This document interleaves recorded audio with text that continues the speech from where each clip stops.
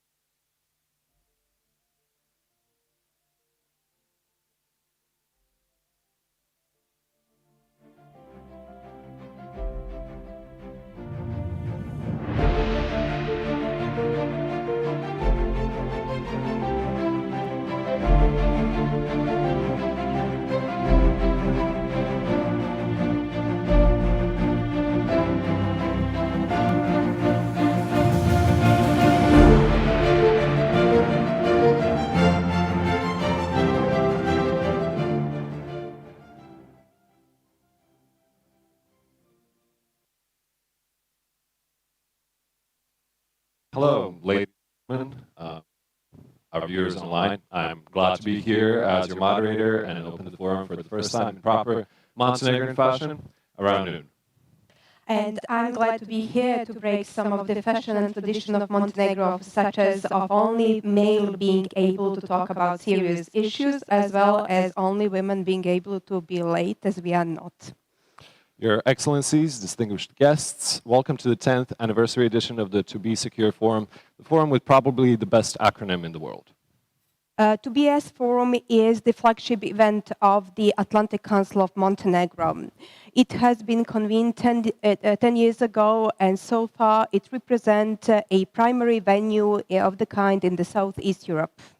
Over the years, the forum brought together heads of states and governments, ministers, MPs, diplomats, representatives of international organizations, the civil society, academia, the private sector, and journalists from both sides of the Atlantic. This year, no exception as well. Under these transformative circumstances, organizing an event of such caliber represents and challenge itself. This year, we will have also a lineup of high-level speakers coming from the policy circles, as well as prominent experts that will be shaping 2BS Forum in its Jubilee edition. This is a strong testimony to the importance of and the brand that the 2BS Forum represents. This success would not be possible without our long-term partner.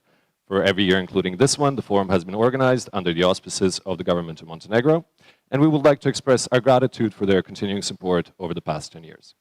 Of course, the Atlantic Council of Montenegro is grateful to its partner who believed into this project and who have been all of the time with us, such as US Embassy in Montenegro, NATO, Balkan Trust for Democracy, USAID.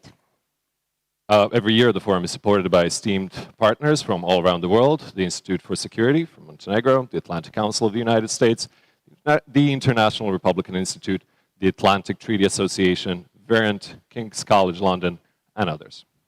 The forum has also generated the support of the business community, being strongly supported by the companies such as Hotel Splendid Plantage, Coca-Cola, Water Group, Suza, Chicom, G3 Spirit, IVMAX, and many others. Additional gratitude goes out to our media partner, MENA, as well as to other national and international media outlets that followed and reported from 2BS throughout the years. This year, Montenegro, as well as the rest of the world, is facing the COVID-19 pandemic, which has significantly changed our lives and daily schemes, as well as all of the developments.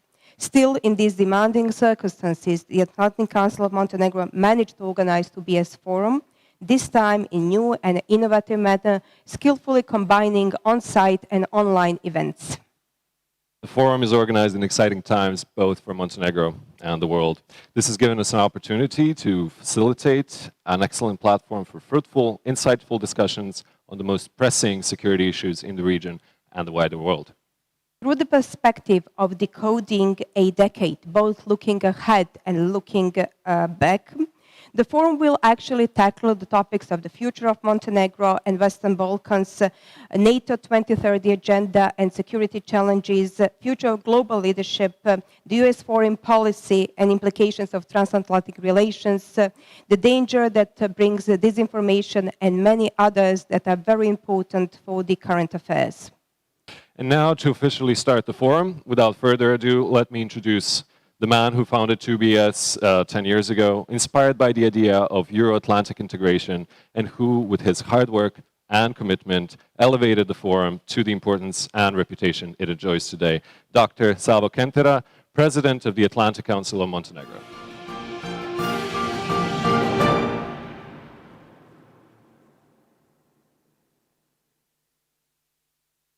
Thank you, Alex. President Đukanović, President Bečić, Deputy Prime Minister Abazović, ministers, Your Excellencies, ladies and gentlemen, distinguished guests. Welcome to the 10th To Be Secure Forum, a jubilee in the organization of the Atlantic Council of Montenegro. Being 10th in a row is not the only specificity of the forum, but also that this year we have a combination of an online and on-site event. Over the past 10 years, the forum has grown as a platform of influence, where different attitudes can be heard and where political security discussions are encouraged. By combining practice and theory, we have tended to tackle the burning challenges and issues of the present in an authentic and inspiring way. Try to find solutions to them and discuss the consequences that those solutions might produce. Current affairs and the tough-provoking topics have always been something that the forum has been recognized as a venue where everyone is welcome and where everyone feels pleasant and well accepted. Over the years, the forum was attended by many experts in the different branches of politics and security, as well as the high-level representatives from all over the world. This year is not exception either. Therefore, it's my special pleasure to welcome to this year's forum the presidents of the regional countries, President of Slovenia, Borut Pahor, and President of North Macedonia, Stevo Penderovski, the High Representative of the European Union, Miroslav Lajčák, as well as the representatives of the new authorities, Speaker of the Parliament and the Deputy Prime Minister, and of course, with our long-term partner, and I would say almost a host of this event, President Đukanović.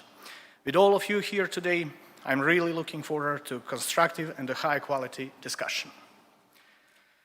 From the first to be secure forum ever organized of such a kind in the wider Western Balkan region, we have been actively working on the promotion of the West-oriented Montenegro, dedicated to the reforms, committed to its partners and Euro-Atlantic path. Therefore, I can freely say that To Be Secure Forum has contributed to Montenegro becoming the full-fledged NATO member in 2017, as well as influenced the strengthening of the security sector in Montenegro and the reforms therein. Tracing the path to the European Union has always been one of our main goals, and we will continue more vigorously in that manner. This year was marked by many events, both in the region and the world.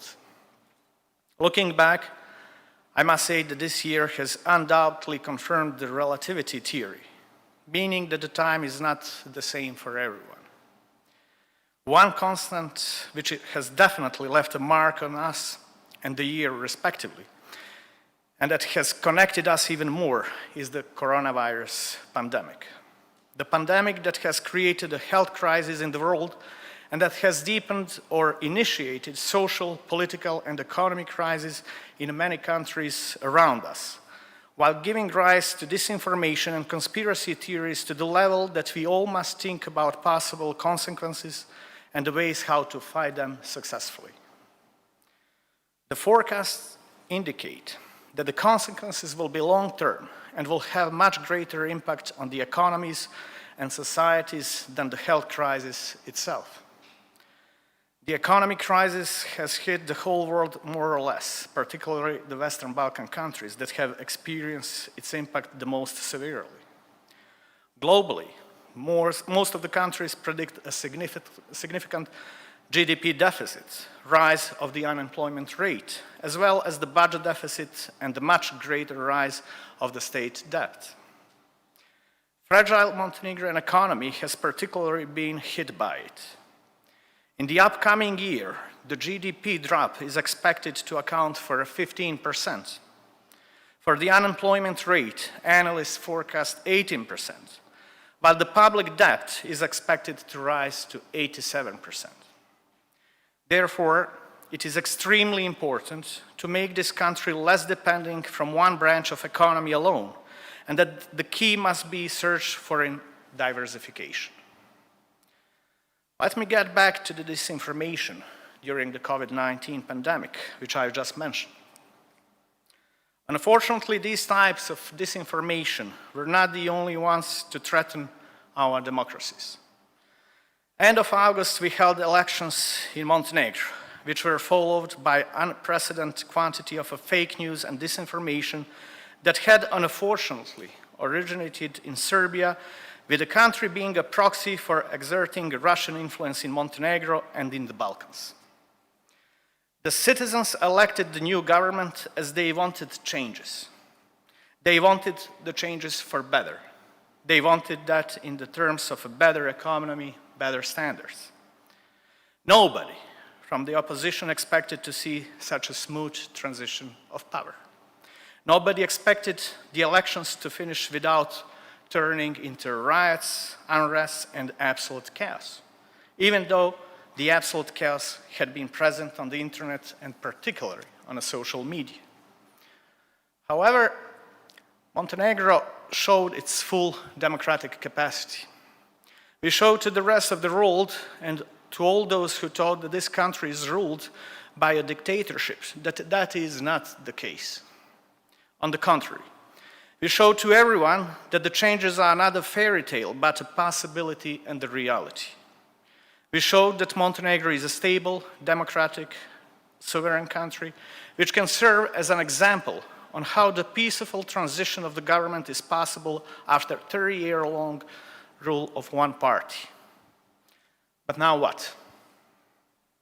There are many challenges before the new government. There is a number of obstacles before them. There are many political legacies that the previous government left. How the new government will cope with all these will be of a key importance for the future development of this country. The key challenge is for a new government to remain strongly devoted to NATO alliance, to cherish our partnership with our allies, but also to strengthen the path toward the EU.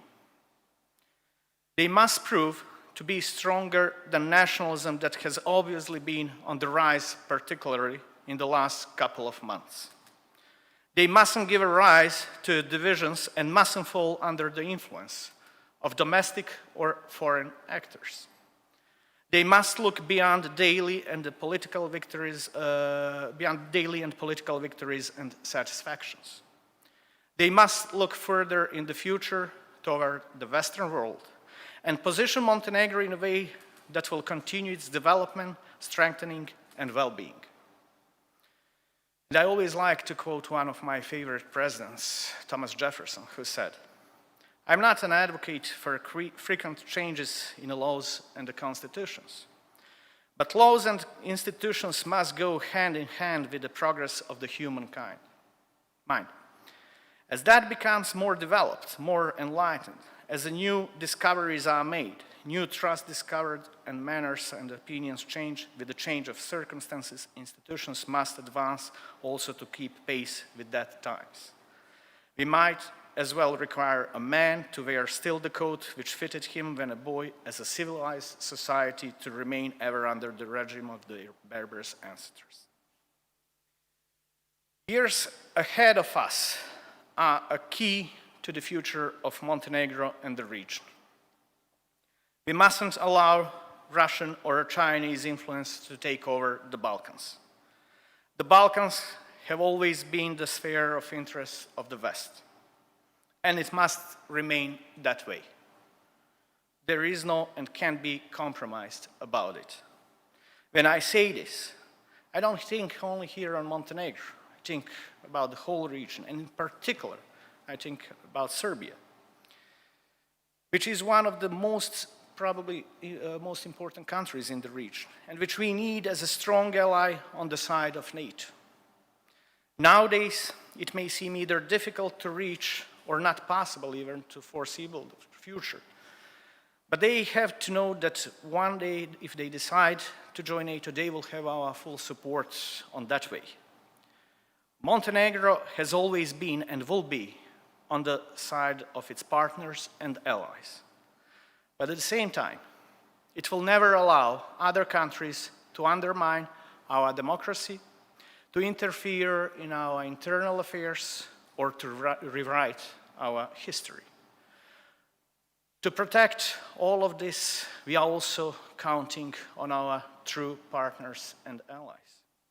After all, isn't that what NATO stands for? Ladies and gentlemen, allow me to thank you once again for joining us today, either here in Montenegro or online around the world. I wish you a fruitful and a very constructive discussion, and I really hope that the next year we will have the opportunity to host you all again in a splendid hotel in the beautiful city of Budva. Thank you so much. And I would like now to give the floor and to invite our friend, the friend of Montenegro, the friend of the Atlantic Council, and myself, Ambassador of the United States of America, Judy Rising-Rankin. Please take the floor.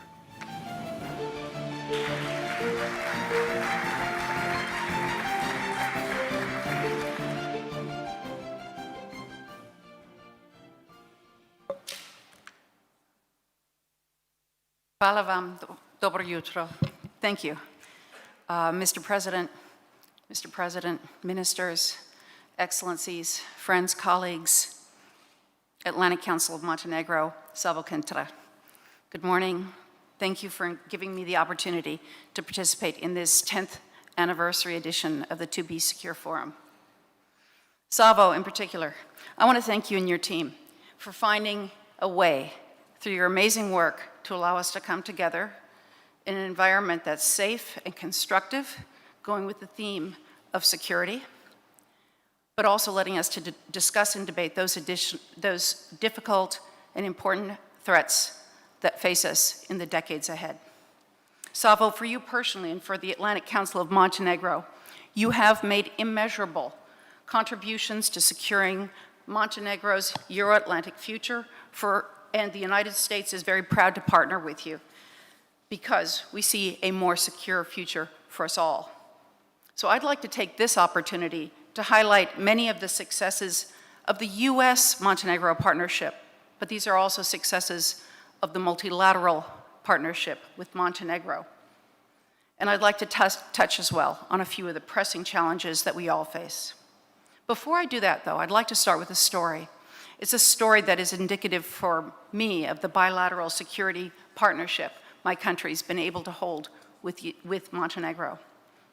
On November 12th, which is the day after the United States celebrated our Veterans Day, my embassy's senior defense officer joined the Montenegrin Chief of Defense to present Master Sergeant Vladimir Kilibarda with the U.S. Army Commendation Medal for his service in the headquarters of Operation Resolute Support in Afghanistan. The presentation of the award to Master Sergeant Kilibarda for his outstanding performance, expertise, and dedication to duty that significantly enhanced the unit's mission is a reminder. It's a reminder of the long-enduring partnership between the United States and Montenegro because, amazingly, Vladimir Kilibarda is walking in the footsteps of his ancestors.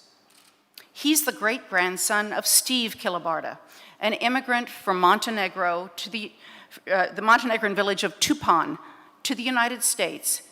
And Steve Kilibarda fought valiantly in the US Army in World War I.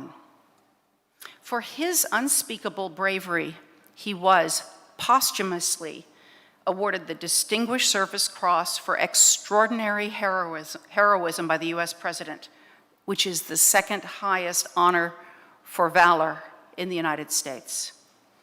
However, Tupan is a little village, and Montenegro was far away.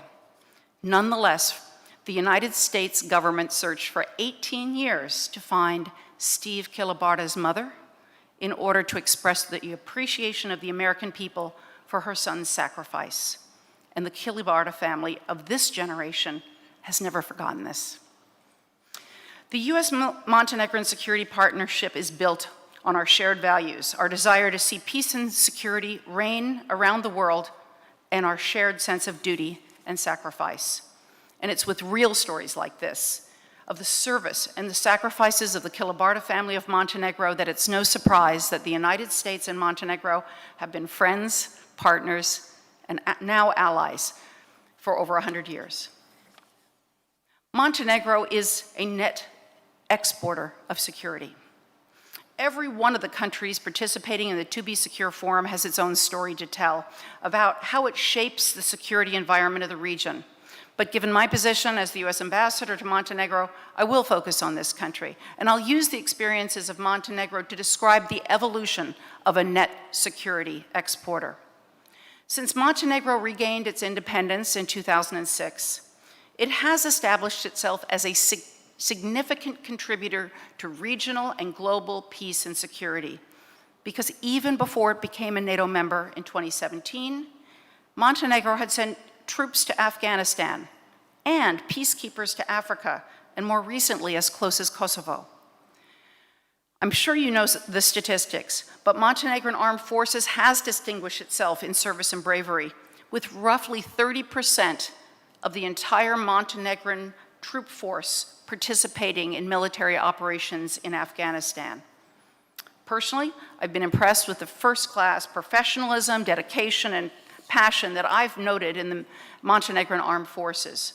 And the United States as a country is proud to have had a hand in helping to shape this strong military core, and we're continuing to do so by building people-to-people ties through our partnership with the main National Guard present here in Montenegro, as well as exchanges at premier military institutions such as West Point, the U.S. Naval Academy, and more recently, the George C. Marshall European Center for Security Studies.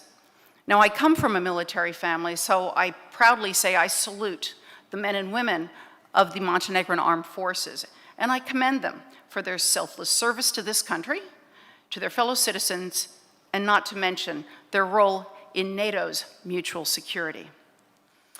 Now, Montenegro is working closely with North Macedonia, the newest ally, on its NATO integration. So I commend Montenegro for its effort to strengthen the alliance, for calling on all members to meet their NATO commitments, because truly we are stronger together. Most recently, Montenegro demonstrated its commitment to modernization and readiness through the acquisition of 67 joint light tactical vehicles, which were manufactured in the US, and the first 20 have been incorporated into the armed forces just this last month. You've probably read about this. The vehicles are transformational, and they're key to the military mobility of this armed forces in the rocky and difficult terrain of the Balkans. Indeed, Montenegro has shown itself to be, again, a trailblazer, as it is the first among NATO allies in Europe to acquire the world's most advanced light military vehicle. In the months ahead, Slovenia, Belgium, Lithuania, the UK, and perhaps others will join Montenegro in operating these kind of joint light tactical vehicles, allowing these countries interoperability and seamlessly being able to work on multinational training exercise while deployed on NATO operations. This acquisition also supports civil and civic authorities, such as responses to natural and humanitarian disasters. So not only has Montenegro taken bold steps to modernize its military and enhance its NATO readiness, but it's proving to be a leader in other areas. Montenegro has strategically positioned itself to be on the cutting edge of global cyber defense, and I'm proud that the US bilateral cooperation in this area, and I know also the UK's and other countries have participated. It's becoming a model in my country that we're trying to replicate with other partner nations. For example, working alongside Montenegrin cyber defenders, a team of US cyber experts and operators completed a defensive cybersecurity mission in Podgorica earlier this year.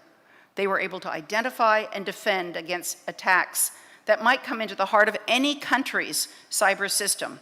And that's a military challenge every one of our nations needs to be prepared for. And now Montenegro has those new skills and is able to assist allies as they jointly prepare for this next and new threat. Montenegro's contributions to cyber defense clearly show there are no big or small partners in NATO. All allies can make significant contributions to the complex task of securing and safeguarding our mutual peace and security. Achieving the progress made by the armed forces of Montenegro that I've discussed so far takes vision, it takes serious investment, and it takes leadership from the top. Continuing the modernization process and ensuring that its military is at peak readiness at any moment will now take commitment, stability, and staying the Euro-Atlantic course. During this, the new government's first week in office, I reiterate the firm belief that the United States, of the United States government, that an inclusive, tolerant Montenegro that is fully integrated in Western institutions will lead to greater prosperity and a brighter future for the Montenegrin people. That vision is in line with the wishes of the people, the vast majority of whom want their country to take its rightful place alongside the free and democratic nations of Europe. So I do encourage the new government to stay the Euro-Atlantic course, which is underpinned by the shared Western values we enjoy. These include responsibilities of NATO membership. And as all of you in the audience certainly know, being a NATO member entails concrete action to enhance the alliance collective security, from meeting defense spending targets to holding military exercises and training for readiness. To be able to meet these NATO commitments, a country must assure stability and order at home. Improving rule of law and confronting organized crime have been and remain central challenges and essential tasks to a secure Euro-Atlantic future. In addition, lack of progress in this area has been a major impediment towards EU membership. So it's our expectation, again, that the new government will continue on the strong EU accession path to carry out concrete reforms in order to reduce corruption, prosecute organized criminal groups, and strengthen institutions. In this regard, it's clear effective national security depends on tackling destabilizing domestic threats head on. Judicial reform also needs to be ensured, including the independence and impartiality of the judiciary and the prosecution services. At the same time, it can be said that protecting and preserving essential freedoms, such as safeguarding media freedom and freedom of expression, are essential on this path.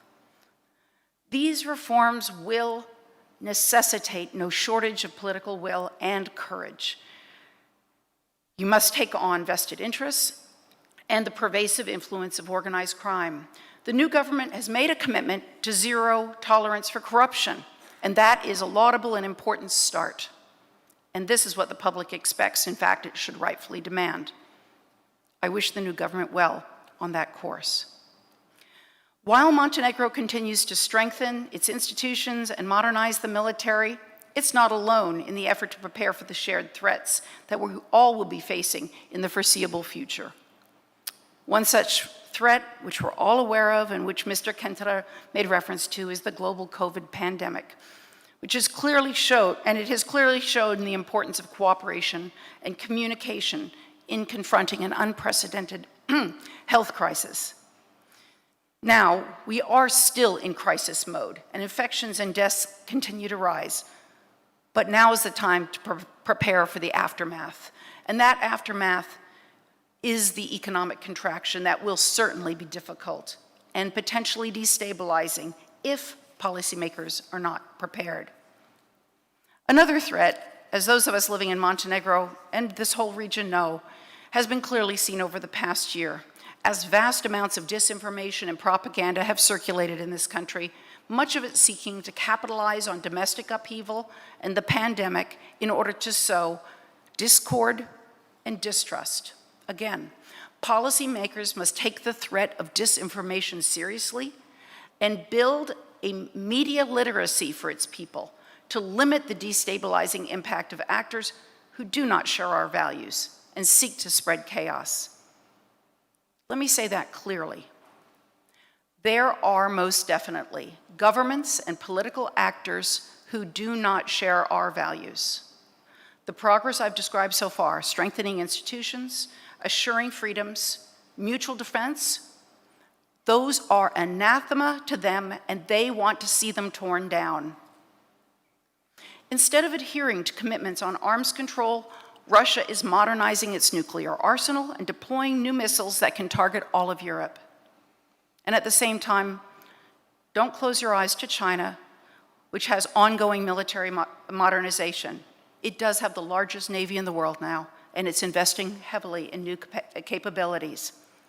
As the Secretary of State of the United States, Mike Pompeo, said, This is a challenge to make sure the next century is not the Chinese century, that it is not the century governed by authoritarian repressive regimes, but rather by regimes that believe in the rule of law and ordered liberty and national sovereignty as their core foundations.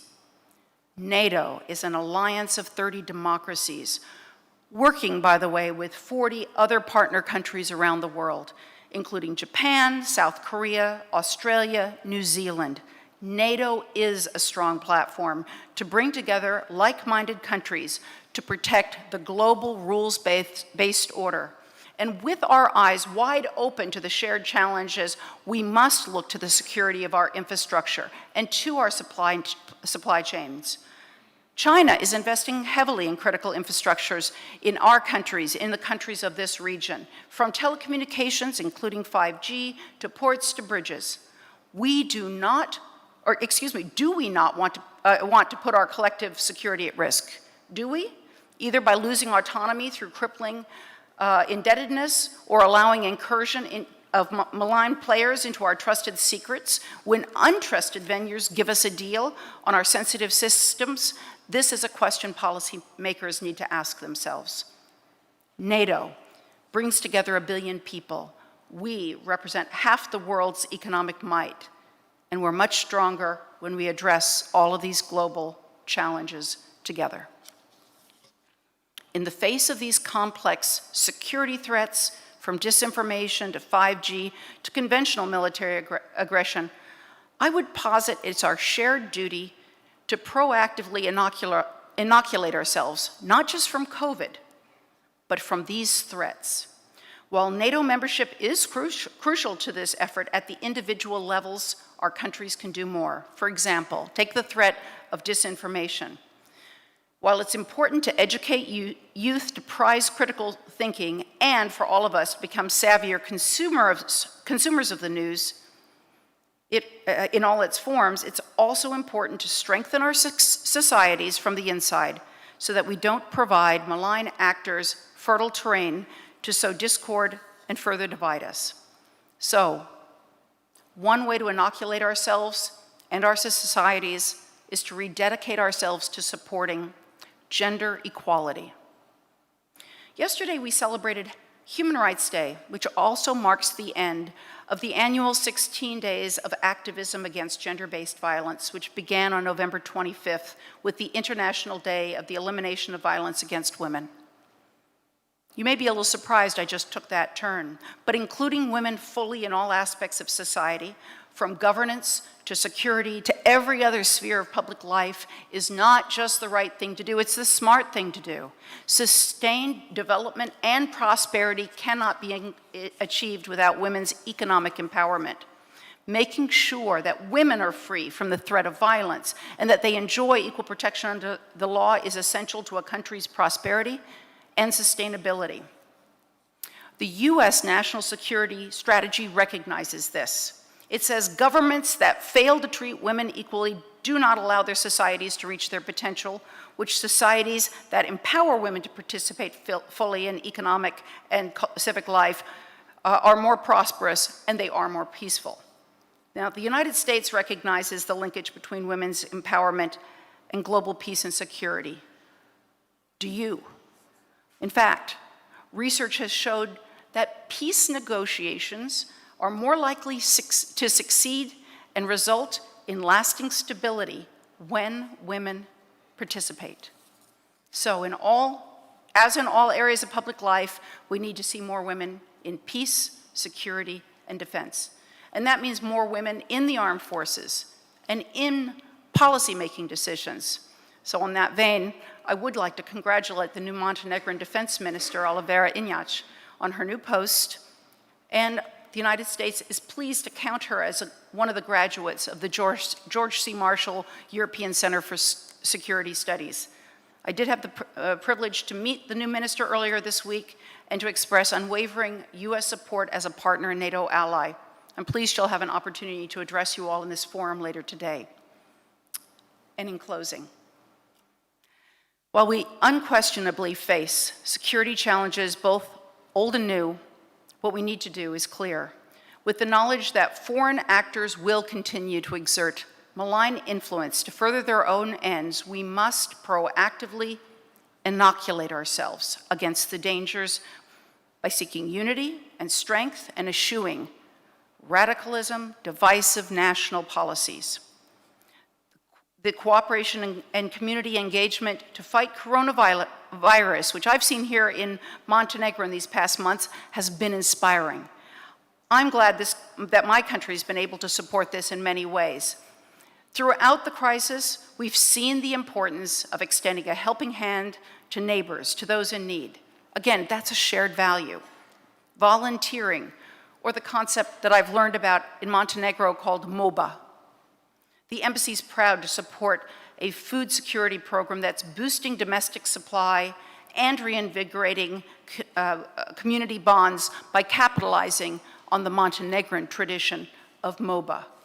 While the new government must take strong measures to address the economic impact of the current unprecedented crisis, the resilience of the Montenegrin people themselves is what gives me confidence that this country will emerge stronger from the pandemic. So at this important moment for Montenegro's democratic development, I want to assure that we, the United States, will continue to stand with the people of this country as we have for the past century. Our commitment to Montenegro's security and prosperity is unwavering, and our shared values, the love of freedom and liberty, will continue to bind us, and our partnership will continue to benefit both of our peoples. So thank you. Thank you to the Atlantic Council of Montenegro for the opportunity to address you during this 10th edition of the To Be Secure Forum, and to share perspectives on how far we've come in 10 short years. I'm confident that through our collective efforts, we will successfully face and defeat the many challenges we will face in the decade to come. Hvala vam puno, prijatno. Thank you.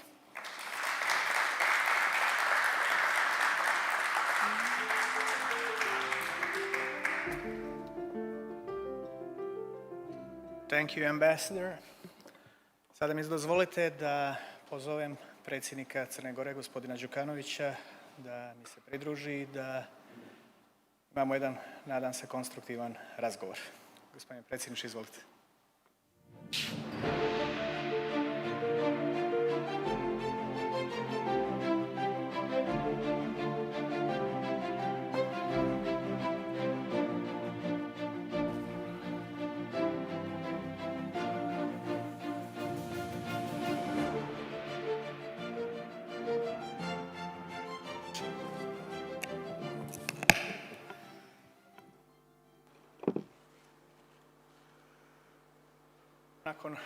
Nakon ovih uvodnih govora, After the introductory notes, predsjedniče, vi ste Mr. President, 30 godina I want to say that 10 years ago, you were in our forum for the dali first vjetar time, u leđa and forumu, you prepoznali njegov supported značaj, the forum. You recognized how important it is, and you recognized that forum one day might be a brand of Montenegro. Danas, posle 10 godina, So today, 10 years later, I will start with a general question. I would like to ask you how you see now the situation in Montenegro after 10 years. What do you think the trends are? And I would like to hear, in general, your observations after 10 years. We all remember what it looked like in Splendid 10 years ago. And I would like to have your comment about what it looks like today. Well, first of all, I would like to congratulate you for having the 10th forum. I think indeed that it is a great venture to have this event in the circumstances that we now live on, where unfortunately we see that everywhere in the world events like this are being cancelled or take place in video form. So I would like to congratulate to the Atlantic Council and to you personally for being persistent. Thank you for reminding me of the first forum. Yes, I believed at that time, but not only me, other people from the top of the state believed that we needed an event like this to be promoted as a regional forum, but with the ambition to bring together people from all around the world. And it succeeded in it significantly.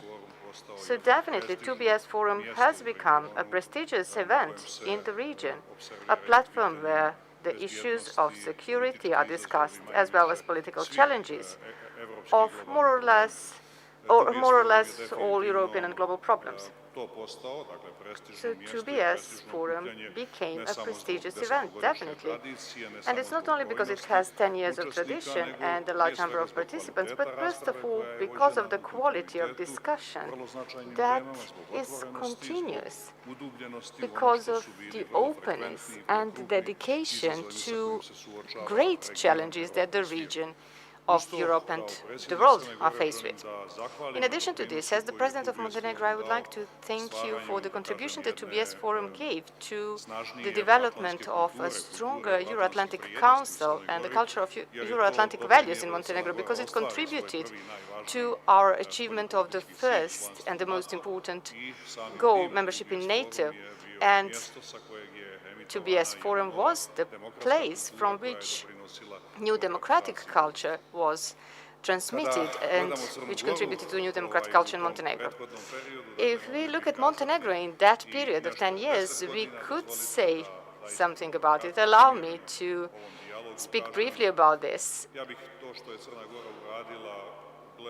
I would describe this in two stages, actually. One was from 1990s to 2006. That's where we managed to preserve peace as the only former Yugoslav republic, and we managed to reinforce multi-ethnic harmony. And for the first time in history, we ensured economic sustainability of Montenegro, which is still lasting. And we managed to preserve Montenegro from the NATO airstrikes, although we were in the state subject to those airstrikes. And we managed to prepare the country for the independence. And then we entered the second stage of independence, in which we managed to turn Montenegro towards the efforts to achieve, I would say, natural goals for each European country. Unfortunately, Montenegro is a part of the Western Balkans that was fighting the development of European civilization for centuries, so that led to a serious lagging behind. I would say that after we restored our independence, we managed to make the U-turn and turn Montenegro towards the logical mother harbor, I would say, and we started adopting the European system of values. We adopted them to a certain extent, and that ensured us membership in NATO. Today, we are far advanced ahead of other candidate countries in the process of European integration. And in spite of the economic crisis after 2008 in the entire Europe, and now the very serious crisis, health crisis and economic crisis, we managed to sustain. I think that 2030, in many global documents, has been designated as a kind of marking year. We have ambitious goals for 2030. We have the climate agreement with very ambitious goals for emissions reduction. There are serious disagreements about this in the world already. And we have the ambition agenda of NATO. NATO agenda is also very important because obviously NATO recognizes its need to adapt to the new security environment. As Montenegro, we participate in that. We have seriously set national programs in all three areas that I described. And what is particularly important is that we have some other internal development and political priorities. Montenegro has to continue to develop economically and has to sustain a good pace of economic development, and Montenegro has to continue with serious reforms, not only to preserve but also to advance the pace of further accession to the European Union. I believe that the tasks ahead of us are very serious and demanding, and I'm sure that regardless of the change in power, those will remain strategic priorities of the state of Montenegro and its state policy. I am convinced that now, with additional democratic culture that has been acquired, we will join forces of the opposition and position and all creative and active potentials of the society, because if we don't work together, our path towards achieving the European system of values and quality of life will take us longer. So I am an optimist. And I believe that in the following 10 years, we definitely can achieve the most of our strategic goals. I'm deliberately not mentioning whether we will be members of the European Union by then or not. As you know, I never talked about dates. I believe that a long time before that we would be ready for membership. And as you know, membership does not depend only on the candidate countries, but it depends to an equal extent on the readiness of the European Union to continue the unification process. We will go back to Montenegro later, but you mentioned NATO, and we are talking about NATO here. There are many contradictory statements about NATO coming from the world leaders. Macron called it brain death. Trump talked about no future for NATO. How do you see the future of NATO? Well, NATO is desperately needed to the world.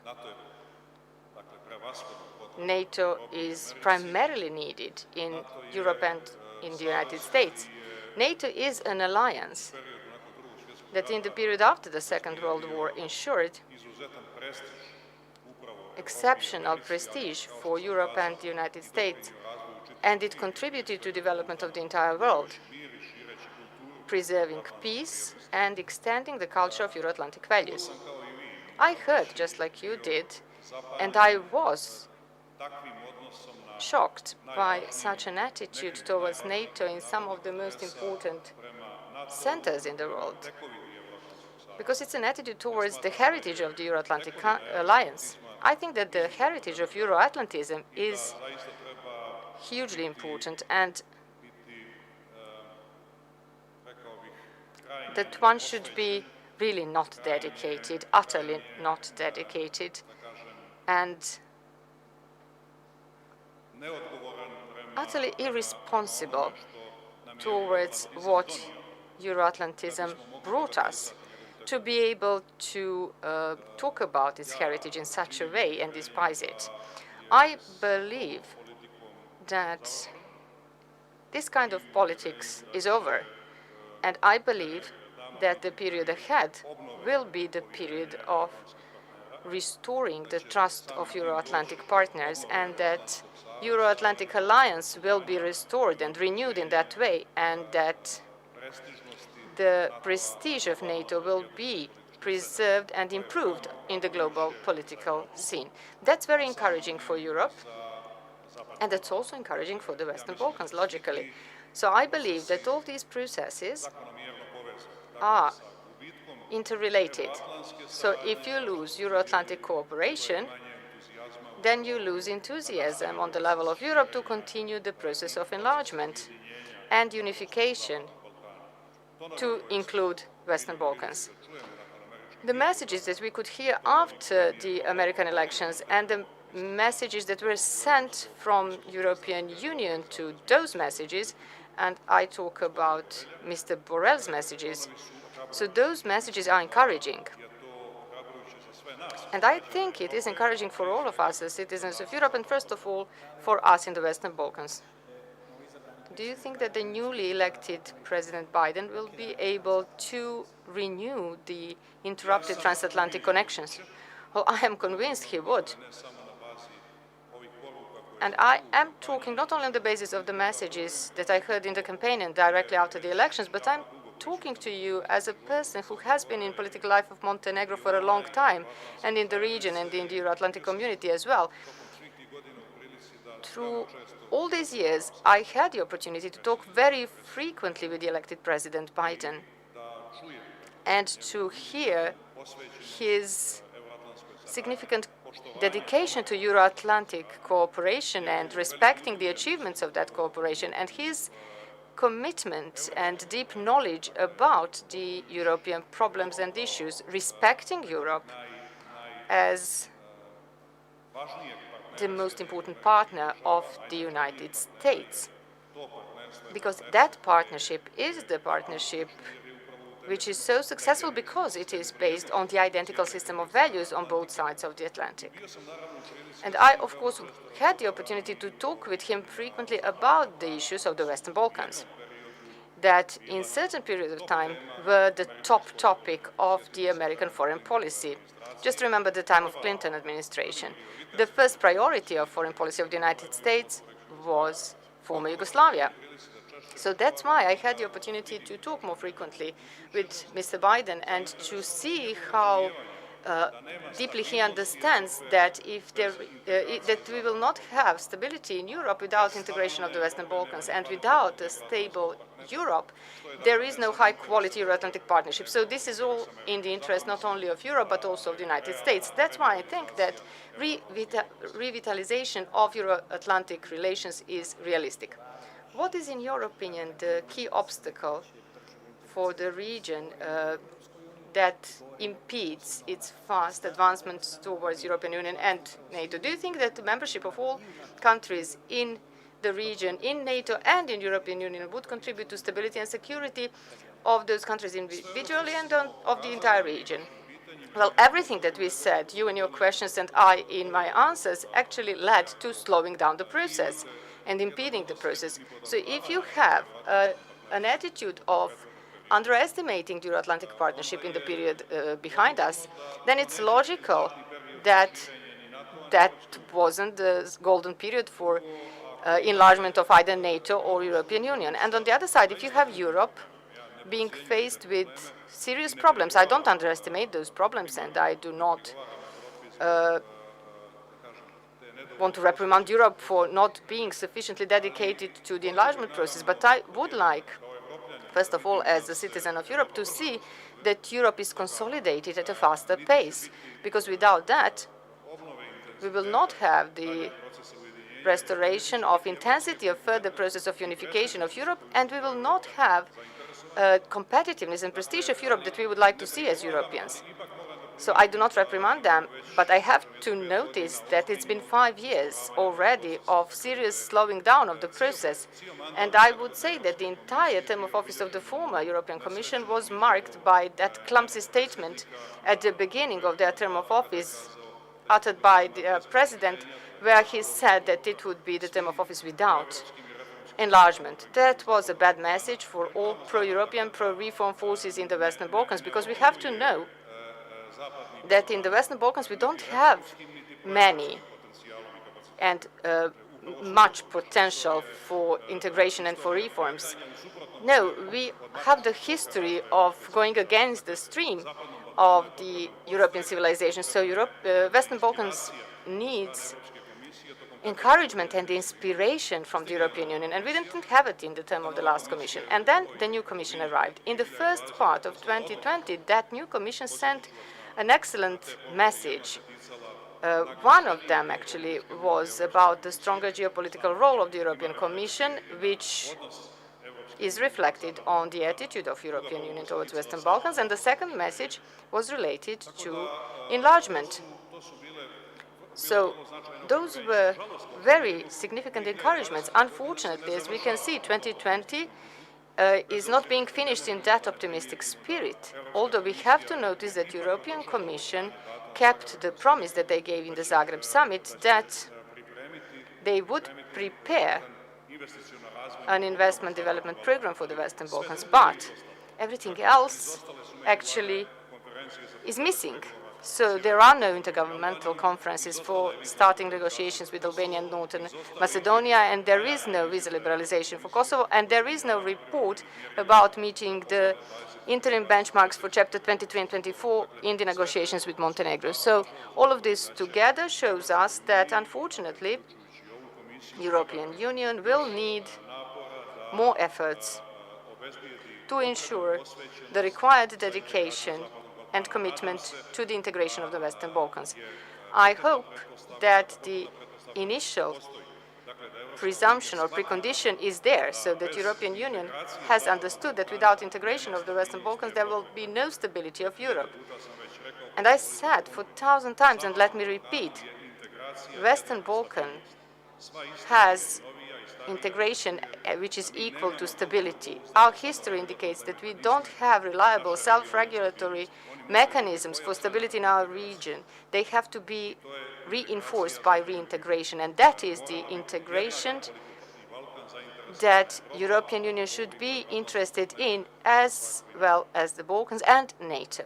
They should be interested to an equal extent. Let us now go back to Montenegro. During the campaign and after the elections, you talked about obvious interference of Serbia in the elections. What about Russia? Do you think that Russia now gave up on Montenegro? Or are they still present here? Are they just hidden for some times and deal with other issues and other countries? What do you think? Well, in my opinion, everything that we saw and everything that we are seeing now is a completely logical sequence of events, because it's logical that the less Europe and NATO there is in the Balkans, the more room there is for a malign influence of other or third parties. So that's why Europe should finally, and without any changes and doubts, adopt the notion that the Western Balkans is the zone of its primary responsibility. European Union is an engine of the European continent. It's not only the organization that is related to its members, it is the driving engine of the entire continent. If there is no European Union in the Western Balkans, then it is logical that we have more of Russia, China, Turkey, and everybody else. Because those are geopolitical players. We have to get used to having the new geopolitical map. Before the fall of the Berlin Wall, we had a bipolar world, and then we had one superforce with its monopoly that it had, thanks to its superiority, contributing strongly to the development of our region, at least. But obviously, that stage has finished, whether we like it or not. We have to notice that China is there with their economic potential, but with not such a developed democratic potential, and that's something that we all mind and that we don't prefer as our strategic partnership. We prefer partnerships that will enable that we have both economic and democratic development, and that we adopt the system of values that we want to accept, European and Euro-Atlantic. And we also have to notice that today we have Russia again as a very agile, vigilant global player, and we have other countries. There is India, there is Brazil, there is Korea, and Iran. We have to register and notice all of that. So it is the new geopolitical map. So I think that now it is extremely important that we do not allow that because of absence of Europe from the zone of its primary responsibility, some others use the chance. And we saw what it looked like in Montenegro in 2016 and in 2020. So let us not have any dilemma. In 2020, we only had an upgraded and sophisticated version of the hybrid war that Russia waged against Montenegro. So in 2016, they had to control their operations with the GRU agents from Belgrade, and in 2020 they did not have to do that. They had the improved platform in Belgrade and in some other places in the region, and they had a new non-political, I mean genuinely non-political, but actually very political player in Montenegro, and we know it's Serbian Orthodox Church. Serbian Orthodox Church did a significant part of the job for greater Serbian nationalism and also for Russian imperial interests in the Balkans. And I guess nobody's surprised by that. Serbian Orthodox Church has a defined platform of activity like that. Look at the law on Serbian Orthodox Church from 2006. Look at the strategy of Serbia for their activities in the region and relations with the Serbs in the regions, and you will see what the task of the Serbian Orthodox Church is, and that is exactly what they are doing. So to develop Serbian national identity in the countries of the region. When they do that, they do it in the way in which they understood their mandate in Montenegro. Then it means Serbifying Montenegro. That means jeopardizing the sovereignty of Montenegro and its civic and secular character. So that was the role of the Serbian Orthodox Church as a contractor of the greater Serbian nationalism and Russian imperialism.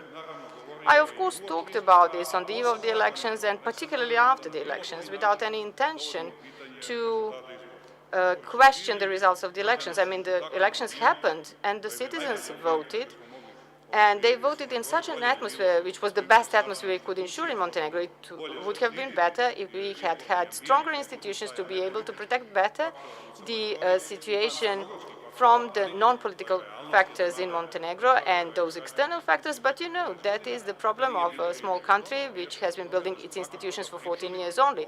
So it's not about the results of the elections. It's important that we're talking about this as a responsible partner of NATO, saying recognize this model, hybrid model, because it will happen to you tomorrow. If you are not responsible, if you don't protect your values, so, sorry, if we do not protect our Euro-Atlantic values, everything that you saw in Montenegro, you will see in every election process that follows, both in Europe and in America. Why didn't we request support of NATO and partners at that time to defend these values? To be honest, we thought that it was not necessary. Why? Well, because after 2016, we had open discussions about this. And as you remember, we had statements from Washington, from London, from Brussels, and from all other partners. At that time, it was fully recognized that it was an attack against Montenegro. And I guess nobody there expected that Russia will just give up. Russia did not give up. They kept improving their model. That's what I want to emphasize. It would be just not modest and not normal to believe that Russia is focused on Montenegro only. No, it's not that. Russia is attacking unity of Europe and Euro-Atlantic system of values. It is attacking united Europe, and it is attacking NATO. Whoever is on the path having elections, they will use their model. Montenegro is very convenient for that because it's part of the unstable Western Balkans, and it is small and doesn't have sufficiently developed institutions. So Montenegro was just one of the targets in the series of attacks. So I think that inviting us to MOBA and to working together was not appropriate. There is no need for that. I mean, partners have to recognize that. In Europe and in America, we talked in the last months about whether the authorities in Montenegro jeopardized religious rights by adopting the law to replace an old law, 50 years old, and whether authorities discriminated religious rights of one religious community. But instead of that, the topic that should have been discussed is whether this kind of activity of one religious community jeopardizes democracy. That is something that should be in the focus of any serious politics. And I believe that in spite of a kind of lowering of the quality of politics in the Euro-Atlantic area, which is very obvious, that Euro-Atlantic area is the place of serious politics. And I think that we will have to face these deviations that prove to be strong in Montenegro in the proper way. Well, this means, I believe, that in the near future you have a plan to do some concrete activities in order to give a new impetus to all pro-Montenegrin, pro-European, pro-Western forces in Montenegro. Let me put it in a general way. Well, you know, if we had time to talk more about this topic, we would be able to elaborate in detail this part of your question. So far, thanks to your questions, we elaborated the part of this topic that is not related only to Montenegro. If you remind me by this question that there are many deviations in Montenegro, then I will definitely agree with you. I mean, for me, elections are behind us. They happened. The will of citizens was established, and citizens wanted to change the executive branch of power. Every smart policy would just analyze this in details and in a smart way in the period after the elections. Of course, one of the factors was that the authorities were in power for a very long time, so the citizens got tired of it. And there is also the principle that if you are in power the power corrupts people, and if you are long in power, it corrupts you more. So deviations existed, definitely. There is no way to dispute that, and there is no reason to. But if there are violations of the law, the relevant institutions should deal with that. As for other types of deviations from other fields, from the field of a kind of lack of political sensitivity for the needs of the citizens in the time that we live in, is something that political entities have to deal with. My political entity, the entity that I'm leading, is seriously dealing. So the DPS is seriously dealing with this. We understood the message that we got in the elections on the 30th of August, and I am absolutely sure that we will respond to that, and we will be ready for the next opportunity. And at the very end, one question related to foreign policy. Given the differences between you and your view of the foreign policy, and one part of the new executive branch of power and one part of the legislative branch of power and the Prime Minister, how do you see the alignment of that foreign policy? How do you see cooperation in this field? Well, we had the opportunity after the elections to hear the statement of the leaders of three coalitions that are now in the ruling structures, and I was very pleased to read that the intention of the key people from that alliance is to continue along the strategic path of development of Montenegro adopted by us. So when I met them, I congratulated them for that decision because I think it's very desirable. Anything else would be considered just a waste of time by me. That is something that makes me an optimistic person, and that encourages me that it is possible that we show that Montenegro has sufficient democratic culture to demonstrate success in cohabitation of power, not only in transfer of power, as we already demonstrated. Allow me to believe that political will is there. Of course, that is the first precondition, but the second one is to make a good organization, first of all, in the executive branch of power, and within the executive branch of power, in the security system of Montenegro. So good organization should be made in order not to lose the trust that we have from our partners. The ambassador said so nicely, and I really think that everybody who were in doubt if a small Montenegro is needed in NATO and whether it will just be a beneficiary of global security that NATO provides or contributor, remained disappointed. Montenegro is a very active and high-quality contributor to global security. And in that, we became a partner of trust in the system of NATO. Of course, today, NATO is under attack, and we talked about where from. So today, Montenegro is also in the stage of temptation, particularly new authorities and its security system. So they have to have very good and reliable organization to avoid any kind of jeopardizing the trust from NATO. And it wouldn't be the first experience. You can remember some other experience that some countries went through that in the earlier stages of enlargement became members of NATO. We don't have to repeat bad experiences. Let us do, and I believe that we have enough knowledge and responsible and cultural people in Montenegro who truly belong to this system of value. They were not focused and concentrated only in the former ruling structures and in DPS. There are people outside of any party. So I think that we have a good basis in Montenegro where you can find the potentials and use them for further improvement of responsibility of Montenegro towards multilateral organizations, starting from NATO as our key partner and ally. And for the very end, your message for all the citizens of Montenegro and even beyond. In the context of a general reconciliation that is needed, there are too many tensions, in my opinion. What is your message at this moment to everyone? There is no new message that I would send. As you know, I spoke many times about this, and I emphasized this many times on various occasions. Can you just remember how I emphasized that when the law on the freedom of religion was adopted?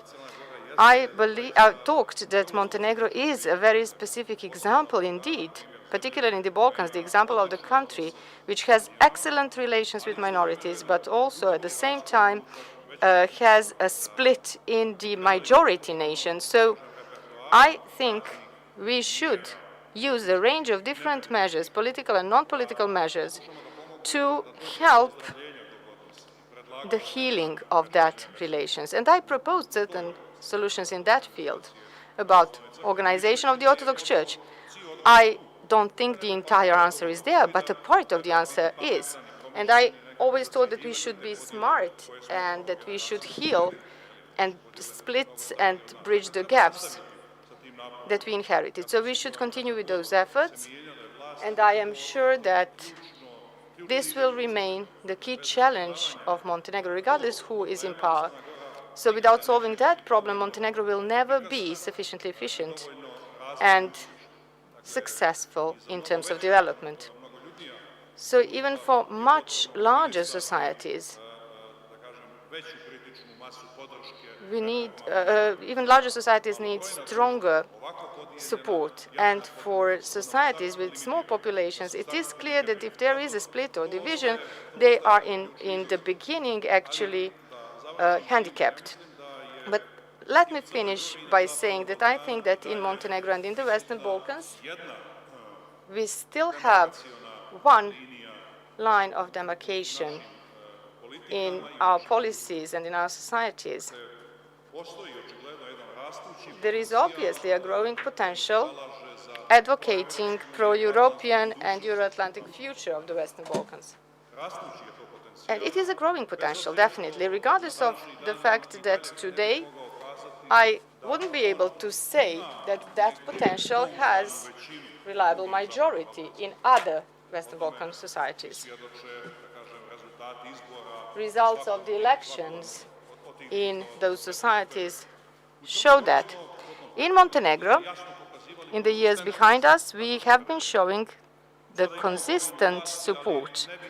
And now we have the change in power, but I wouldn't say that the Euro-Atlantic approach lost its majority.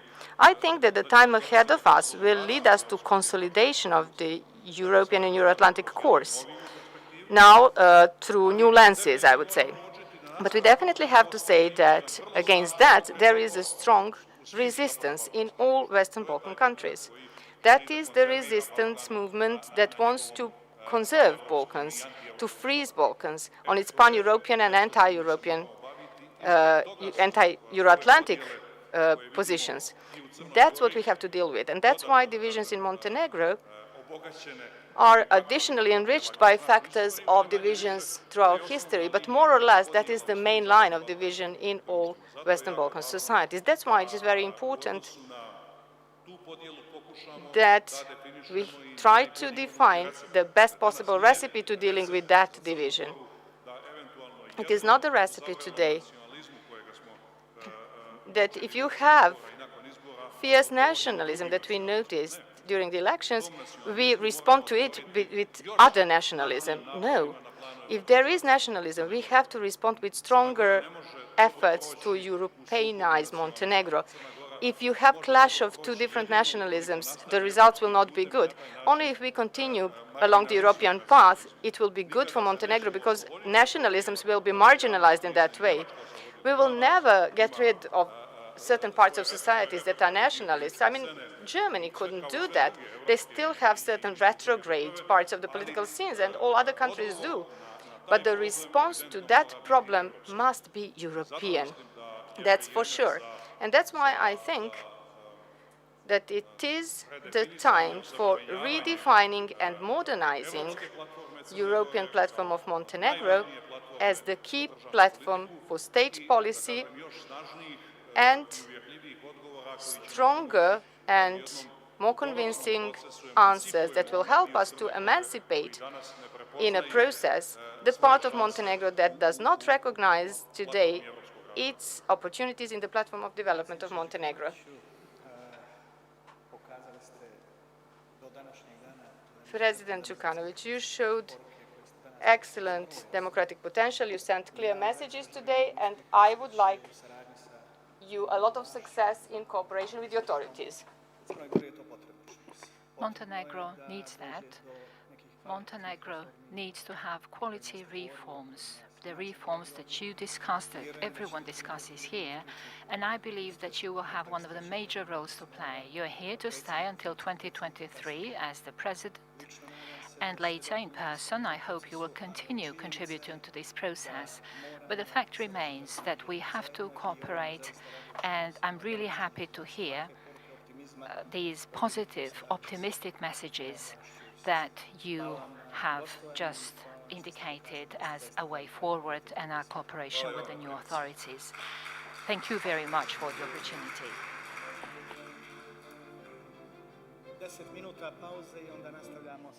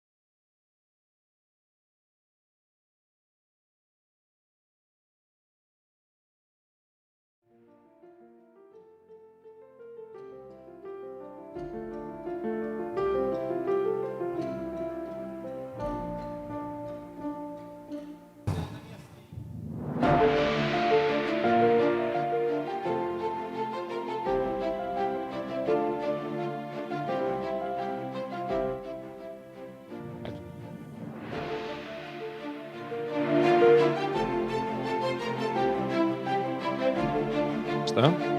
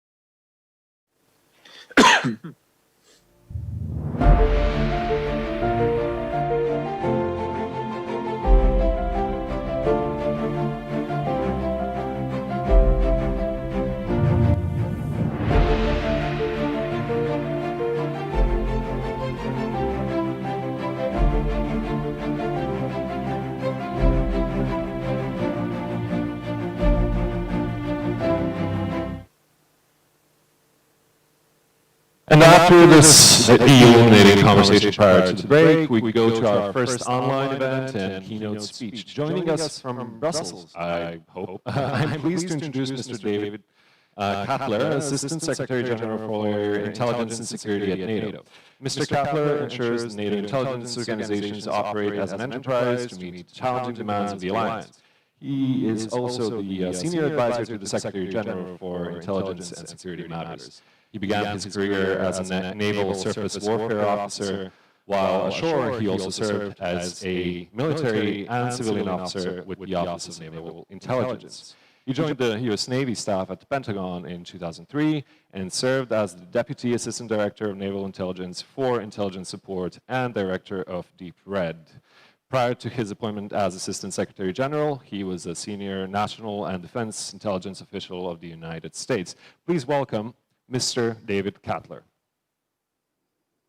So, good afternoon, distinguished leaders and guests. I'd like to offer my sincere thanks to the Atlantic Council of Montenegro for this invitation.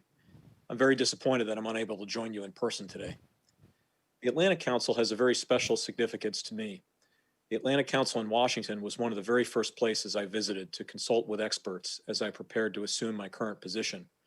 I value their constructive leadership, engagement, and insights in support of transatlantic partnership and security.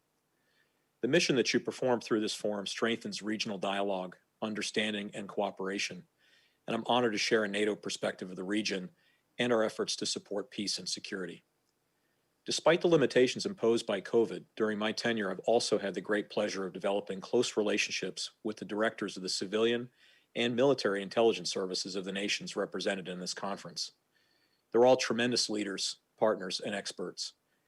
As all of you know, NATO has been heavily involved in the Western Balkans since the 1990s. Likewise, regional states have been involved with NATO for years through NATO partnership, political dialogue, training, and contributions to NATO operations and missions. Over the past 2 decades, the region has been a major source of new alliance members. Since Slovenia acceded to NATO in 2004, the alliance has also welcomed Albania and Croatia, joining in 2009, Montenegro in 2017, and finally North Macedonia earlier this year. NATO has embraced states who choose to join the alliance while respecting the decision of others content with partnerships. We firmly believe that every state has the right to determine its level of commitment towards the alliance, and NATO fully respects this. Since the 1990s, the Western Balkans has made significant progress towards Euro-Atlantic integration, but much more remains to be accomplished. The Western Balkans remain an enduring priority for NATO, and we take this commitment seriously. After all, stability in the Western Balkans is inextricably linked to stability in the Euro-Atlantic area. Over the past few months, I've worked with the Secretary General and my fellow Assistant Secretary Generals to ask about the future and think about the future of NATO. One thing is quite clear. No future vision of NATO can discount the critical importance of the Western Balkans. The alliance has made a lasting investment in this complex and dynamic region.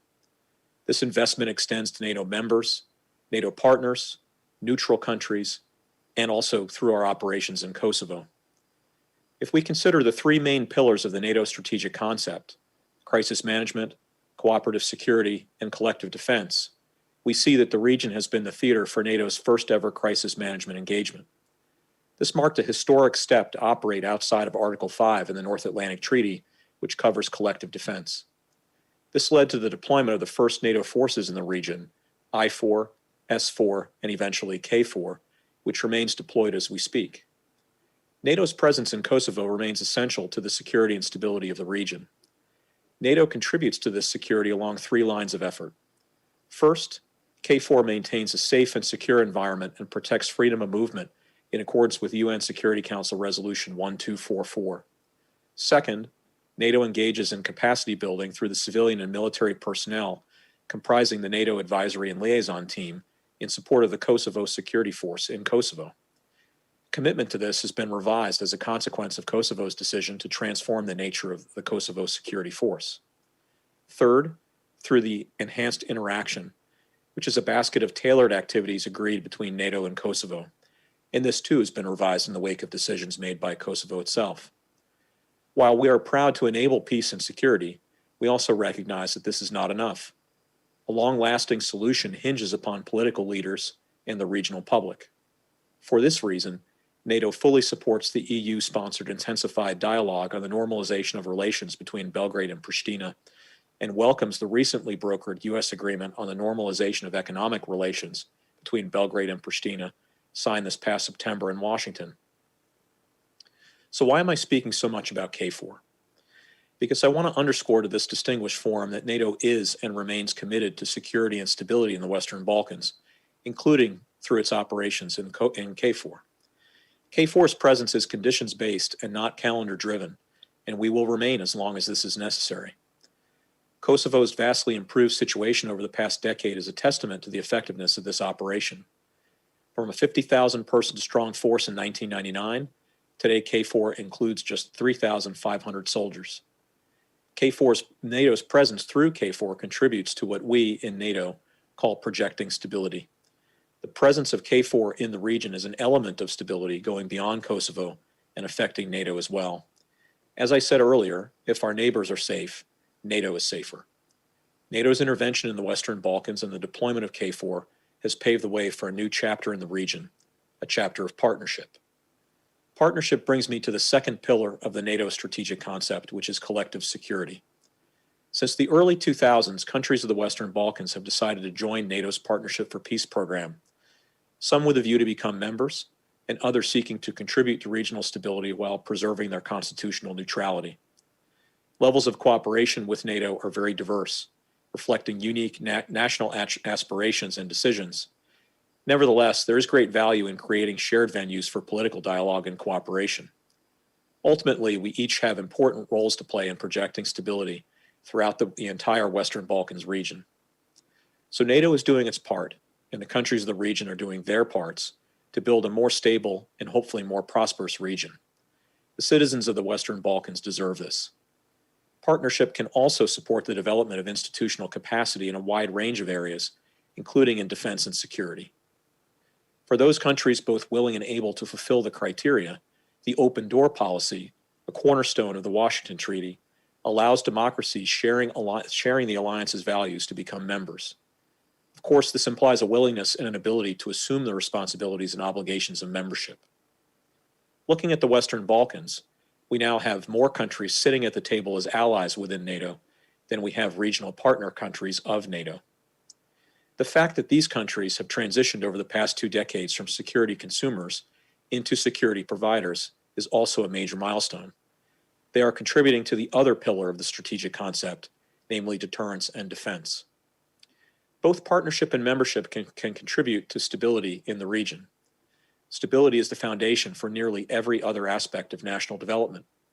In addition, through exercises, they have reached a level of interoperability that allows them to actively participate in NATO-led operations and training missions. This is valuable to NATO and also to the broader international community. Consider a few examples. Serbia is contributing to the ongoing training mission in Iraq. Bosnia and Herzegovina contributes to Resolute support. Albania contributes to KFOR, just to name a few. COVID-19 has dealt a particularly rough blow to the Western Balkans region, compounding public health challenges and economic difficulties and exacerbating the pervasive threat of disinformation. NATO continues to support allies and partners in the region through the Euro-Atlantic Disaster Response Coordination Center. This has proven extremely helpful, not only in providing practical relief at a critical time, but also because NATO has been able to demonstrate in deeds that it is capable and willing to intervene and support members and partners in times of crisis, even if the crisis is not a military one. NATO's practical support in the fight against COVID-19 has demonstrated with facts what the alliance solidarity actually means. These actions have enhanced societal resilience amongst the heavily affected populations of the Western Balkans. NATO's latest effort in the Western Balkans was focused on something tangible to each of us. that was affecting the population in a direct and immediate way through the provision of medical equipment and support. The robust strategic airlift capabilities that NATO allies possess have proven especially valuable, facilitating the transport and transfer of medical equipment and personnel across allied and partner countries on the basis of specific needs and requirements. Despite the fact that all allied countries and many partners are affected by the coronavirus simultaneously, solidarity prevails, and a massive amount of medical equipment, mobile medical facilities, and healthcare personnel has been airlifted where needed. It is this sense of solidarity that brings the added value to being part of an alliance or a partner to it. Sadly, however, we also face external state actors who are willing to exploit the pandemic as an opportunity to fuel disinformation and suspicion. The public health support I just mentioned has placed NATO in a much stronger position to combat those negative efforts and to demonstrate our commitment to regional health and prosperity. The Western Balkans has been a target of choice for Russian and Chinese disinformation and propaganda, and also a target of local actors. In the first half of 2020, a great deal of propaganda was aimed at discrediting NATO by portraying a fragile, non-responsive, disunified organization unable to face the ongoing crisis according to its principles, in particular that of solidarity. NATO responded in three ways.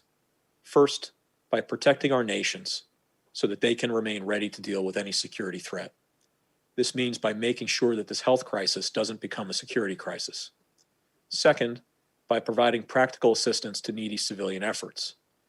Third, with our practical assistance to contribute to enhancing societal resilience, for example, in the countries of the Western Balkans, where NATO has facilitated the airlift of critical supplies, transport of medical personnel and patients, the construction of field hospitals, as well as the donation of medical equipment without making any distinction between allies and partners.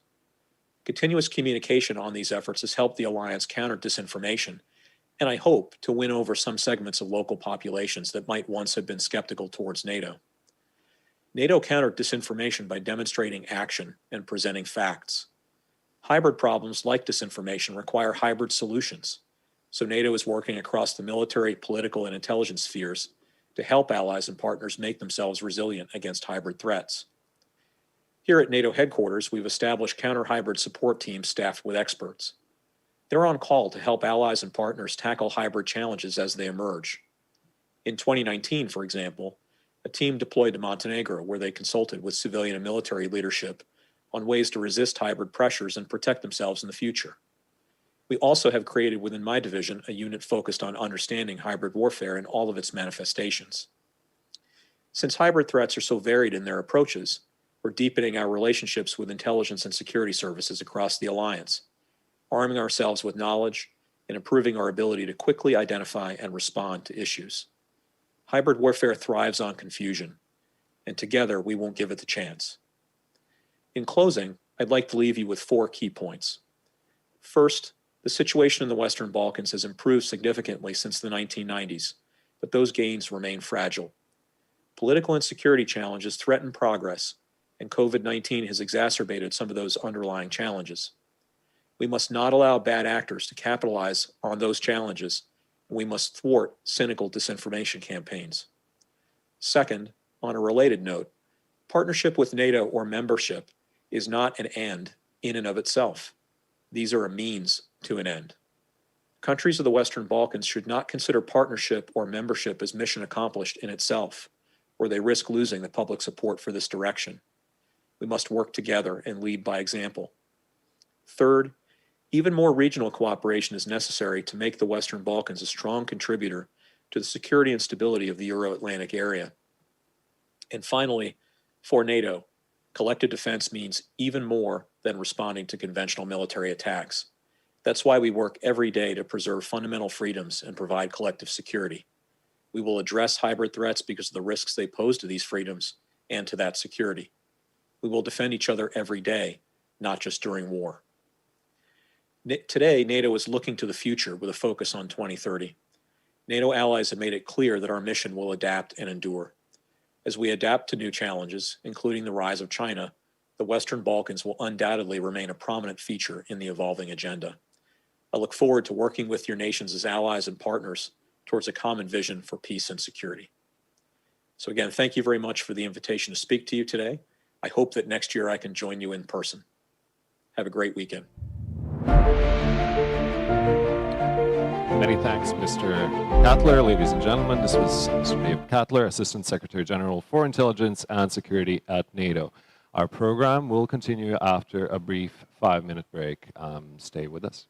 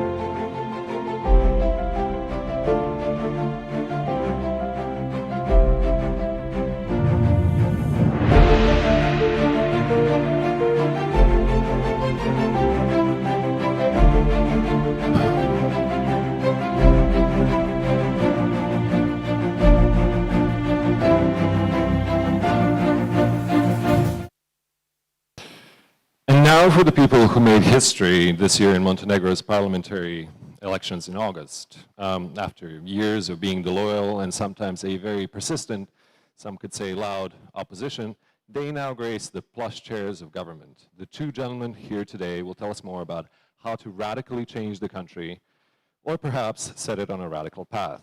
Please welcome the man with the most famous haircut in the region, if not in the world, Deputy Prime Minister Dritan Abazovic, and Speaker of the Parliament, Aleksa Bečić, in conversation with Mr. Savo Kentera.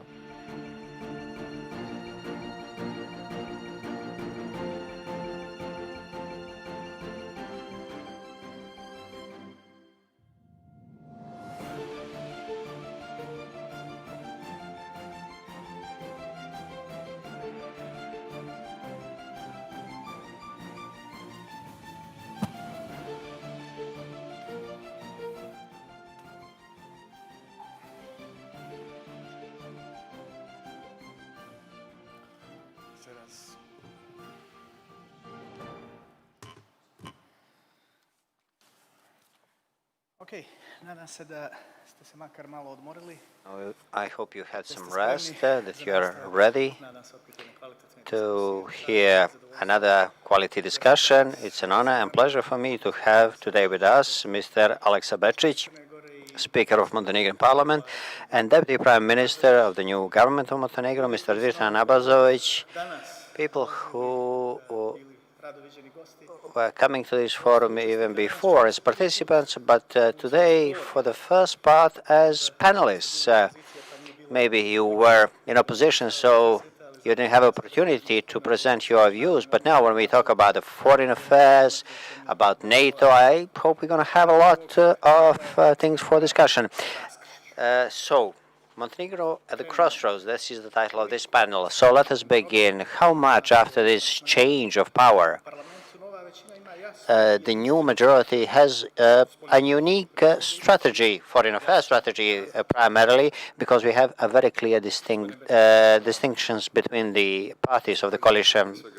Mr. Bečić, yes, thank you. First of all, Your Excellencies, Presidents, colleagues, Mr. Kentera, I would like to congratulate you for this 10th anniversary of the Be Secure Forum and to thank you because today, in a very specific conditions with this pandemic, you managed to organize this forum, and I am very much pleased that we have opportunity to share opinions about topical issues, what was in the past, what is awaiting us in the future. When it comes to your concrete question, I think the best answer is this historic agreement. Even President of the government actually praised this agreement in his introductory speech, because in the last couple of months were historic for Montenegro. We had historic elections. First and foremost, in terms of the number of voters, 77% of citizens actually decided in this midst of pandemic to, so the turnout was so huge. I don't think we have anything similar in the region and in the Europe. The result in these elections was also historic because for the first time in this multi-party system we had a change of government. At this historic moment was also supported by the responsible behavior of the three leaders of the coalition, because we have this historic agreement. In this agreement, we clearly stated that we do not wish to change foreign affairs policy of Montenegro. We have actually the clear intent and courage to strengthen the existing both European and Euro-Atlantic path of Montenegro. So as a responsible government, we will implement all international obligations, will be reliable and credible partner within the NATO alliance. But on the other hand, we will implement all the obligations stemming from the European agenda in order to accelerate our EU accession process. On the Besides this foreign affairs policy, which is focused on strengthening Euro-Atlantic integrations, we would like to strengthen civic character of Montenegro. We think that on the principles of reconciliation, victory over corruption and criminal, but also right-wing political aspects coming from any side, without witch hunting and vendettas, we should build Montenegro as a successful pro-Montenegrin primarily, and then pro-Western European and Euro-Atlantic country. Today, we should say something about the role of Montenegro within the NATO alliance. Yes, we are a small member, but I think a very important member for NATO alliance. I can see that I can see the role of Montenegro from four perspectives in NATO alliance. First, from the mechanisms of collective defense, because we should not forget that with the entry of Montenegro into NATO alliance has encircled the coastline of Mediterranean from Libya to Portugal. So besides the control of Mediterranean coastline, which is very important for all the for the security of all the member states,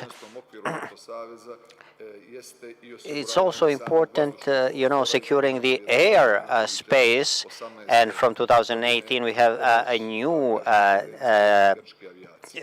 events coming into place because we are held by the Italian and Greek air forces. Also, participation of Montenegro in peace missions. I think we have roughly a quarter of Montenegrin armed forces who participated already in peace missions. Of course, the most the biggest and the longest is the engagement of Montenegrin army within the ISAF mission in Afghanistan. But as of 2018, we are participating in the KFOR mission on Kosovo. And Montenegro is also very much present in promoting the open door policy. Montenegro had a privilege to chair American Adriatic Charter, which is a stimulus exactly at the moment when Macedonia was invited to become a NATO and later became a NATO member. And finally, Montenegro tried and will try to meet financial obligations in terms of the NATO alliance. This year, we are allocating 1.74% of our budget, but by 2024, we hope we'll reach 2% for the defense budget. Now, talking about this agreement of the new government, there are no dilemmas in this respect, and this agreement is the best response. All the fears, insinuations are baseless. And besides the Euro-Atlantic path, I'm obliged to remind you that we are aspiring to the European integrations. There is a consensus in Montenegro regarding the EU integrations. We have encouraging messages. Last discussions we have with the High Commissioner for the Security and Foreign Policy, with the chairman of a Joint Parliamentary Committee, and together with the investment program for Western Balkans, with all the small delays because the EU has to consolidate itself. But the messages are encouraging that the enlargement policy is one of the top priorities of the European Union. So I don't want to dwell on that. There will be more questions, of course, and more time to talk about that. But I would like to summarize our needs to strengthen Euro-Atlantic path and to contribute to regional cooperation. I'm one of those who thinks that reconciliation in the region is prerequisite for the faster integration of the Western Balkans into the EU, and there are no alternatives to this. Thank you, Mr. Bečić. On several occasions, you mentioned this agreement as the starting step. Mr. Abazovic, this agreement is a solid basis, good start. But what next? How are you going to prove in practice that you really think what you are saying?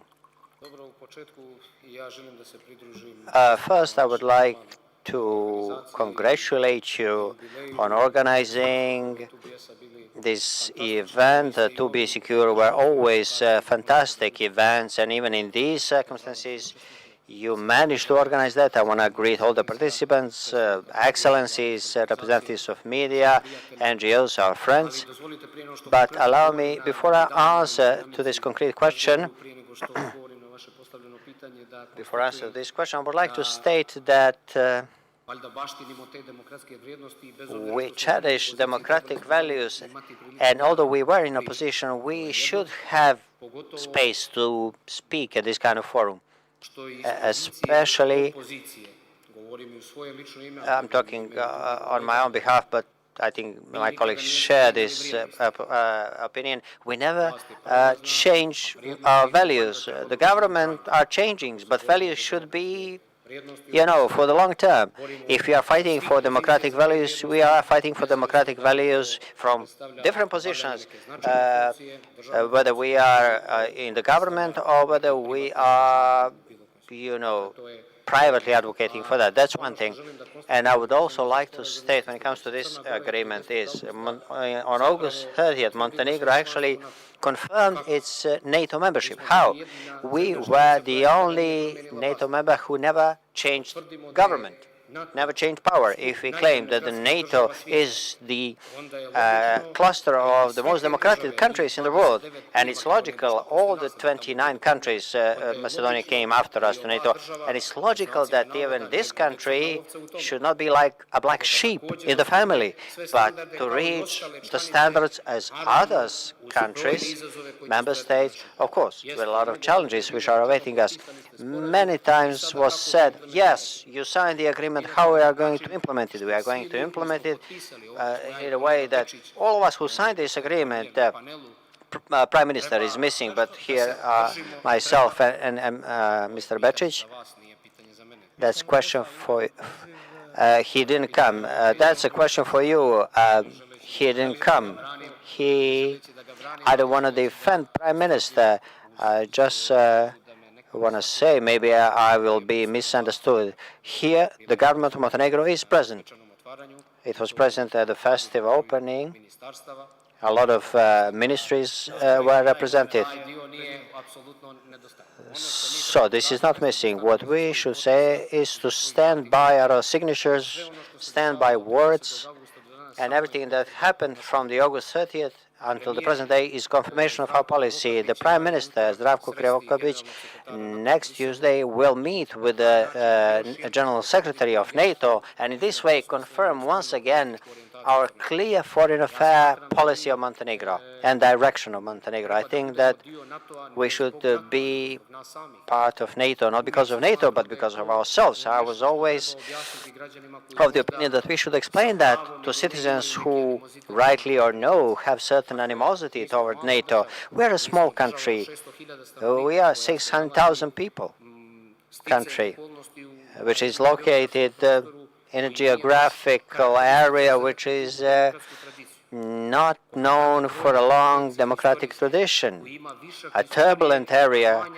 Here we have surplus of history and less visions towards the better future. So if Montenegro behaves in this way, we have great chance to succeed even much better than other countries in the region. And as a small community, we should not lecture about the global peace, but we should share the values of the global peace, to be a safe community, both for the citizens who are living in this country and all other people who are visiting this country. So, to finish about the agreement should be complied to the letter, and as a politicians, as a new government, we stand by this agreement.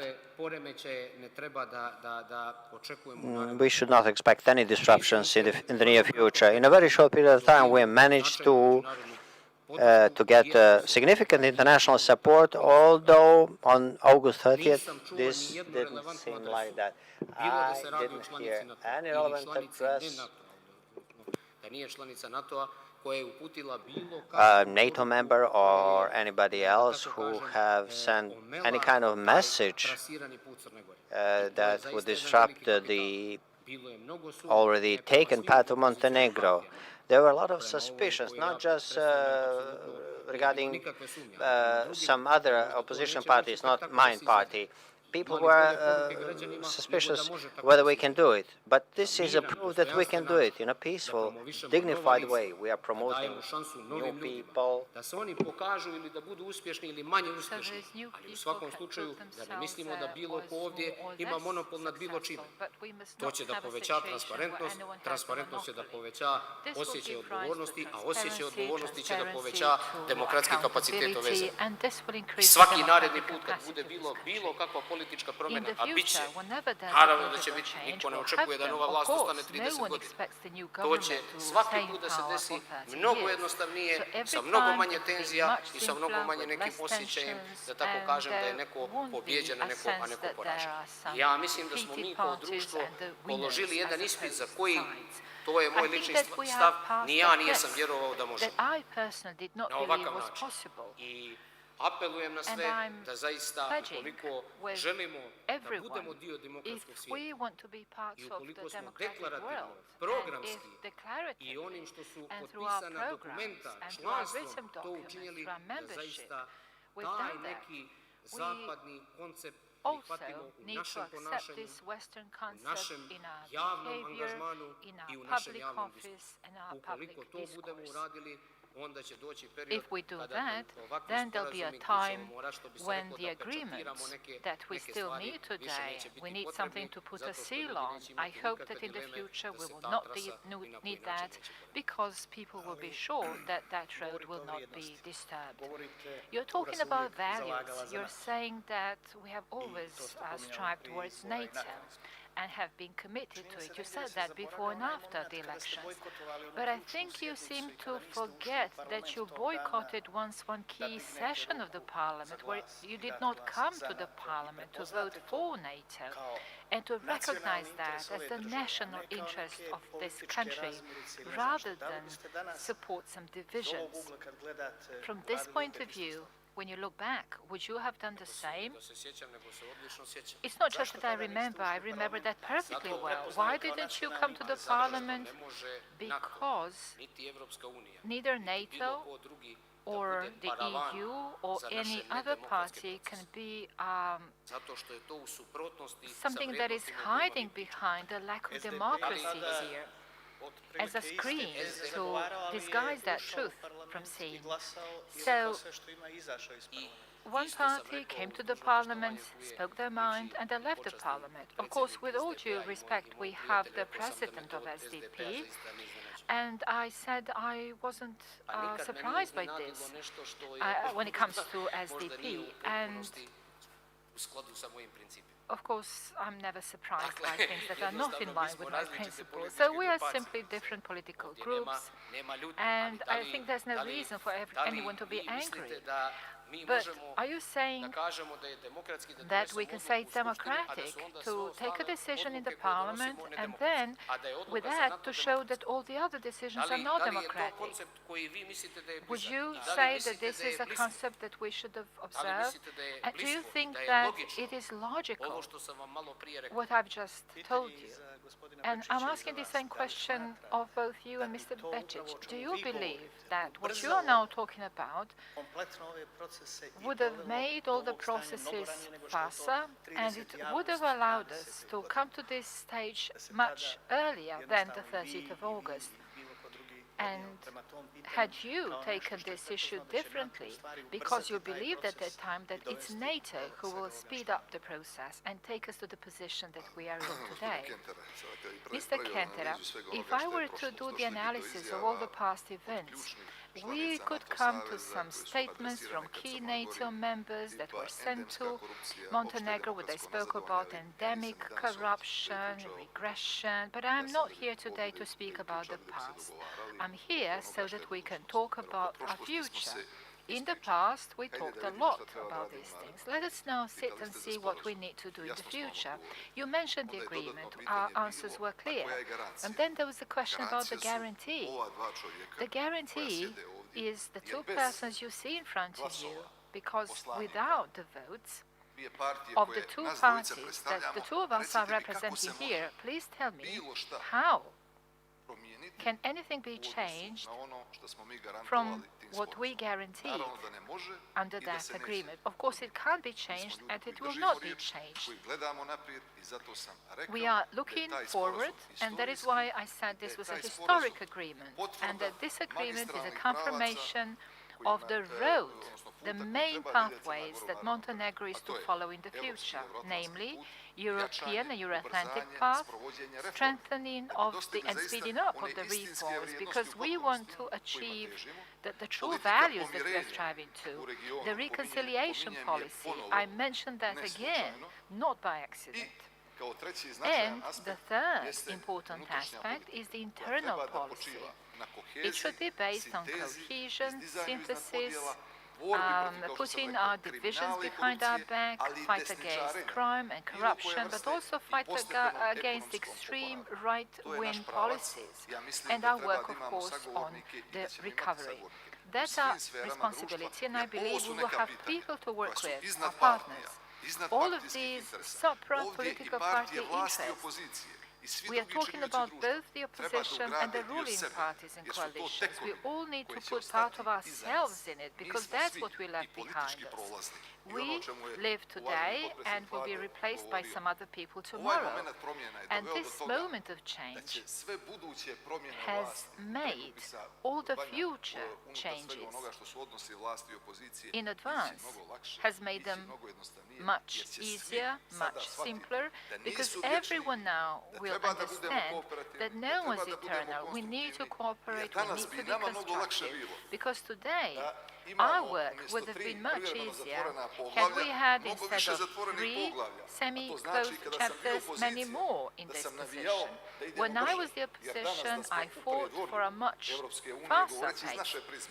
And from our point of view, and of course showing respect to all the words I've heard from the President when we're talking about the relations within the EU, but I'm always someone who is trying to think as to what we can do in our own backyard, not for the sake of the confirmation by a third party, but for our own sake, to make our life better. In conclusion, in addition to what we have today, and in addition to the positive heritage, it would be great if we had more of achievements at the EU level. So I'm sure that the initial months are encouraging, the work in the Parliament itself is encouraging, and I think that we will, over time, all begin to understand that we need to give a piece of ourselves to this joint work, because that legacy will be there to stay. I'm happy to hear that. Mr. Abazovic, do you believe that the past, as Mr. Bečić said, should be put behind us, that we should turn to the future? Does that mean that it wouldn't be good for Montenegro as a small country, a small society, to focus on retaliation and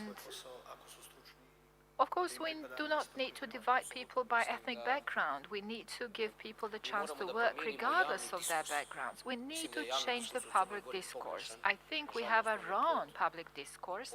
Unfortunately, it's the result of the political heritage. There's been a lot of frustration on both sides. And then, in public discourse, you always have these issues that come up to the surface that are not true topics highly relevant to every citizen's day-to-day life. And we need to change this public discourse if we are to go forward.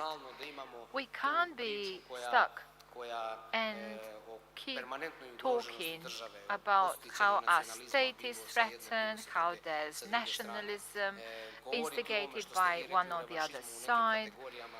And now you mention revenge, retaliation. These are some negative trends and are not something that is part and parcel of democratic societies. And let me give you an example. It may be a personal one, but I think it reflects things well. On my second day in the government, I decided to say hi to all people who work there. I thought we had many more people. That was my perception. I was surprised to see there were not that many people. I simply went around the room, saw everyone, from the cleaning ladies to the archives, to the photographers, officers, civil servants. And then a few people told me that there had never been an officer who came, took office, and walked around the building to say hi to people. And the person was there from 1985, and he told me he never had that. What I'm trying to say, this is not criticism to anyone who was in this position before. I'm trying to say that this is one way in which you can make sure that people should not be afraid. They shouldn't think that now, because we have had this change in government, there will be something terrible happening. We'll have some changes in staff, we'll have some more people, there will be some organizational changes in the setup.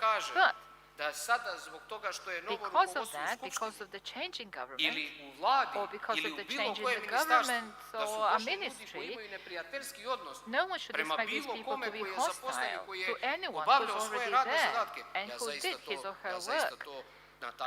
As a civil servant, I don't think there's reason to be afraid of that. I do not understand criticism which says that we need to be more radical. That is not my point of view. I think we are really few. Our population is really small, even if you take the deceased into account. We can't continue dividing ourselves. We need to pull our forces together and see which are the best ones among us for this or that kind of work. And I don't think we should look into anyone's ethnic background, religious background, personal, sexual orientation. That's something we should not look into at all. But for that to happen, Mr. Kentera, we need to change the public discourse. Under this media contamination that we have now, where targets are drawn on people's foreheads, something that is causing schizophrenia, political schizophrenia, in order to destabilize the society, just because someone lost power and the mechanisms of power, and because someone who thought they would have it forever simply lost something now. So should we stop making changes because of these people? No. The media community has its own portion of accountability. We must, of course, accept everyone. We must accept people have their own opinions, their favorites, and that we must not forget these things, and we must not push this country into a direction that will make it incapable of addressing the needs and requests of its citizens. I am not an economic expert, and I congratulate my young colleagues who did this work, and the previous ministry was saying that this could not be done in a short period of time. And do you think Montenegro would get this money if I had emitted or issued destabilization? I think this is the biggest success of the government. I'm not saying that any debt, be it an individual or government, is a success. Don't mistake it. If you show destabilization, if you emit divisions and political quarrels, which is something we've had for many years, the political boycott in the parliament, do you think that that's increasing the reputation of the state, your political reputation, the perception of people who are there, out there waiting to give you some money as a loan or invest in you directly? And that is why the things that have happened since the 30th of August up to this date is something I see as a huge capital, as a huge success. Some people will manage to address the changes in a positive way, some will not. And then we had some people, some politicians from the region were saying, oh, you have the apocalypse. And then we had some people who were saying that once there is a change in government in Montenegro, we will have apocalypse. But what has happened? Nothing negative has happened so far. As to preferences, then, of course, there are some individual preferences, people have expectations, that's a different story.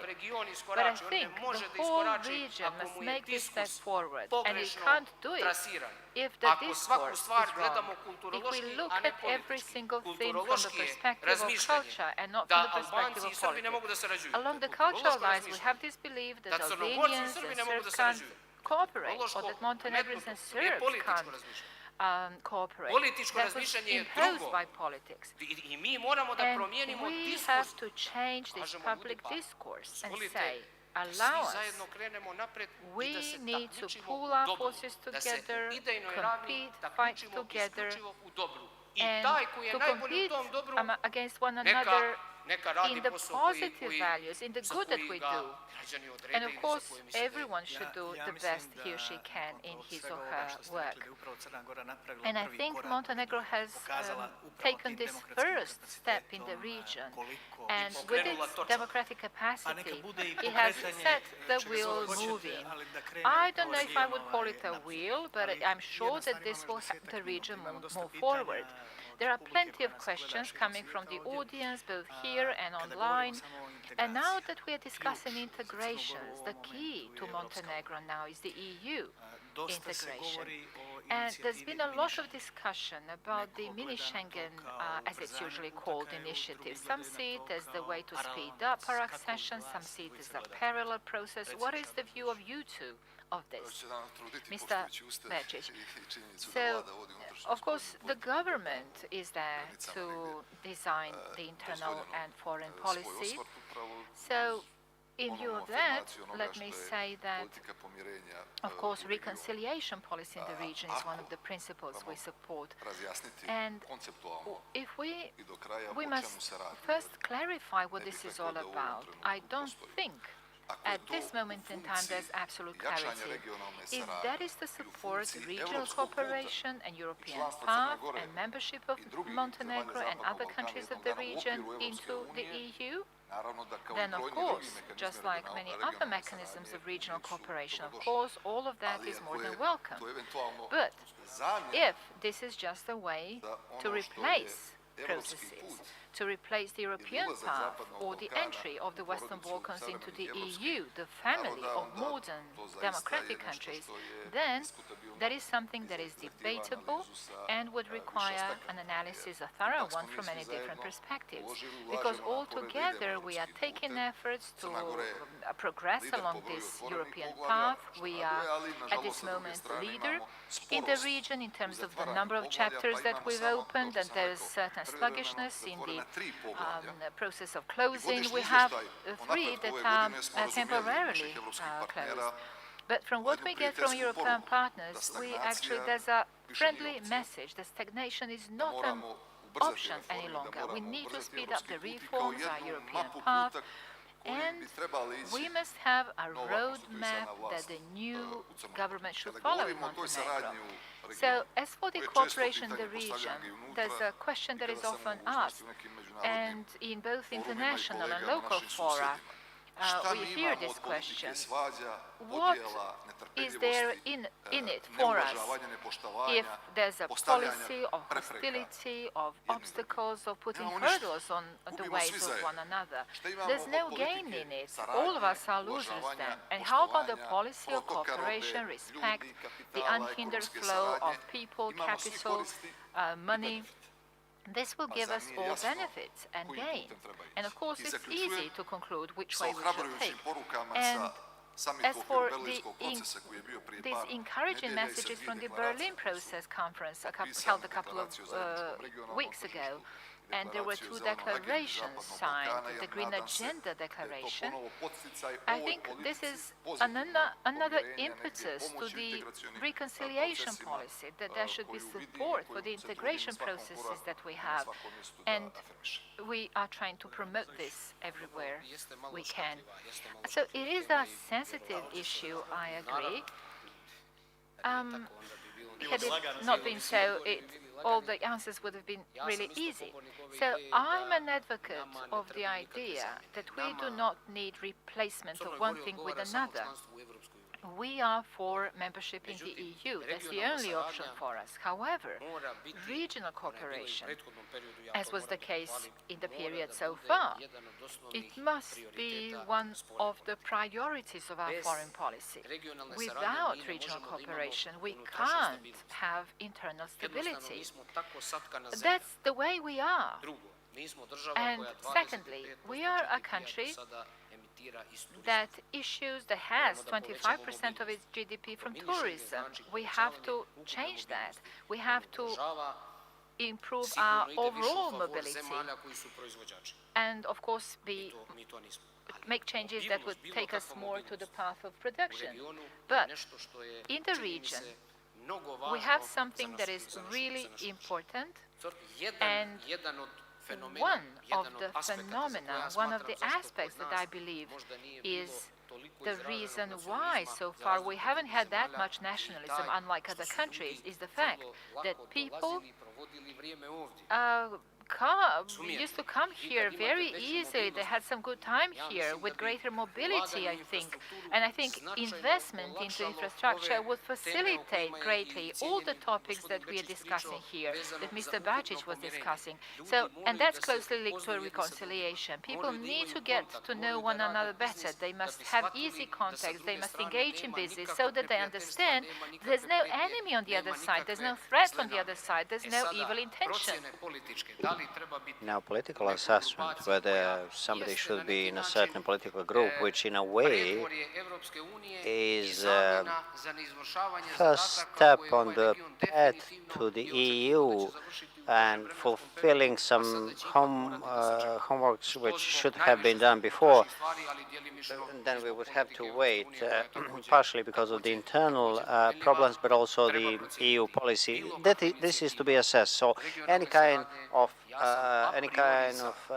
initiative for the regional cooperation, I'm a priori in favor of that. Of course, taking into account some standards which would not, which would secure our economy and not causing some external shocks that might lead to destabilization. I think the government should have open door policy to all the countries.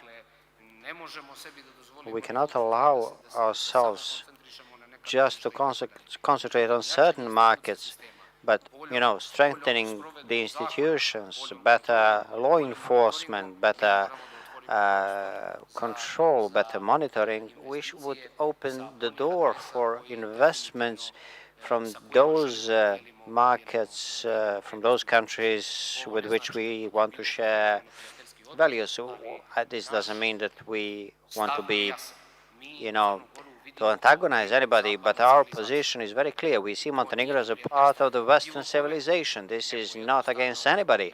This is simply our internal sovereign decision to perceive our future in a way which we feel is the best for our citizens. Thank you. If you agree, a couple of questions which are coming online. Questions from YouTube for Mr. Bačić and Mr. Abazović. A lot of citizens is fearful that Montenegro is sliding to clericalism. You know, would you care to comment? I will be very brief. I think I talked about that very much even in my previous statement. I said I am against any kind of, as I call it, right-wing activity. So we are not taking into account just one type of this kind of extremism. So let's take into account everything that we see on in our political spectrum. you cannot build something good on the negation of something else. And we should understand all of that, and we should raise awareness of all the citizens. I'm always repeating the sentence of French President Macron, I think that was last year, who said that nationalism is contrary to patriotism, that nationalism is betrayal of patriotism. That is why I think we should build our Montenegrin patriotism in a way that people understand that they are patriot if they do not steal, if they are loyal to the country, if they serve to Montenegro, if they give part of themselves for the general good, and not the other way around, to have some shortcuts and to gain some personal profit.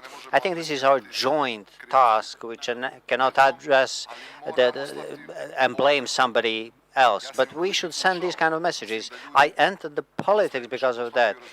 And people do understand that, because I truly believe in reconciliation, and because I'm sure that citizens and future generation in Montenegro and in the region, normal people, want reconciliation because they are fed up with divisions, and they are aware of the consequences of these divisions, because in these divisions, it was a lose-lose situation. Everybody, the normal people were losing, and that is a message for the future. And I think that we are all aware of that. And I think that in the future, we will build our joint future on these basis. Mr. Abazovic, one question for you. Journalist Una Haidari. Mr. Abazovic, in the previous days, a document was published where next to the name of Kosovo there is an asterisk, which is normal for the countries who do not recognize Kosovo. Does this mean that the Serbian nationalist policy will be implemented? Well, in the Balkan, general public didn't believe that they're going to have a change of power in Montenegro, so we cannot convince it. The ministry said that this was a technical error. I'm sorry that that happened, but my position is that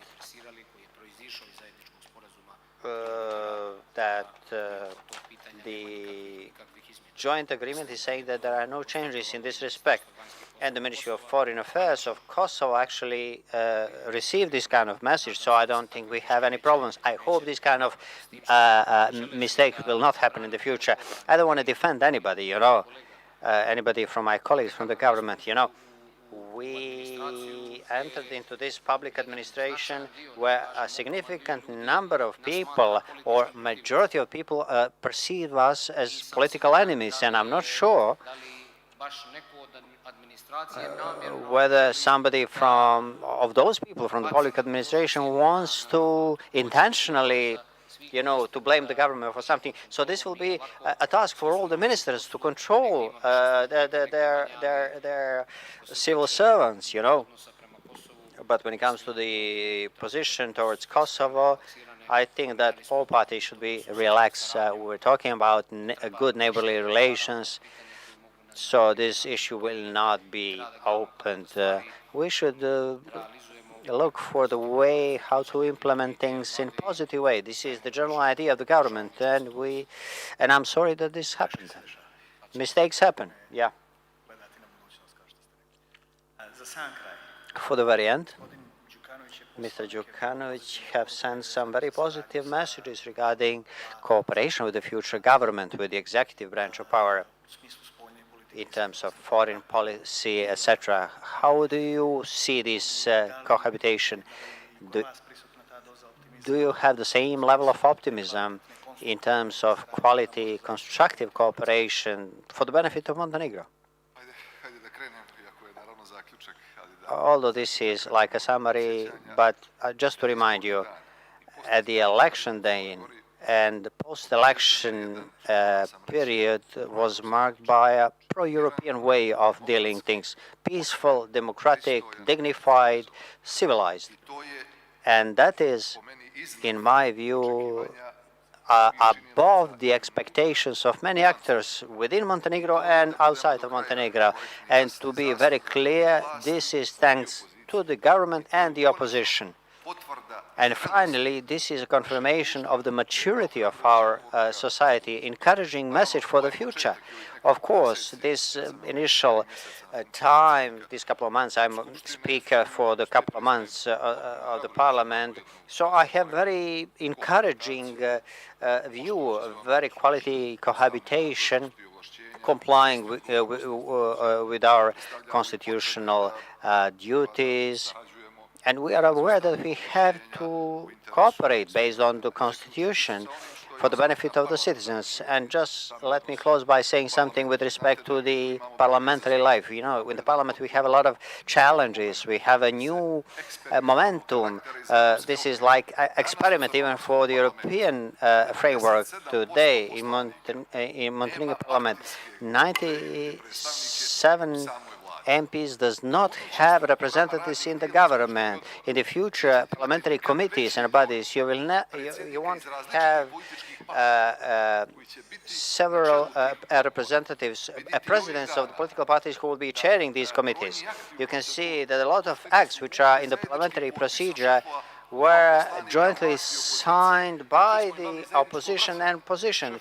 Yesterday we had the joint statement of the ruling parties and opposition parties to adopt certain acts in order to strengthen the monitoring role of the parliament. And I think this is very encouraging because in the upcoming year we are facing two huge challenges which are not just our expectation. This is the expectation of our European partners. So reform of the electoral legislation and to elect new people in the judiciary, which means that we will have to find solutions. I hope by the year end we will set up a parliamentary committee for the judicial reform so that we can come up with certain solutions and to return the confidence into the electoral process so that the next upcoming elections would be a festival of democracy. And on the other hand, through dialogue and reform within the judiciary to elect highly moral individuals, because this is a prerequisite for fight against corruption and organized crime. And this is a game Montenegro cannot lose. Montenegro must win that game for the interest of all of its citizens, whatever the nationality or political orientation they were. And finally, I do expect cooperation, dialogue, discussion between the opposition and the ruling parties. And what I said before, during this very nice discussion we are having, is that both the ruling parties and the opposition understand that there are issues which are above party interests, issues which are not just our European tasks, but our joint interests. And I believe that in this way we are going to work. And this is a test for all of us in terms of our sincerity and commitment to European integrations. I believe that these are good start. This is a good start and good foundations that we will solve these issues in a good way and give an impetus to the European integrations. Just briefly, as long as we stick to our constitutional competencies, we will have no problems. There are mechanisms if somebody wants to go beyond, it will be sanctioned. So far, no problems, cohabitation is functioning, but so far we didn't have the government. We have the government established in the last 5 days. And the government is determined to fight with a high-level corruption and to fight organized crime very much. And as long as the government is functioning within its capacities, and not a single public official, starting from the president of the country, will not be exempted from the scrutiny. Whether we're going to have political will for that, but I don't know. But this is our agenda. This is the only way for us to strengthen each and every institution in Montenegro. Every public official must be responsible for his or her work and for what they will for their results. So this is a message. If you work in line with the law, there won't be a problem. we will have a good cooperation. And what colleague Bečić said, yes, this is an experiment, but this is the best way to complete transition in Montenegro. This is, I'm sure of that. The best way for the government to be without the burden of the political parties monitoring and politicians, to promote another concept, to prepare new elections in much better way than it was the case so far. I would like for Montenegro to have this open electoral list, like in many EU member states, so that these upcoming elections, wherever they happen in 2 or 4 years' time, that these elections should be, as colleague Bečić said, festivals of democracy, and only then we could start talking about characteristic political governments. In a country where you never had the change of power in history, I'm sure that this model we actually implemented is the best. Of course, the time will tell what is the best for Montenegro and the next generation. Thank you very much for this conversation. I want to thank you for very positive messages you sent. And I believe you're going to have support of all the benevolent citizens of Montenegro, because it looks to me that this is something which is necessary to Montenegro. So thank you, and I hope to see you next year. Thank you. We do not have a break. We continue with our work, so I will kindly ask guests to remain in the hall.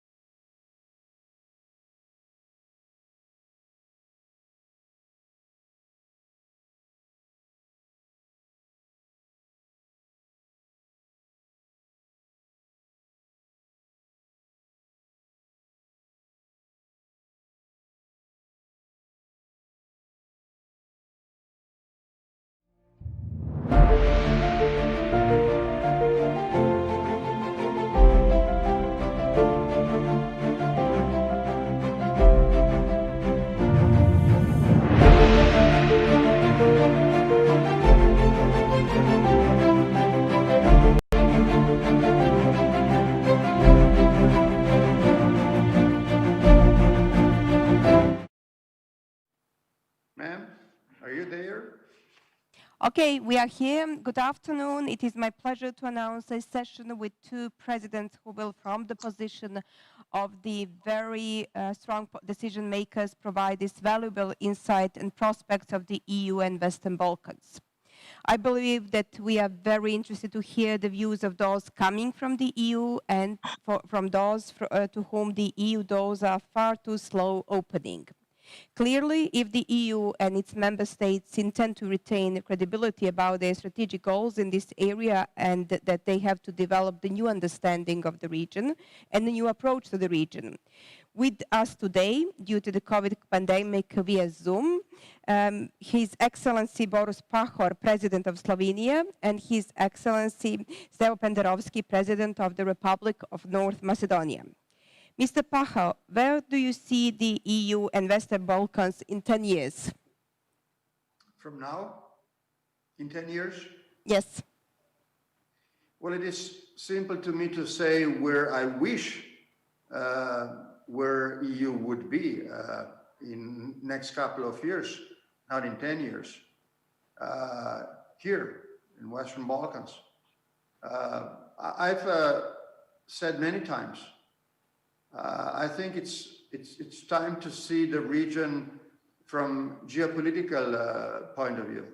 I think it would be wise for Brussels to make a very, very hard, I know, very hard, but you know, bold decision to make a move and advance the negotiations with all countries here and to enlarge to the Western Balkans. In 10 years, I think I would like to see all countries of Western Balkans to be member states of the EU. This is rather encouraging, especially having in mind the troubles that North Macedonia is now passing, unexpected challenges, I would say, on its way to the EU. And Mr. Penderovski, where do you see Western Balkans in 10 years? Are we going to be closer to the EU, or the EU will continue to be moving target?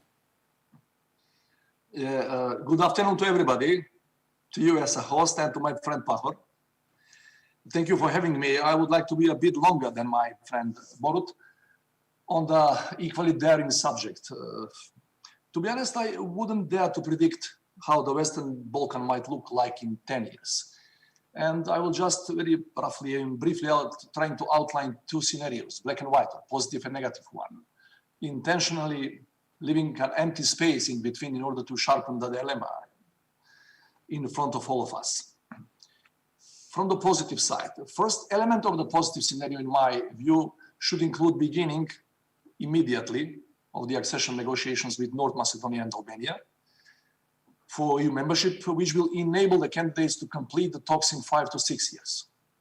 Second element will presuppose Montenegro and Serbia to significantly speed up the course of their negotiations and meet the unofficial deadline being mentioned several times in Brussels to become members of the Union by 2025. My understanding was that the idea behind the new methodology proposed by France was to make the whole process more transparent, with more tangible benefits for the candidates along the way, and of course to shorten the whole period. Third element is successful completion of the Belgrade-Pristina talks about their mutual relations with the facilitation of the incoming US administration, which in my view has quite an experienced people knowledgeable of the region, and all that, of course, in synchronization with Brussels, having in mind that everybody knows that crucial accords in the Balkans in post-communism has always been achieved through the close transatlantic cooperation. Fourth element is unblocking Bosnia and Herzegovina, which is unfortunately at present a forgotten state, while the combined and intensive efforts by the members of the Peace Implementation Council, especially those members with enough leverage to help. All negative scenarios for the region, in my view, are coming out because of the defocus, or better to say, due to the absence of political will for active engagement on the Balkans, on both sides of the Atlantic Ocean. Here, of course, I do not have in mind an ad hoc approach and dealing with the region only when a big migration waves are coming or when some international terrorists are crisscrossing from the south to the north. Saying this, I have no intention to make an excuse for us, the regional political elites, but we all know that the best results in democratization of the Balkans have been achieved when the support to the regional leaderships was coming by the Euro-Atlantic community of nations as a whole. NATO has done a large part of the job by putting regional armies under the civilian control and scaling them down in a well-balanced proportions, but fundamentals like the rule of law, human rights, freedom of the media, independent judiciary still pose a great challenge to all of us. Unfortunately, democratic processes are not irreversible here, even after several transfer of power has been completed. Because of the disorderly, I would say, transition in most of the countries, sizable parts of the population still do believe and is ready to support autocrats. It is a well-known fact of history that most of the regional countries are without prior democratic experience. In 10 years, Balkans might look like, let's say, some of the Central European countries of today, or like Slovenia. But only if pro-European forces in power, only if European Union and USA are much more engaged than today, and only if process of democratization is evaluated realistically, not technically, by the mature European democracies. So I'm absolutely confident that the future of the Balkans will not be the bright one if we embrace nationalism, which has provoked so much suffering and destruction in the past. In short, that's going to be my view. Thank you for this comprehensive overview, Mr. Penderovsky. I would like to ask Mr. Pacho, how do you see the new methodology, whether that would be an impulse to the Western Balkan countries, and can the European Union do something more to boost the Europeanization of the region, or do you see that there is a raising more European, pro-European feeling, or something which is a decline into trust into European Union in the region? Okay. Now, let me go to former question, and let me clarify my answer. I said I wish that in 10 years, Western Balkans would be a part of European Union. I don't believe this is really the scenario. I think would be very good if Brussels would come to a consensus that such a bold move would be, from geopolitical point of view, good and smart. But unfortunately, I have to have a serious doubt about it. Number two, you've asked about a new methodology. Listen, basically, at the end of the day, it's about politics.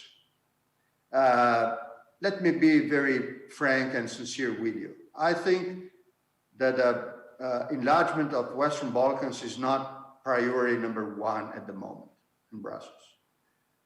It is not. There is a health crisis, will be then a recession, there is a Brexit issue, a couple of other issues that are much higher on the agenda than Western Balkans. Frankly saying, I wouldn't say there is a complete underestimation of this issue, but it is not so high that as I would like to see. Number three, so it's not about the new methodology, or it is about the moment, the status of mind at this moment back in Brussels. Number three, I think it's up to members, to candidate states, or states in Western Balkans to do their job. I think North Macedonia has done whatever has been asked from it, and I am very sorry. I'm very sorry that EU has not been able enough to do and to finally start the negotiation Skopje. I think this was a huge mistake and will be very difficult to repair. Let me be very frank with you. On both sides, on Brussels side and on the side of Western Balkans or each country there is a homework to be done. It will be difficult, but I think at the end of the day, would be good for both sides that the process would go in a fastest way than it is going at the moment. It would be some sort of great success if Brussels would come in next couple of years to the conclusion that the whole region should be included into EU as soon as possible, and put aside some political problems that will be, even when all countries would be a part of EU, still there. I think this is a cost to be paid. It would be a smart decision. It is a very difficult to think it would be taken very quickly, but I think it's there and it's waiting for smart people to do it.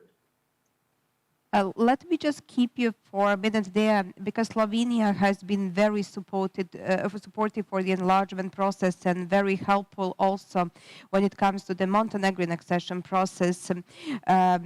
Do you have a lot of the partners within the member states, and how would you judge whether your approach, which is very beneficial for us and would be great if it would be more of the majority within the member states, do you have a lot of the partners in that, or if you have a feeling that within the member states there is a more resentment towards Western Balkans in recent years?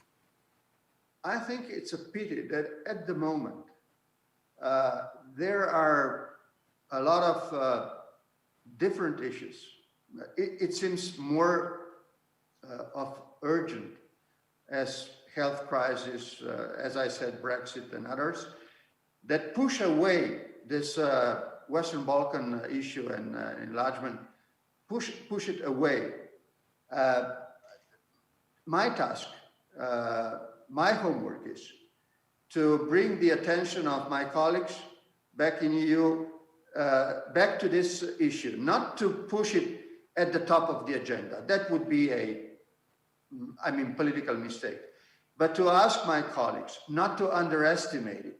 If time would go, on, and there will be nothing done there as far as the enlargement process is concerned, then that would be a huge mistake. We don't know, as Stevo has just said, we don't know what would be the effect of this underestimation of the enlargement in those countries.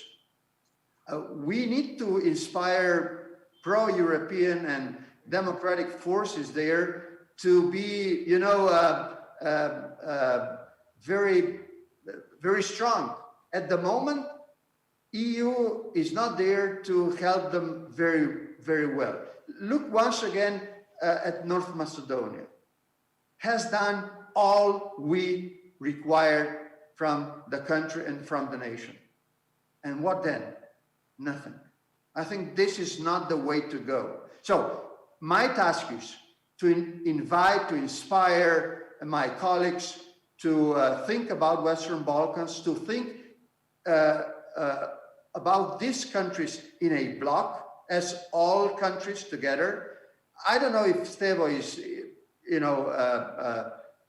accordance with me, if he would agree with me that it would be better for all countries to look them as a bloc. But this is at the moment my vision, and I would like to ask Stevo what is his position. But I think would be good for the whole region and EU if the Western Balkans would be seen as a bloc of countries that is needed to be pushed ahead to reforms and then included into European Union.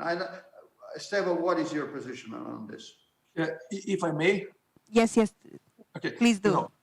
The new methodology, the basic idea behind that, and I'm always saying to the Macedonian public, in my interviews. When I was last year with President Macron, the most of the time I have been with him, we have spent the time speaking about the reason behind the new methodology and ask him, is this maybe a kind of a scenario in which we are going to endlessly to negotiate and never being there?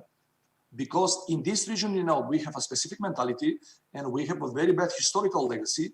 Many people, not today, but even a few years back, are asking me and other political leaders, maybe we are not so desired to be the members of the European Union, and they are mentioning the second Turkey in the Balkans, from the Balkans. I'm not speaking only about North Macedonia. So Turkey is formally negotiating for 15 years. Everybody knows that probably that country will never be the full-fledged member of the Union. So maybe they said, the people are asking, maybe something like that is in preparation for us, all 6 countries of the West, from the Western Balkan area.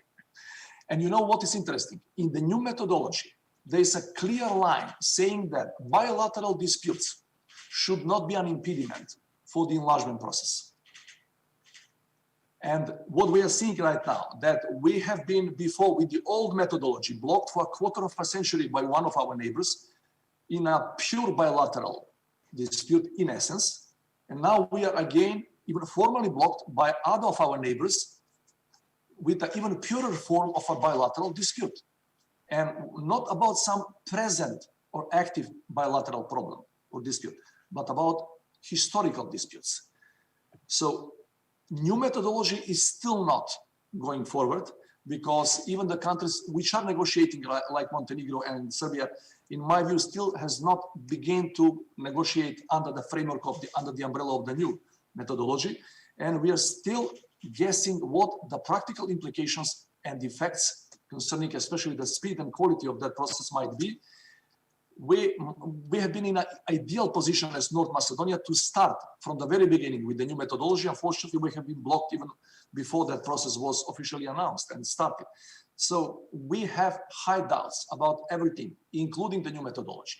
And now going back to the ordinary people, we are, I mean, the current leadership in Skopje, we are on a daily basis pushed to explain to our people, to the ordinary citizens, what is the reason for this behavior of the European Union? No one is speaking about Bulgaria.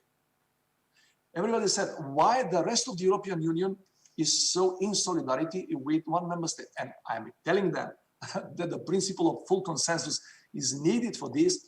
But you know, for the people who have been waiting for 15 years with the formal status of a candidate, we got that status in 2005, almost on par with Croatia. And you need some deeper and better, more solid explanation in order to persuade them for some of the next elections or some of the incoming political processes to support you. I'm always saying my mainstay in the campaign for the president last year was European Union and Euro-Atlantic Community of Nations. But if I can what I'm going to say now to my people, tell me. If I can just interrupt you for a second, because one of our questions from the audience is aligning to that kind of the lack of understanding of the European Union. How does North Macedonia plan to respond to Bulgaria's veto on the EU membership talks with your country? Also, do you think that this decision can worsen your relations with Albania, given the fact that the Bulgaria move affected it too? How? You know, that's one of the questions being most frequently posed to me and to the people in the government, to the Prime Minister and respective ministries. We do not think at all about implementing some kind of a plan B. If somebody is pushing us towards some alternatives, I'm always saying our only reasonable and effective alternative is membership in the European Union. So if there is at all, in a nominal basis speaking, plan B, that is equal in our circumstances to plan A. So what we are going to do in the next months and months to come, first we should wait for the election campaign to open and to finish, to complete in Bulgaria, because they have scheduled the parliamentary elections for 28th of March. And after that, maybe in a more calmer atmosphere on both sides, to start again to put some of the issues on the table and find a reasonable compromise, I would say, with which both sides can live with. There is no other way forward. So again, to take the seat on the table to negotiate. Of course, we do expect the rest of the European Union, not only the presiding country, but the rest of the Union as such, out of, as Borut said at the very beginning, out of geostrategic reasons, to step into in a much more forceful way. Even why not? That's one of the suggestions we have been giving to our Bulgarian friends. To that commission or committee of historians, within our bilateral accord, we have established a committee of historians. In essence, that was the biggest stumbling block up to now. And why not to include some foreign experts, some foreign historians, as a kind of as an unbiased third party in that negotiations. Believe me, I cannot envisage any single Balkan dispute in post-communist times being resolved if some of the foreigners, be from Washington, D.C. or from Brussels, had not been nearby, if not sitting on the table with us. We have in 2001, one of the crucial documents which in essence stopped the war, the Ohrid Framework Agreement. We have Europeans and we have Americans sitting next to us on the same table, and they have been very, very instrumental in achieving a successful result. Thank you for that, and let's hope that this approach that we have seen now from Bulgaria will be more an incident than a usual, let's say, a usual new conditionality that some of the member states will try to impose to the acceding countries, opening a long time ago closed historical issues. I would like to thank you both for your openness, for your interactivity, for your understanding and flexibility, and also I would like to thank you a lot for the enthusiasm that you have with all the knowledge that you clearly expressed about the realistic constraints, and of course we have the homework all to do on Western Balkans, and it's up to us to try to do it the best with the, again, realistic approach from the European Union, which will not put the bricks on our way to the European Union. Thank you very much for being with us, and hope to see you next year on site at the new To Be Secured Forum. Thank you. Thank you very much. Madam, I would like to wish you and everybody listening and watching this, in the first place, good health while waiting for that vaccine finally to come. Thank you.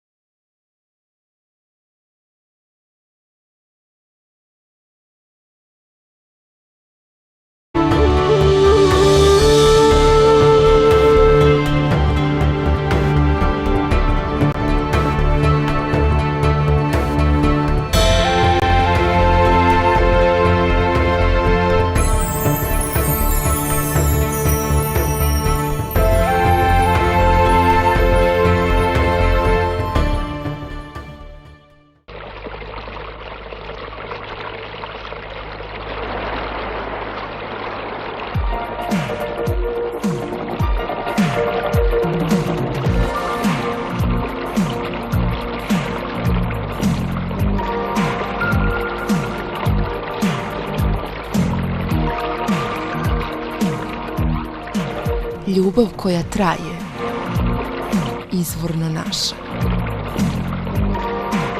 Rad.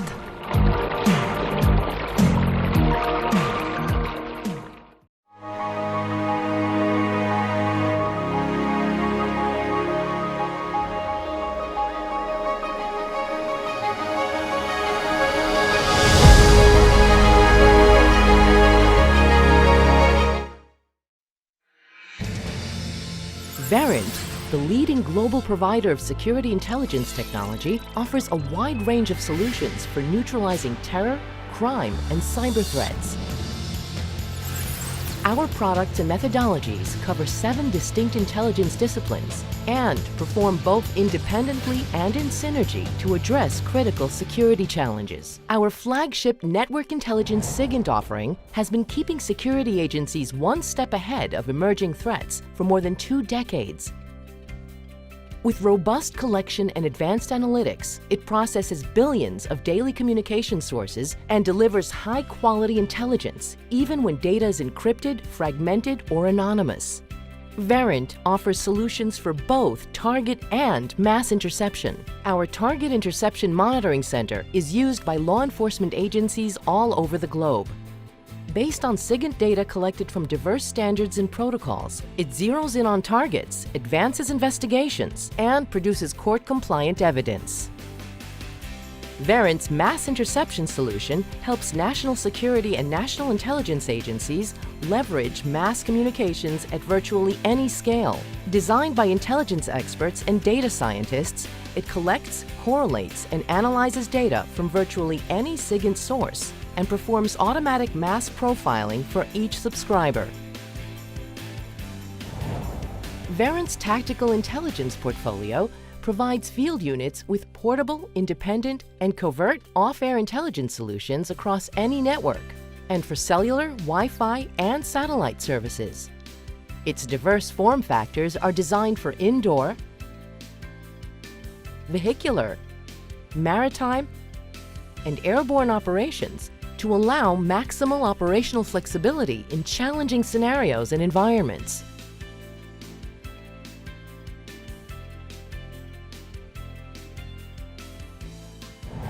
Our web and social intelligence portfolio empowers analysts and novice investigators to collect, analyze, and even to interact with non-stop data from the web, including the open, deep, private, and dark web. Using embedded methodologies, our simple-to-use solution rapidly surfaces insights and transforms the world's biggest database into a powerful crime and terror-fighting resource. Verint's satellite intelligence offering performs prioritized interception of international IP and telephony traffic over both fixed and mobile satellite communications. The solution automatically and continuously performs in-carrier mapping of the entire spectrum, identifies relevant links, and sends them into continuous interception at virtually any scale. Mass profiling converts the data into valuable intelligence. Our situational intelligence offering helps increase situational awareness, responsiveness, and operational efficiency. In one platform, it fuses data from multiple sources and enables security organizations to rapidly analyze incident information, manage incident response, and dispatch necessary forces quickly and efficiently. Verint's Intelligence Fusion offering empowers investigators to integrate cross-organizational data sources and convert them into predictive intelligence. By unifying virtually any data source and by enabling investigators to easily add sources, the solution quickly links events, persons, locations, and other entities to generate hidden insights, even from seemingly unrelated data. And finally, our cybersecurity portfolio provides security operations centers with advanced cyber engines that automate detection, investigation, and response. Our offering facilitates threat hunting activities to find signs of abnormal activities throughout the network and provides countrywide cyber threat intelligence that goes beyond the organization and uncovers malicious activity in its earliest stages. With its wide and deep portfolio of intelligence technologies, and with the synergies derived from combining these intelligence disciplines into flexible and powerful solutions, Verint enables its customers to overcome their evolving security challenges. Verint, actionable intelligence for a safer world. First, I want to say congratulations to the Atlantic Council of Montenegro on 10 years of the To Be Secure Forum. It's an important platform, and the United States is very pleased to partner with you. The regional security of the Western Balkans is essential, and this forum is an opportunity for all of the players to discuss both the challenges, but importantly, the opportunities. So I want to say thank you again to Atlantic Council Montenegro and to encourage everyone to attend this event. Good luck for the next 10 years. Vidimo da u punom sjaju I dalje predstavlja jedan veoma kvalitetan oblik razgovora na teme bezbjednosti I nakon članstva Crne Gore u NATO, što znači da se pozicionirao kao vodeći regionalni skup na ovu temu I samim tim kroz veoma sveobuhvatnu sveobuhvatnu tematiku, tretira pitanje bezbjednosti koja su itekako povezana ne samo sa članstvom u NATO-u, već i sa svim gorućim pitanjima od bezbjednosnog značaja za ovaj region, za Crnu Goru, ali i šire. I na taj način doprinosi onoj svojoj ključnoj misiji, a to znači da ova tema bezbjednosti i bezbjednosne politike nije završena članstvom u NATO-u, već itekako ima svoje nove inkarnacije i mislim da je veoma važno da ovaj forum nastavi sa svojim djelovanjem i u budućem periodu. It's remarkable to see what the To Be Secure Forum has done over 10 years. In a decade, it has helped bring together a community not only here in Montenegro, not only in the Western Balkans, but in the transatlantic community. And they built a community that stood by Montenegro and supported it to be secure by joining the NATO alliance.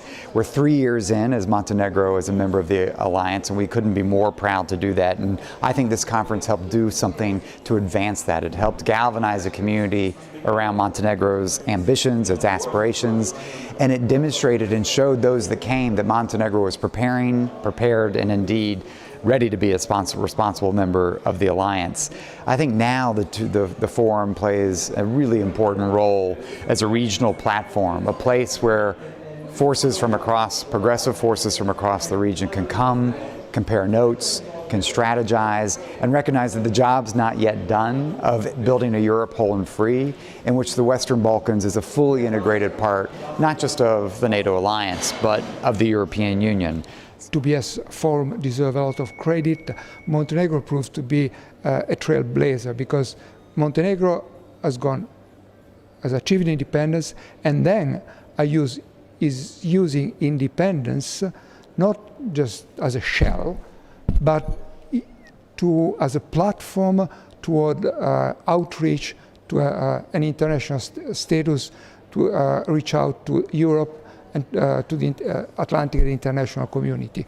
So in this respect, what I see is that Montenegro looking forward, and now I have in front of me the Adriatic Sea, so that's quite easy, looking forward and not backward, and not wanting to be hostage of this past. And this is something which a partner that some of these neighbors should think about. This is what makes Montenegro a real trailblazer. Mislim da je prethodnih 10 godina rada TBS foruma, rekao bih, u potpunosti opravdalo tu ideju. Na početku je postojala dilema da li će to biti samo još jedan u nizu foruma koje se organizuju na slične vanjsko-političke i bezbjednosne teme. Međutim, mislim da je upravo prethodno iskustvo ubjedljivo demantovalo sve te rezerve i da smo dobili jednu vrlo renomiranu tribinu na kojoj se zaista razgovara ne samo o pitanjima od regionalnog, nego od šireg, dakle globalnog bezbjednosnog značaja. To je jako važno i za zemlju. Crna Gora je upravo u tom vremenu snažnije artikulisala svoje evropske i euroatlantske ambicije i dio njih već i ostvarila kroz članstvo u NATO, čime je i pojačala pitanje svoje odgovornosti na regionalnom i na širem planu, tako da nam ovakve tribine, kakva je TBS forum, zapravo pomažu da provjeravamo stalno, da kažem, svoja razmišljanja, svoje projekcije sa krugom ljudi sa evropskog i sa euroatlantskog i sa širih prostora koji kroz, da kažem, svoja viđenja te situacije mogu pomoći da bolje razumijemo širu sliku i da na toj karti pravilno pozicioniramo ono što su mogući dometi Crne Gore, njene spoljne i bezbjednosne politike. I represent the public diplomacy division of NATO headquarters, and I'm proud to say that we are very happy to have been with you, de facto, from the beginning. And we support you to the best of our ability. Each edition, already looking forward to the 10th, of course. The reason is that, first of all, we need a good debate in each NATO country and each, actually, country in Europe and beyond who is interested in security policy. That's what, of course, NATO does.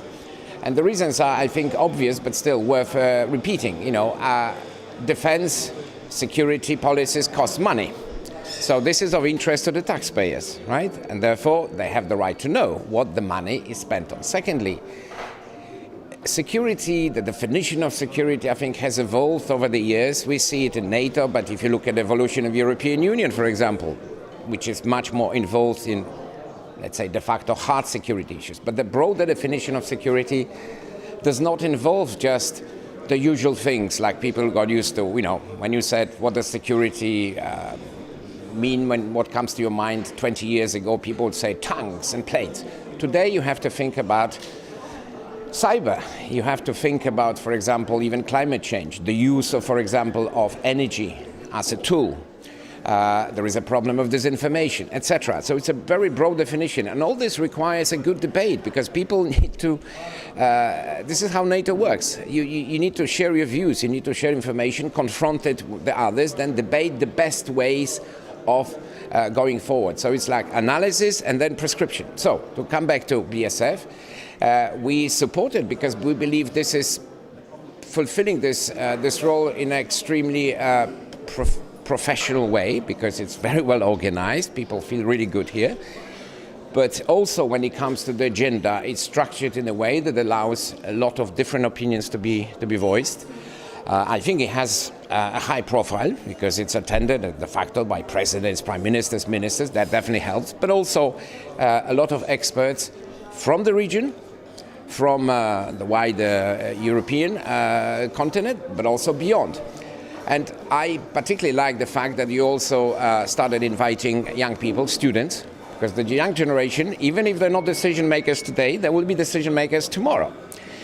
Moram reći da je to ne da je jedna od, nego je najveća sigurnosna konferencija u regiji koja ima uvijek za zadatak da odgovori na aktualna pitanja koji zadevaju ne samo regiju, nego Europu, kontinent i odnose sa našim prijateljima preko Atlantika. Tako da participacija visokih predstavnika država, organizacija daje poseban pozitivan efekt na to be secure. Ja moram reći da sam počašćen uvijek kad dobijem poziv jer znam da dolazim na konferenciju na koju su stvarno prediskutirane vrlo bitne stvari u kojoj učestvuju ljudi koji odlučuju o tih bitnim stvarima u regiji i u Europi i preko Atlantika.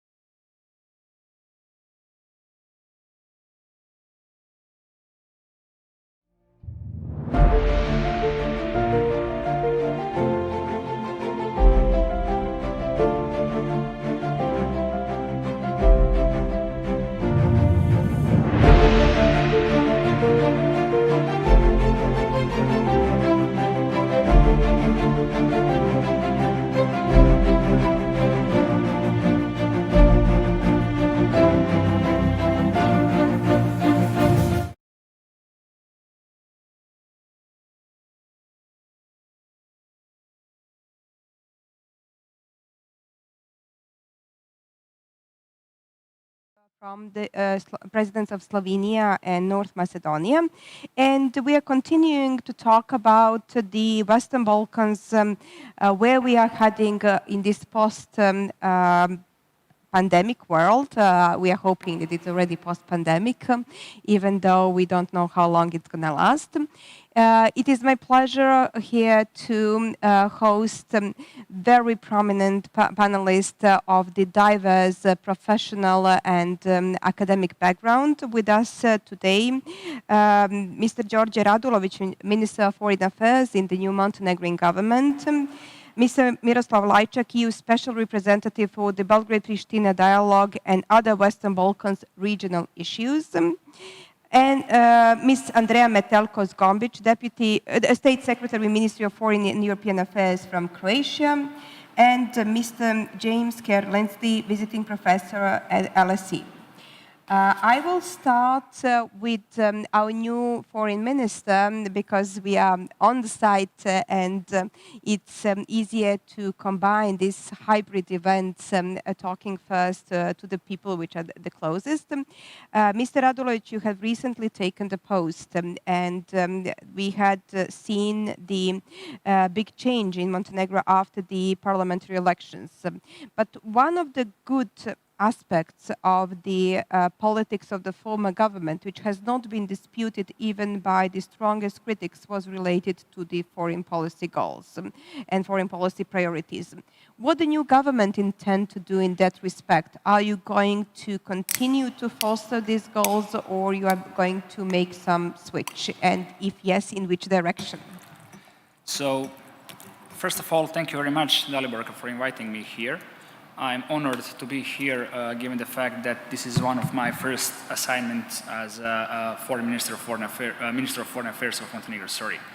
Likewise, I'm particularly honored to be here at the 10th anniversary of To Be Secure Forum, which is, in my opinion, one of the best forum pertaining to security issues in this part of Europe. Coming back to your question, yes, indeed, we did have change after 30th of August, after elections. But speaking exclusively in terms of foreign policy, I would say that more or less it's going to remain the same. Here, I would like to underline that the key tenets of the foreign policy of the new government is going to be definitely the EU integration, which is going to be and it is right now, top foreign policy priority goal, and good neighborly relations, and the last but definitely not the least, NATO. In the sense of the EU integration, I would like to say that this government plans to finish all procedures by 2024. Which somehow coincides with a statement of Mr. Oliver Varhelyi, who said initially that by the end of his tenure, one of the candidate countries might be a next member of the EU. So, as I said, by 2024, we would like to complete our negotiations, and after some ratification, within the EU member states, we would like to be, we might be member by 2025, 2026. In best case scenario, of course. We just want to reiterate that we are aware that we have a lot of reforms to implement here at home. This government is willing, to tackle all issues that might have been mentioned, and they were mentioned in the previous reports. And I'm very glad to have that over the previous couple of weeks. I've heard only positive comments on foreign policy priorities sent by our European partners and friends. Coming back to NATO, I would like to underline that we are going to remain credible ally. So I would try to, avoid using the term partner, because we used to be partner some years ago, but right now we are NATO, we are allies, we are inside the organization along with 29 other countries, and these elections held on 30th of August, wouldn't change anything in that regard. So we are NATO, we are going to conduct, Euro-Atlantic policy, and we are staying inside, definitely. So all those fears and rumors that might have been heard on the grapevine that that Montenegro might drift away in the sense of NATO. I would say that, and also likewise, Mr. Prime Minister Zdravko Krivokapić underlined the same. Those statements were augmented. So definitely we are a credible ally, and it's going to be like that. And third, but not the least, second foreign policy goal, good neighborly relations. I would say that we are too small to have, to allow ourselves to have bad relations with our neighbors. Because in my humble opinion, and it's opinion likewise of this government, European integration and regional cooperation, they go hand in hand, definitely. And if we, invest all our efforts and endeavors, to improve this regional cooperation, I think that, on one hand, and on the other hand, this European integration is going to follow, naturally. So, in a nutshell, foreign policy priorities, they remain the same. In a nutshell, of course. Just maybe we will have some changes in the terms of, let's say, we'll try to upgrade some kind of specifics. For instance, economic diplomacy. We'll try to upgrade this kind of cooperation with our friends and partners, but the key tenets are going to remain the same. Thank you very much, Mr. Radulovic. I will come back later on to this neighborhood relations. I would like to go now to Mr. Lajčák, who has probably the hottest potatoes when it comes to the Western Balkans, but I suppose that your previous extensive experience has made people in Brussels to believe that you can cope with it. But do you believe that current political elites in Serbia and Kosovo can make a sustainable agreement, taking into the account that Brussels agreement, they have not been dedicated to, to the whole process, and that we have seen that they have manipulated it greatly for the internal political purposes? Sure I am. Otherwise I would not be doing the job I'm doing, but it's not easy, of course, and it's a dialogue that involves more than two parties. It also involves the member states of the European Union, and we can talk about the dialogue, of course, in greater detail, but first I would like to extend my welcome to Minister Radulovic and to all of you, and thank you very much for inviting me to participate in this conference, and let me offer a couple of thoughts related to the topic of this panel, which deals with the post-pandemic world. But first, we are not, unfortunately, not yet there. We are still in the midst of the pandemics, and we are still going through repeated lockdowns and so on. First thing I want to say is that there is a saying that says a friend in need is a friend indeed. And I think this fully applies to the European Union's assistance to the region when it comes to fighting COVID. Because from the very beginning of the pandemics, the European Union has supported the Western Balkans as the closest of partners, providing general financial support. We included the region in the European Union mechanisms that secured joint procurement of essential medical equipment and facilitated the free flow of goods across borders. Let me remind you that the European Union allocated over 3.3 billion euros to support the region. And we managed to supply 38 million euros of immediate support to procure medical equipment. European Union reallocated 389 million euros of the IPA funds to build up resilience of the national health systems. The European Union proposed 750 million of macro-financial assistance to support the governments balancing the payment crisis. The European Union extended the EU Solidarity Fund to the Western Balkans partners who have already started accession negotiations. And the European Union is providing 455 million euros to ensure survival in the short term and recovery in the medium term of businesses in the private sector. And through the European Investment Bank, EU is also providing 1.7 billion euros for additional loans for public sector investments and credits to enterprises. And since we are in Montenegro, let me break this down a bit using Montenegro as an example. Montenegro already got 3 million euros of immediate support to the health sector. It will get 50 million euros in assistance funds for social and economic recovery, 60 million of macro-financial assistance. And to support businesses in the public sector, economic reactivation package of 53 million is foreseen. So we are speaking about 166 million euro for Montenegro only. And the process continues as we speak, because right now European Union is working very hard to make sure that the citizens of the Western Balkans region will get the vaccines literally at the same time as the citizens of the European Union. So if some in the region are talking about the assistance of the third countries, my question is, show me that assistance. Of course, this has been publicly celebrated, but if you look at the numbers, it shows quite clearly who your friend is. No one else is even close.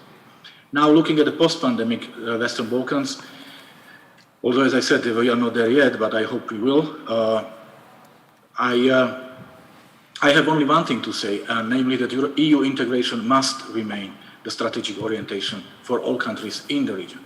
We know this process started back in 2003 in Thessaloniki, but it still continues. And let me just quote President of the European Commission, Ursula von der Leyen, who said in her State of the Union address, and I quote, "The future of the whole region lies in the European Union.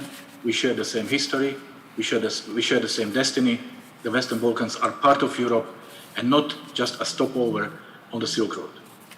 I know very well that the recent painful past of the Balkans is still overshadowing much of today's reality in the region, but if you ask me, while we cannot change the past, we can all learn from it to build more solid, more equitable, more prosperous, and more inclusive societies for today and tomorrow.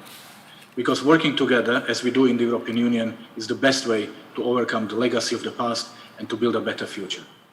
So, these days, the way we in the European Union are looking at the region is through exactly the same lens. And we know that the region is a different stage of the EU integration. We have two countries that are already in the accession process, namely Montenegro, who is a front runner. Congratulations and keep up the good work. And Serbia. We have two countries, Albania and North Macedonia, who were invited to start accession negotiations in March and are currently in the process of agreeing what will be their negotiating framework.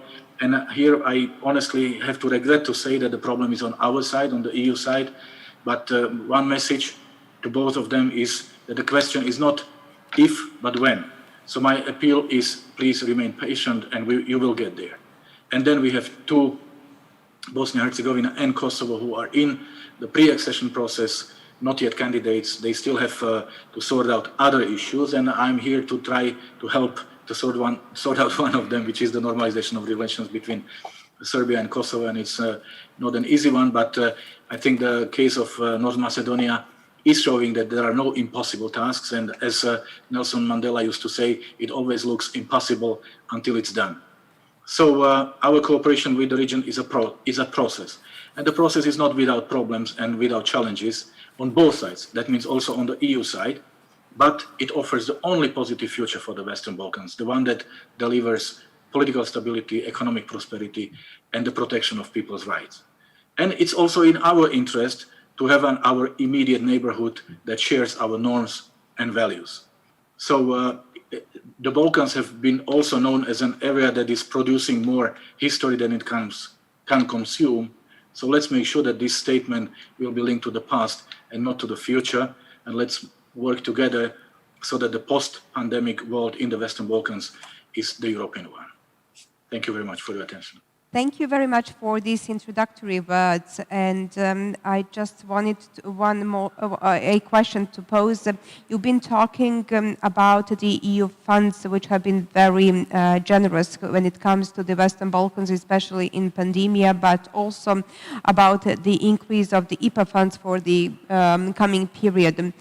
Does this make the dedication of the EU stronger to the Western Balkans? Or we see some kind of the replacement of the closeness of the date of the membership by that kind of the financial support? How would you actually assess it? This shows that the European Union is a serious partner, because it would be easy to say, sorry friends, we are too busy to cope with the pandemic, we will come back to you once we have sorted this out. But this is not what happened. On the contrary, the European Union made it very clear that the Western Balkans are our future members, and therefore they are going to be invited to be part of our effort. And this must not be forgotten. no one has done. And this has not been done for, PR reasons, but it was done simply because the European Union is serious. This does not mean that it will make the EU accession process any easier. Quite to the contrary, and let me be very frank with you, you have to prove that you will be a contribution to the European Union. It's not a gift, it's not an assistance. You have to qualify to the club. And the club is going through many challenges, and the COVID is one of them. So you have to prove that you qualify. You cannot expect, a free ride. But with this assistance in these difficult times, I think European Union has clearly demonstrated that when it comes to us, we are serious. And there is no one who can even match or get even close to the level of support and assistance compared to the one from the European Union. Thank you. Ms. Metelko-Zgombic, we have been talking also briefly at the last presidential panel about the new methodology. Croatia was the example that Montenegro was extensively using within the formation of its negotiation structure, and a lot of the experience from Croatia we used them. Now we have to switch to the new system. How do you see the application of the new methodology in terms of the speed of the Western Balkan countries? Whom you would see that would be faster and whom you would see that is going to be slower with that approach? Well, thank you very much. First of all, good afternoon from Zagreb. I'm really very sorry not being able to sit together with the new Minister of Montenegro in the panel. Still, greetings to all the participants, and thanks for having us and gathering us all together in this VTC. Let me just start by saying that during our Croatian presidency, the enlargement has been one of the top priorities, even before this pandemic hit us. And we are really very glad that we managed to keep the focus of the enlargement throughout our presidency and managed to somehow unblock and give some new impetus and some new life into the enlargement process during our presidency. And it gives me a great pleasure to say that this new methodology was endorsed. It was discussed among the member states, proposed by the European Commission, and then endorsed by the Council in the very same decision in which the political decision was reached by the Council to open the accession negotiations with North Macedonia and Albania. This methodology is really meant to bring new dynamism in the whole process and some kind to put it also more in the political focus of all the leaders involved, not only Western Balkan 6 leaders, but also the leaders of the EU. The idea is to meet regularly on the high political level through the international governmental conferences where the dynamics of the process can be discussed and some impetus can be given. There are some novelties in the process, but they are all meant to speed up the process and to encourage Western Balkan 6 to easily go through this process. There are some novelties in the sense that even more the fundamentals will be discussed first. There'll be some incentives if reforms are undertaken in a good speed. There is also some ways in which the process can be stalled if some negative developments occur, but we all hope this will not happen. Let's use it for the best.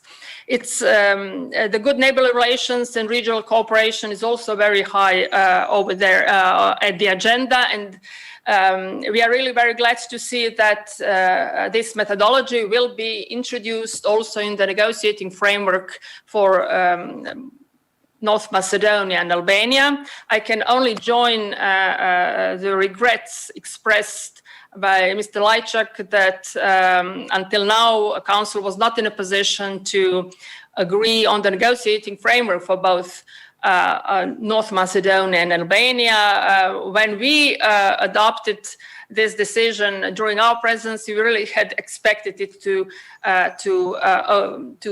be finalized and the IGC held in the second half of this year. But still, let's keep focus on it, and methodology together with this new freshness will be a good boost for all involved. Let me just say that we are really very glad that Zagreb summit, which although there was this pandemic and it could unfortunately not be held in person, it was not a physical meeting, but it also gathered all the leaders from the EU member states, together with Ursula von der Leyen, the President of the European Commission and President of the European Council, Michel, and all the leaders of the Western Balkan 6. And we have managed to agree on the Zagreb Declaration, which reaffirmed the European perspective of all Western Balkan 6 countries, and somehow should really serve as the encouragement on this path, embracing reforms, because this is the only way one can go forward.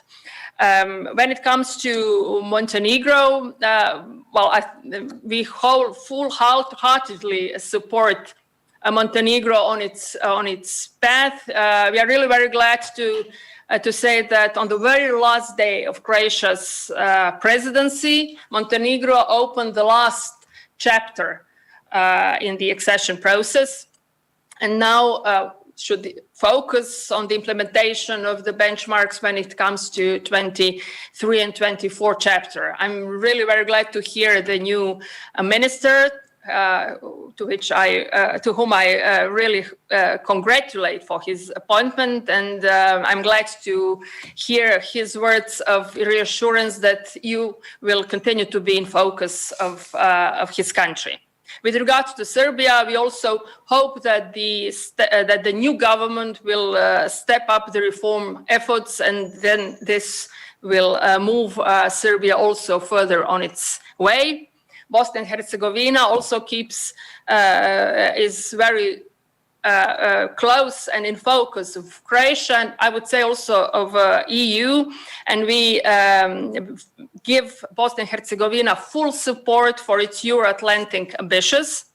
We share with Bosnia and Herzegovina a long border, more than 1,000 kilometers, and we are one of the first interested of having a stable, functional Bosnia and Herzegovina, and we encourage our neighboring states to enter reforms. One of it would also be the amendment or a new electoral law, which would also contribute to the equality of all nations and citizens there, and would eliminate all elements of discrimination over there. This would relax political tensions, and this would also give a strong basis for entering the reforms.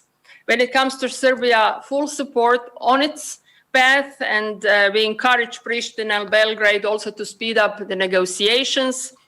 The resumption of this EU facilitated talks led by Mr. Lajčák enjoys our full support, and dialogue should lead to legally binding instrument, which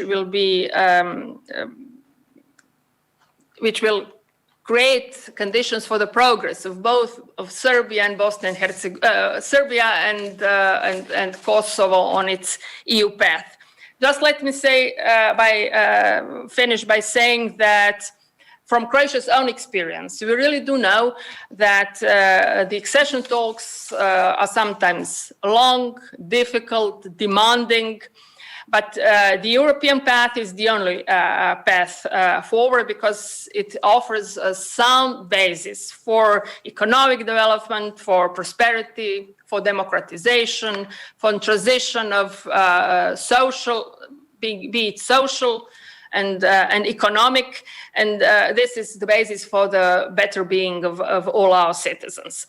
Let me just reflect. I'm really very glad that Mr. Lajčák also mentioned all the support EU has been providing to the region during our presidency. Economic and investment plan for Western Balkans was agreed, and we really do It tends to be present with the assistants talking about COVID challenges, talking about vaccine, and this is the way to show that we are all part of the very same European continent.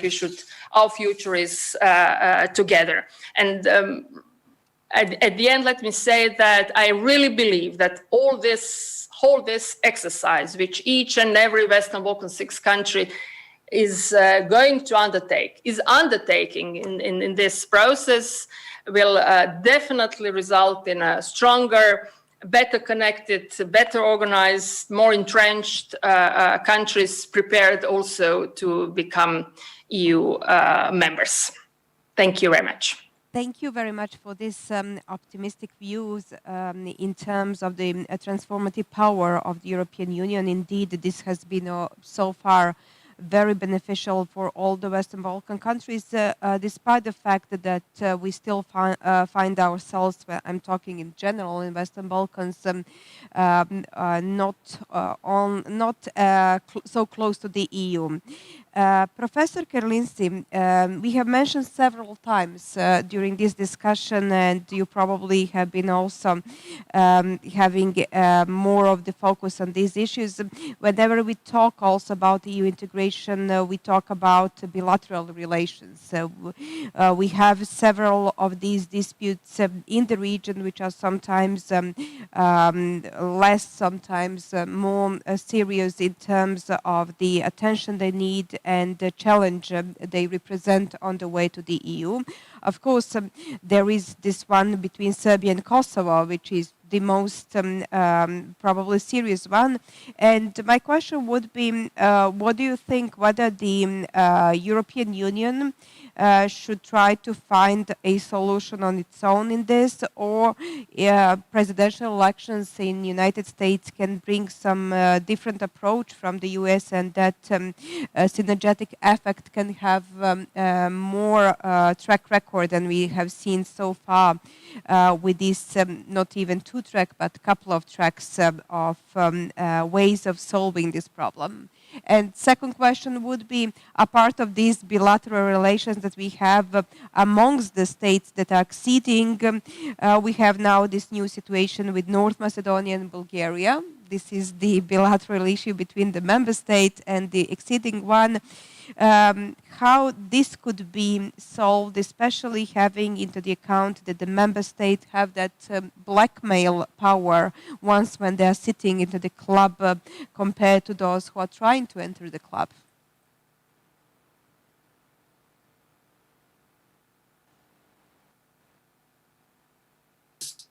Thank you very, very much for two fascinating questions. And of course, thank you very much for this very kind invitation to address the forum.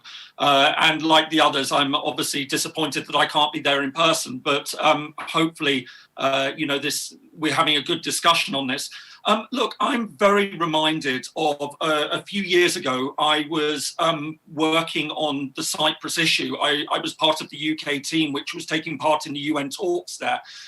And I can remember feeling a very strong sense when the Secretary General flew in that if the parties could be presented with a list of all the world's major problems that the leaders of various countries, the leaders of various organizations are having to deal with, issues like Cyprus, issues like Serbia, Kosovo, issues like Bosnia really are very, very low down. We're living in a very different world with all sorts of challenges. And I really regard these, so what we're talking about today is the post-COVID world, that we have got so many challenges. And these are really legacy issues. And there's no reason whatsoever for these to be taking up as much bandwidth as they are on the international stage. Many of them, we know how to solve them. It's really about a question of political will and finding the right buttons to press. So I'm not saying that they're unimportant. I'm not saying they're completely easy to resolve. But I think we really need to be very aware of where the challenges are for the future and the impact that these problems are having on the progress of the Western Balkans and Southeast Europe generally. So to come to the main issues, I think, again, one of the things that, having looked at Kosovo for many years, having followed the course of discussions, and again, I've worked on Cyprus for 30 years, so I've learned a lot about how these intractable conflicts can get tied up. And I think my problem is that I think there's a danger that when you get into this confidence building measures process of normalization, it sounds good. But in reality, it doesn't tend to produce much by way of results. It's a very tiresome process. You think you've made progress, and then suddenly no one's implementing it, and so you're going back to talk about implementing something that had been previously agreed. So I tend to focus much more on a belief that we need to go for the big picture settlement. And here, I think what we've seen in the past couple of years is a very interesting divergence between the European Union and the United States. Now, I know Mr. Lajak would say, well, look, we work very closely. And in many ways, you know, State Department and the Commission do. But we've seen two very different approaches. And in some ways, I think the American approach, notwithstanding the way that it's been handled and some of the lines it's been taken, has been much more beneficial. This idea of a push to try and get a big picture settlement. But that's where I think we need to see much more cooperation now under the new Biden administration for Europe maybe now to become a bit more ambitious in how it's trying to deal with this issue. And again, this is not meant to be any sort of, insult to Mr. Lajak for the work that he's trying to do. But I think, this does take the political decision to say, look, we need to focus on a big picture settlement, because if we can get that, we solve most of these little issues, which seem to be the day-to-day technical sort of discussions. We can make massive progress. And in fact, many of these issues to do with recognition, we solve at a stroke. So I really do think that we need to be thinking more about that. And I think we were getting closer to it. I thought it was all brought crashing down about a year and a half ago, which personally I think was a great shame. I think there were a lot of celebrations in a lot of quarters that the talks between Serbia and Kosovo had effectively fallen through. I certainly thought that it was a missed opportunity. On Bulgaria and North Macedonia, I mean, this is so disappointing to see. I am, unlike the other speakers on this panel, I'm an academic. I can say what I really think about this. I think this was an appalling decision by Sofia. I think after everything that we saw between Greece and North Macedonia, and it was a huge breakthrough, the Prespa agreement, 27 years of talks, and I think it showed tremendous good sense by both parties, by Athens, by Skopje, to come together and reach what I thought was actually a very sensible agreement, only for that progress to now be held up because of this new debate in Sofia. And it doesn't make sense to a lot of outsiders. This seems like a very petty, a very venal action by Sofia. Again, I don't have to be a diplomat about this, so I can say, as I see it. And I really think this was an incredibly regrettable decision. People were saying to me, but how would you feel if people started to appropriate your history? And well, you know what? It doesn't really, ultimately, in the great scheme of things, it doesn't matter.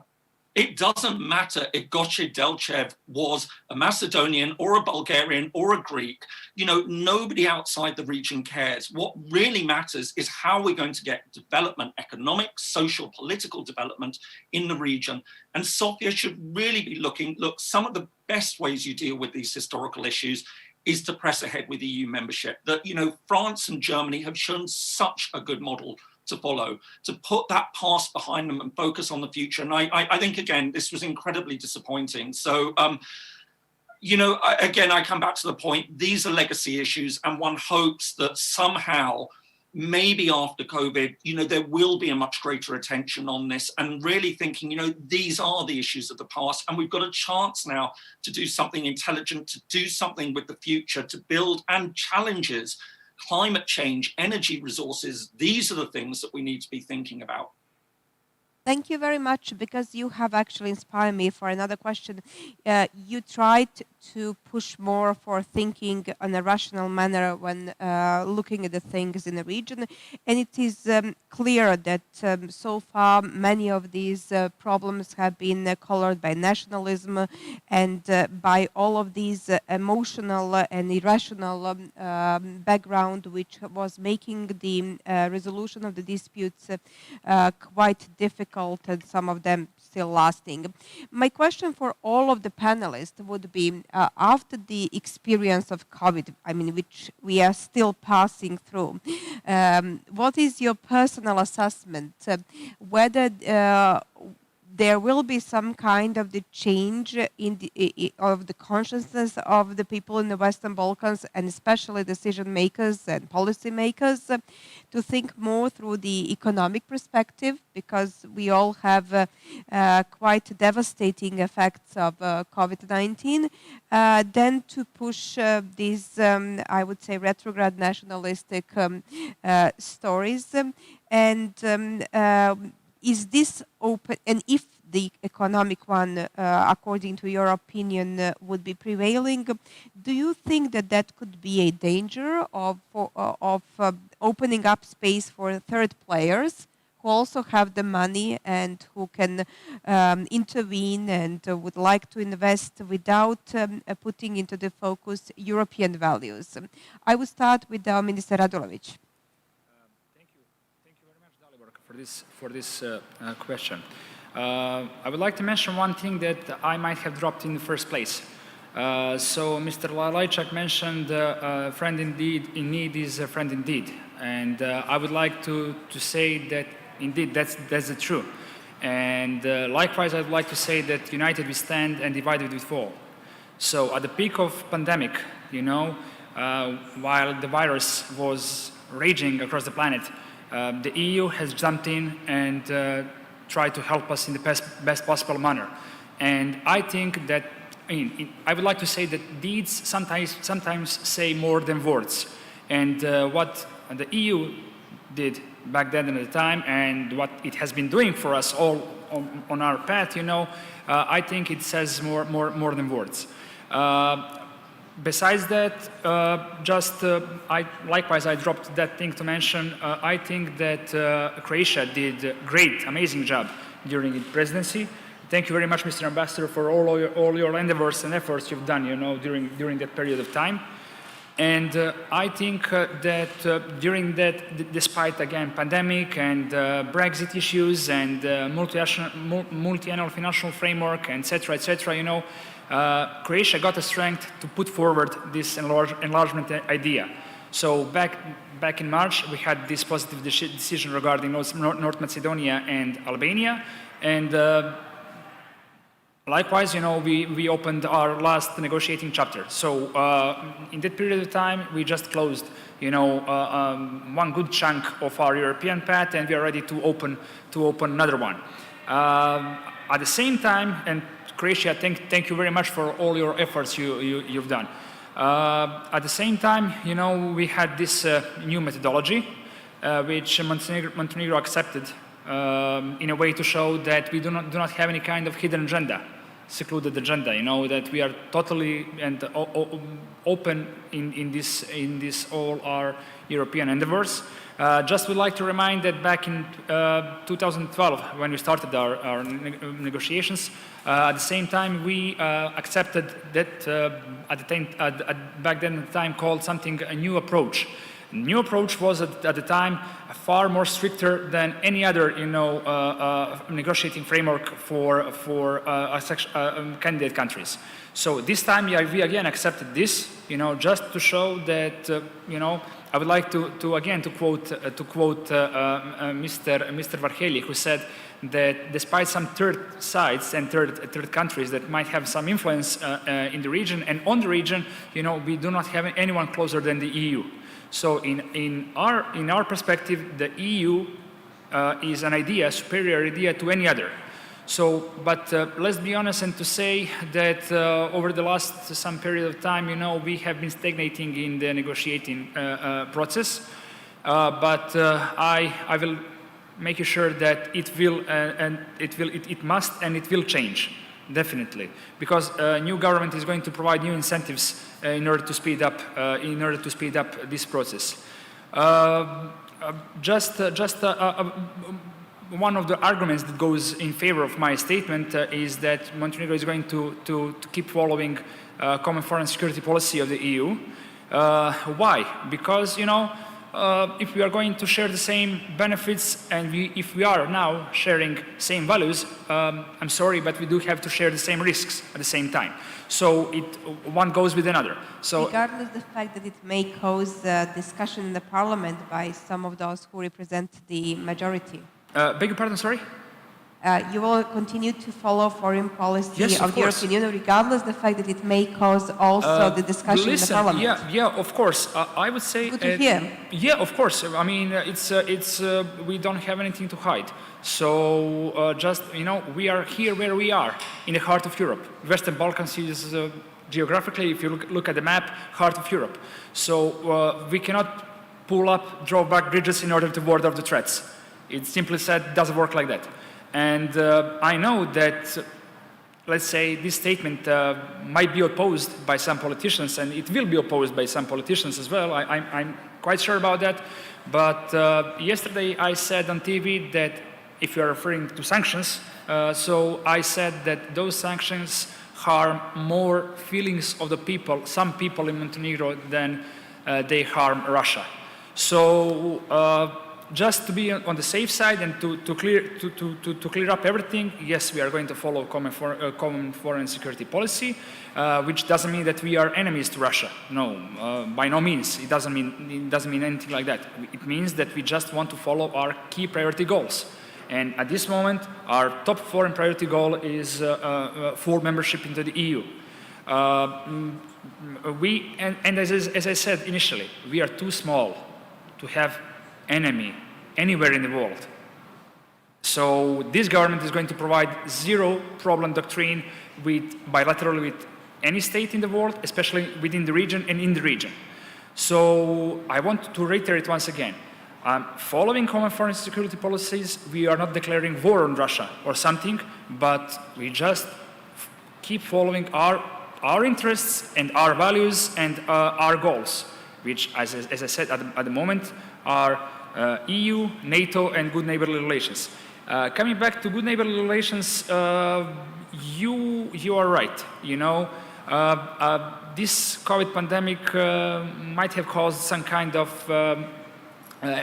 issues in the region, but I firmly believe that regional cooperation should be, and it is, a great springboard for economic growth and for cooperation in the field of infrastructure, social cohesion, and everything. And again, for the last time, I promise, in the words of Commissioner Varhelyi, our goal is to use this economic investment plan to have all capitals in the region connected with the highways by 2024. So if we do that, I think that we've done a great job. We've done a great job, and when the next government comes, I think they're going to find the better place, you know, than we found, and that we are going to leave better place than we found it. That's going to be monitored also by the civil society. Mr. Lajčák, you know very well the Western Balkans. Do you believe that more ratio we will see in coming period, and less passion and less nationalism and everything which was making it such a burning issue, and whether these economic challenges will make the policy decision makers and policy makers to think a little bit different? Well, I wish I could say yes to your question, but unfortunately I'm not that optimistic, because in the Balkans, of course, the symbols matter. The history is still part of the political agenda of many politicians. As one of the leading politicians in the region told me, that every time I speak to my people about economy, about jobs, they don't listen. And then I start shouting the slogans and they applaud. So we will have to live with that still for some time, but I do hope and I'm sincere here, that this pandemic will help to understand how close the region is to the European Union and vice versa. And I would expect or even demand from the leading politicians to tell this to their people, so that the people know who helped them when they were going through the most difficult times. And this is in the hands of politicians to talk to their people and to draw the right picture about who is helping them and how. So it's a process. It's a process. As I say, every crisis is an opportunity. I do wish to hope that the COVID crisis is an opportunity for, I would say, less retrograde nationalist agenda and more pragmatic and future-oriented agenda also for the leading politicians in the region. You mentioned the third players. Look, they are there because obviously it's legitimate. The Western Balkan region is a region of interest for a number of reasons, and you cannot declare it an exclusive zone and push the other partners out of it. So that's one thing. And I agree with Minister Radulovic that they should not be seen as enemies. But no one can offer what the European Union is offering. No one is bringing what the European Union is bringing, and no one is giving what the European Union is giving. And these are facts. And again, this is very important that people know that. Because you also mentioned, and of course I hear that, I mean, they come, they bring money, no strings attached. How big money do they bring? How sustainable is it? Is it the project here and there? Is this, where is this taking your countries? Closer to the EU or closer to what? And, you know, again, when we speak about money, no one gives the region the better credits or more advantageous conditions for credits than the European Union. No one gives the region as much grants, that means the money you don't have to return, as the European Union. And what is very, very important is that every economic project you have with the EU is bringing you closer to the European Union because it's based on EU norms, EU standards, and you are becoming part of the EU world. And that's very important. If you give these projects to the third countries, is this bringing you closer to the EU? And Minister Radulovic said, I mean, very rightly, and I'm glad he did so, the priority is to join the European Union. And therefore, obviously, we also make political decisions that are bringing us closer and not further away from the European Union. And my final point, when we speak about so-called strings attached, why should we have problem when European Union asks for transparency, wants to make sure that the money will be not misused and will not be go, into corruption schemes? Why should we have problems when European Union asks for accountability? The only thing EU wants is to make sure that the money that goes from European citizens and European taxpayers to the citizens of the Western Balkans will end up where they are aimed to go. That means with the citizens and not with middle people, So this is why would anyone have problems and why would anyone complain about it? So again, Professor Kerlense spoke about the big picture. This is the big picture. We want to join the European Union, so let's make every decisions with a view of bringing us closer to the European Union. Thank you. Ms. Metelko-Zgombic, a link to this question is something also which we got through YouTube and Facebook because we have also this streaming.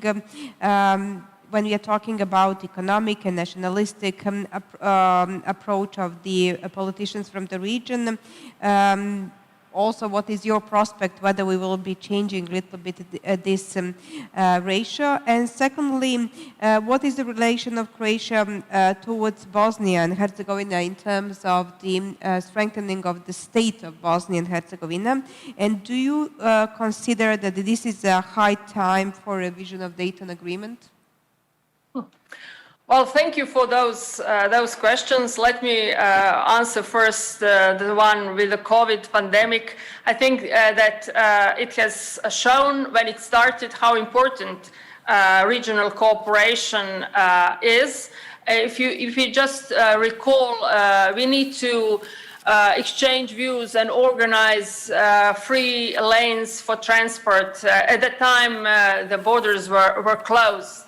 We needed to see how to repatriate our nationals from one state to another. Even within the EU, there were problems. We then cooperated very closely with our neighbors in all those return flights. We also invited the citizens of our neighboring countries to be part of this organized return. So we started really to see each other and to feel that we are part of the very same Europe, I would say. And working together and promoting good neighbor relationship is one of the essential parts of this whole process. I would wholeheartedly adhere to the appeal said by some of you that we should really stop this nationalistic rhetoric and shouting slogans. This will really not lead us anywhere. On the contrary, we really need to work on raising the level of political communication within the countries and also between the countries, where the political leaders and politicians need to formulate their messages in a civilized way, in a way which will enable cooperation among the countries. This is really the only way forward. Talking about Bosnia and Herzegovina, we are extremely interested in moving Bosnia and Herzegovina also on its EU path. We are fully aware of the points which needs to be fulfilled as established in the report of the European Commission on its progress with regard to the Bosnia and Herzegovina's request for becoming the candidate country and then entering the accession process. We have had lots of bilateral talks with Bosnia and Herzegovina with the view of assisting it on its EU path. We do exchange our knowledge. We have technical assistance. We have twinning programs. We have the agreement bilateral concluded on the governmental level, which offers various modes of assistance to Bosnia and Herzegovina on its path. But of course, the real reforms need to come from inside. We can just invite them to be strong and to be determined on this path. And this is why we have also welcomed the political agreement of leaders in Bosnia and Herzegovina to, first of all, to have this local elections in Mostar. It was due for a long period of time, and finally, two political leaders of Bosniaks and Croats agreed on the models, and this will make this elections possible. The other agreement two leaders managed to conclude was the agreement on principles on the amendments of the future election law of Bosnia and Herzegovina. Bosnia and Herzegovina is having this general elections in 2022, and it is this year, 21, the right year to agree among all the political leaders in Bosnia and Herzegovina on the new electoral law, which will ensure, as I already said, elimination of all elements of discrimination, which will ensure legitimate representation of three constituent peoples in Bosnia and Herzegovina and the others, all as envisaged in Dayton, and now, which is part of the Bosnia and Herzegovina constitution. So let our fingers crossed. Let's keep on inviting Bosnia and Herzegovina to be strong and determined on its EU path, and results will be there, and it will definitely be for the benefit of Bosnia and Herzegovina and its citizens. Thank you. Professor Ken-Linsley, we are closing now, and I just wanted a couple of your impressions. We have been listening to some of the suggestions from the academic world, from some of your colleagues, that instead of the European Union offering constantly European perspective to the countries of the Western Balkans, this process should be speed up, and there should be some kind of the rapid integration, and that could actually transform the societies in a very quick manner and also solve the bilateral issues. What do you think? Is this feasible, or that we still need to go more step by step?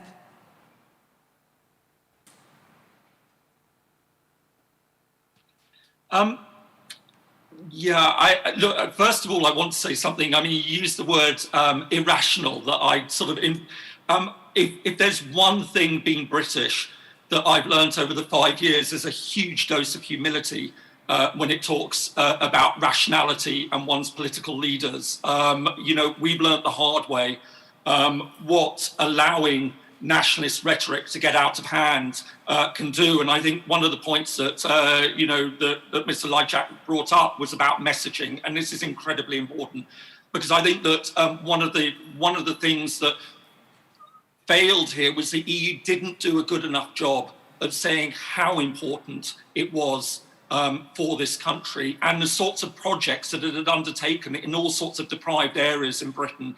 And so I think that messaging is incredibly important, because, you know, we all know that, you know, those figures are bandied around. You ask people in Serbia, who do you think gives the most money to Serbia? And they will say Russia, when of course we know that it's the European Union that does this. And so this is such an important message to get across, because that's the way that a lot of countries and a lot of opportunists get their foot in the door, by saying, we don't need the European Union. What does the European Union ever do for us? So this messaging is incredibly important.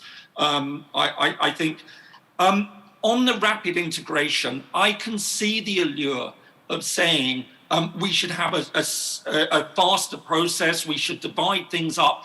But fundamentally, that's not how the European Union works. The European Union is fundamentally about rule of law.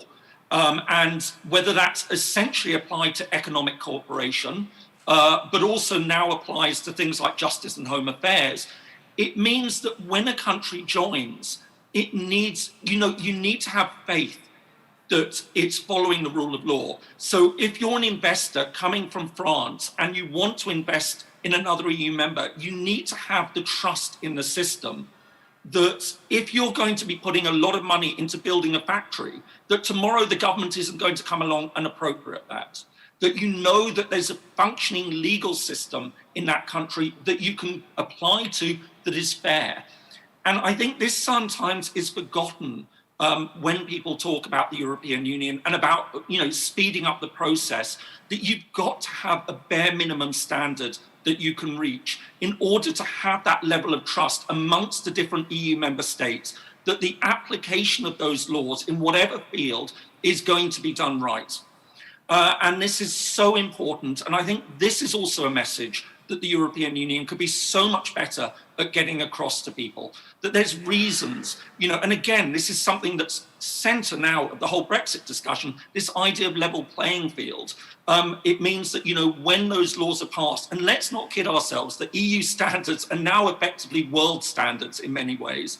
So, these countries need to be concentrating on that and not, I don't think, saying we need to have a faster process, which is an easier process. They need to understand what the basis of that process is, and that ultimately it's good for them, it's good for their societies, it's good for their economies to make the necessary reforms to get into the European Union.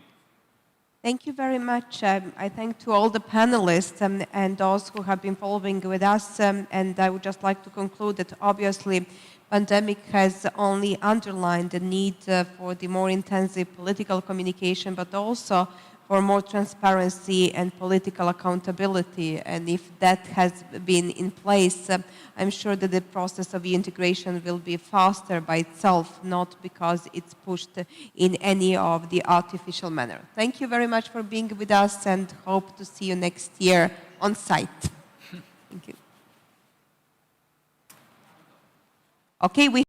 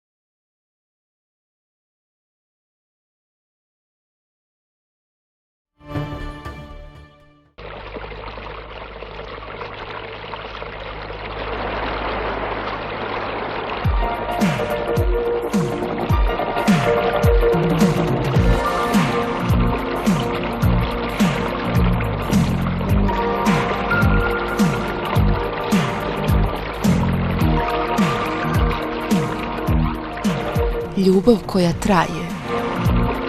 Izvorno naša. Rad.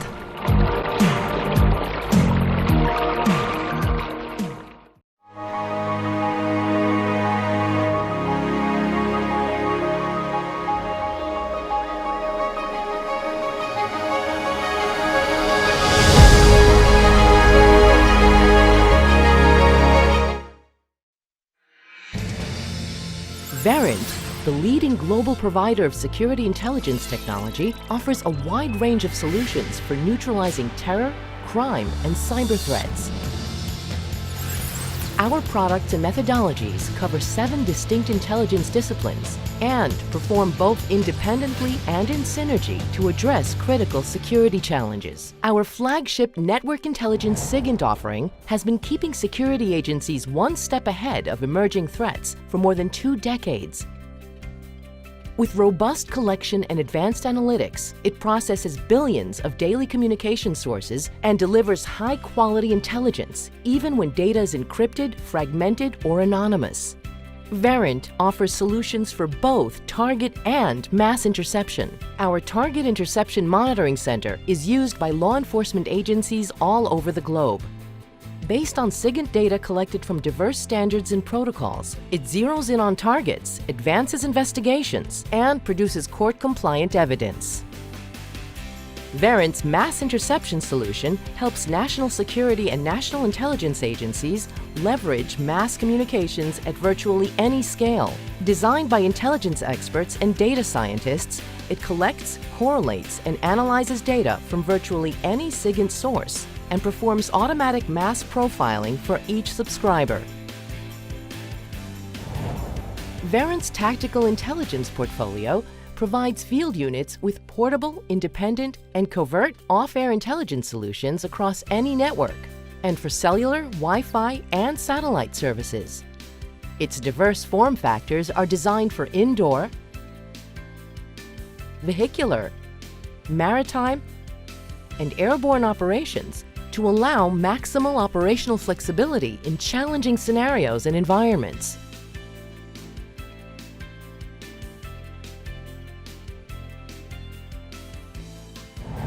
Our web and social intelligence portfolio empowers analysts and novice investigators to collect, analyze, and even to interact with non-stop data from the web, including the open, deep, private, and dark web.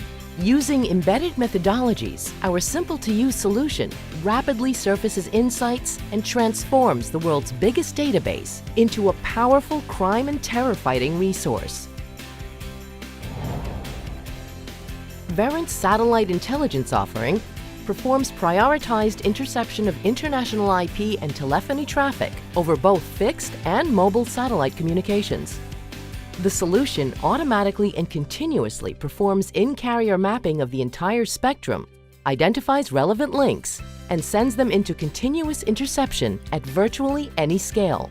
Mass profiling converts the data into valuable intelligence. Our situational intelligence offering helps increase situational awareness, responsiveness, and operational efficiency.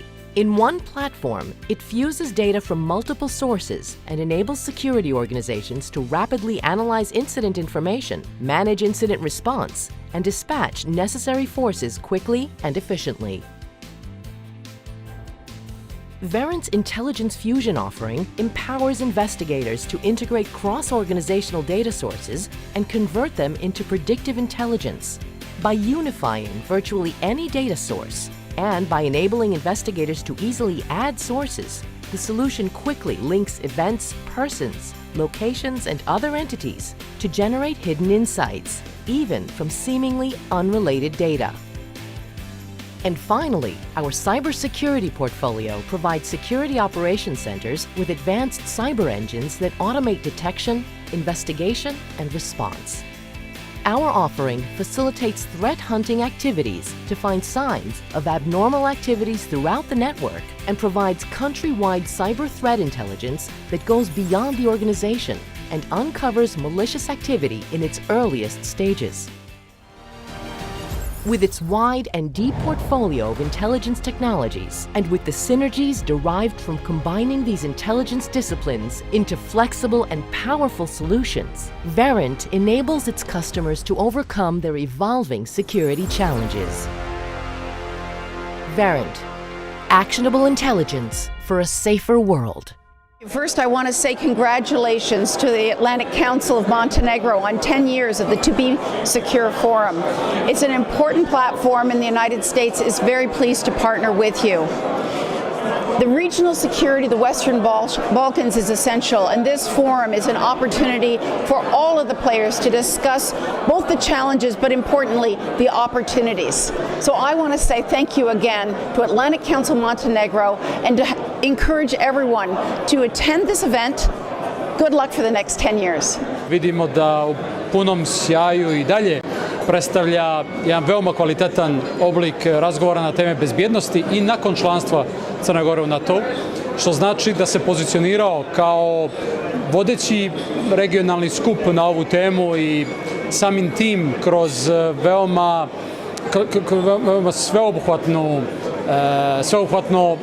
sveobuhvatnu tematiku tretira pitanje bezbjednosti koja su itekako povezana ne samo sa članstvom u NATO-u, već i sa svim gorućim pitanjima od bezbjednosnog značaja za ovaj region, za Crnu Goru, ali i šire.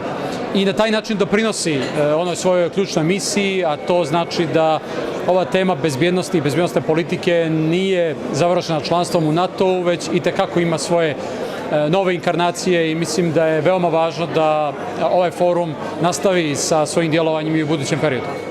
It's remarkable to see what the To Be Secure Forum has done over 10 years. In a decade, it has helped bring together a community not only here in Montenegro, not only in the Western Balkans, but in the transatlantic community.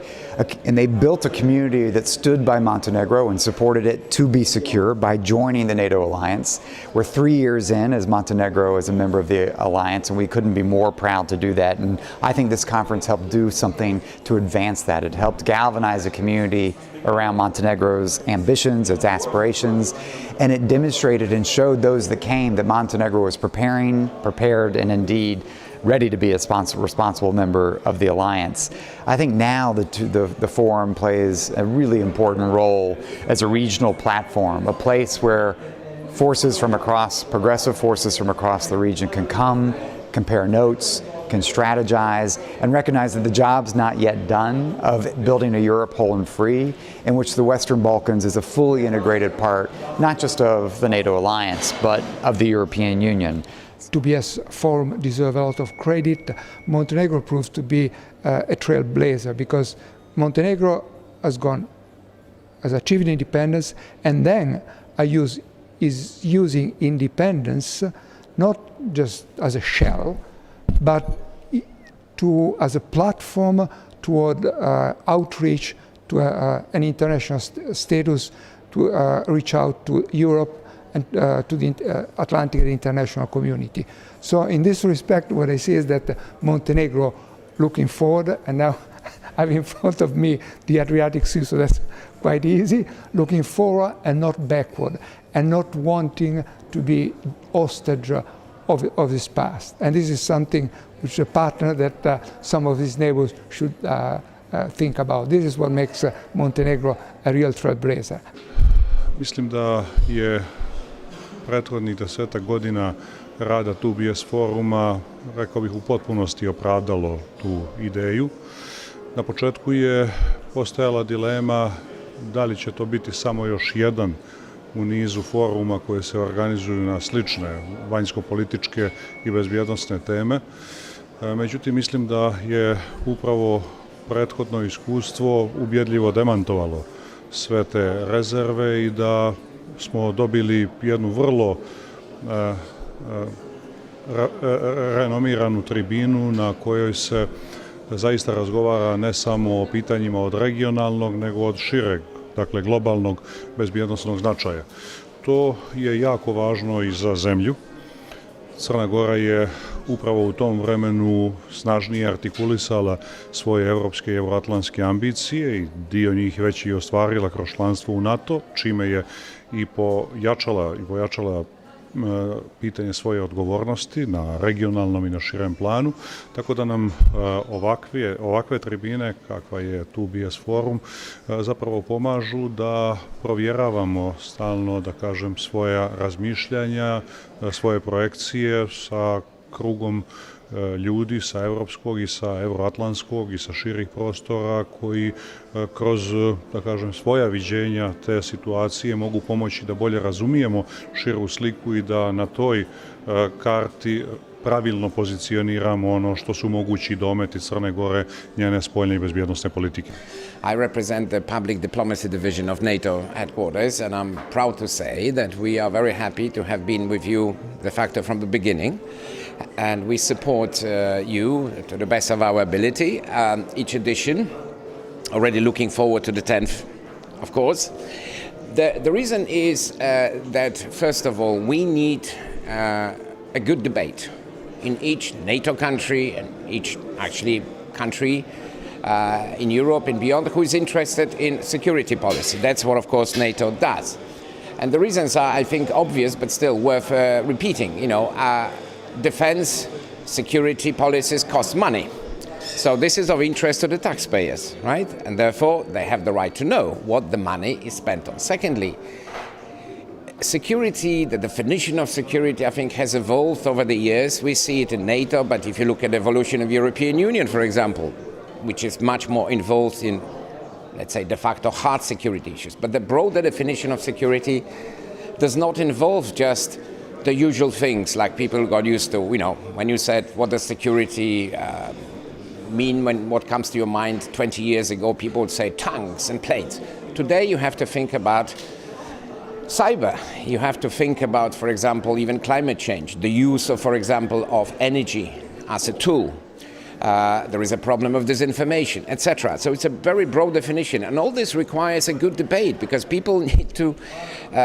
This is how NATO works. You need to share your views, you need to share information, confront it with the others, then debate the best ways of going forward. So it's like analysis and then prescription. So to come back to BSF, we support it because we believe this is fulfilling this role in an extremely professional way because it's very well organized. People feel really good here.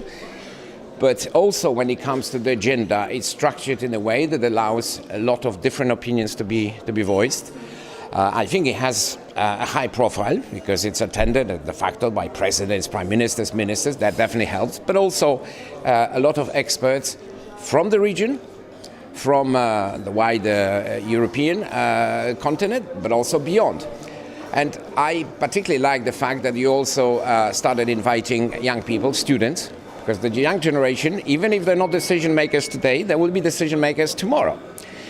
Moram reći da je to ne da je jedna od, nego je najveća sigurnosna konferencija u regiji koja ima uvijek za zadatak da odgovori na aktualna pitanja koji zadevaju ne samo regiju, nego Europu, kontinent i odnose sa našim prijateljima preko Atlantika.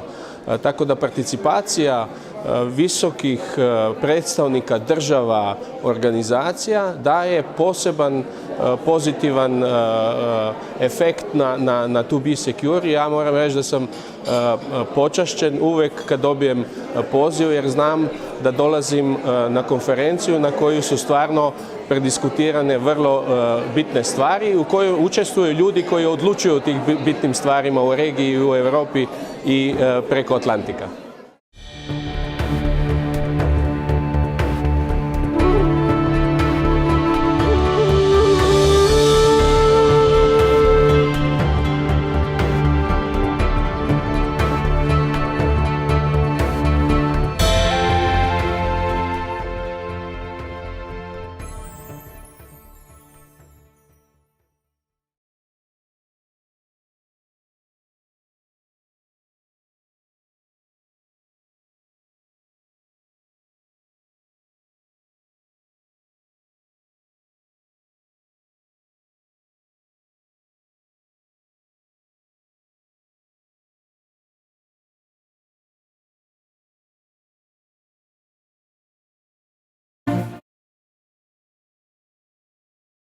Welcome back to our session number 2, NATO 2030, Adapting to the New Security Challenges and New Frontiers. That's the title.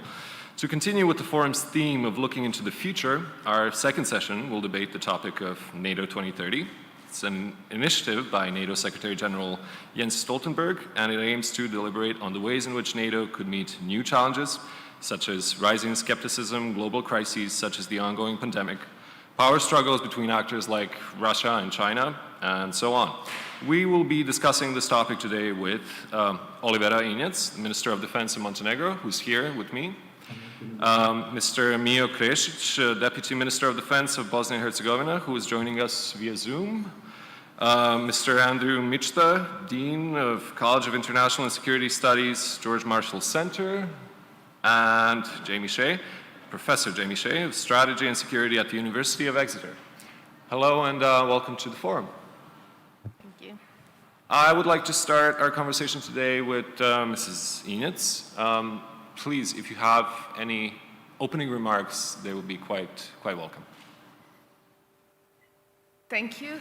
Yes, I have opening remarks, you know, as a new Minister of Defense, and especially having in mind the situation that it was divided opinions about appointment of the woman maybe as the Minister of Defense and so on and so forth.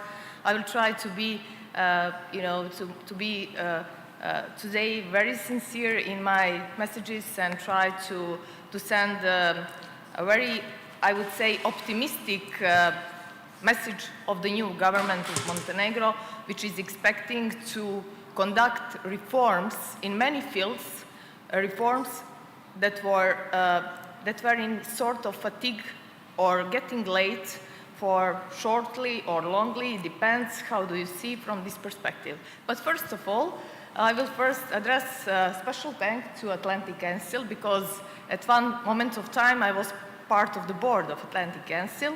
So thank you, Savo, thank you, Atlantic Council of Montenegro, for organizing this discussion, and first of all for organizing 2BS in such a significant moment for Montenegro and for NATO as well.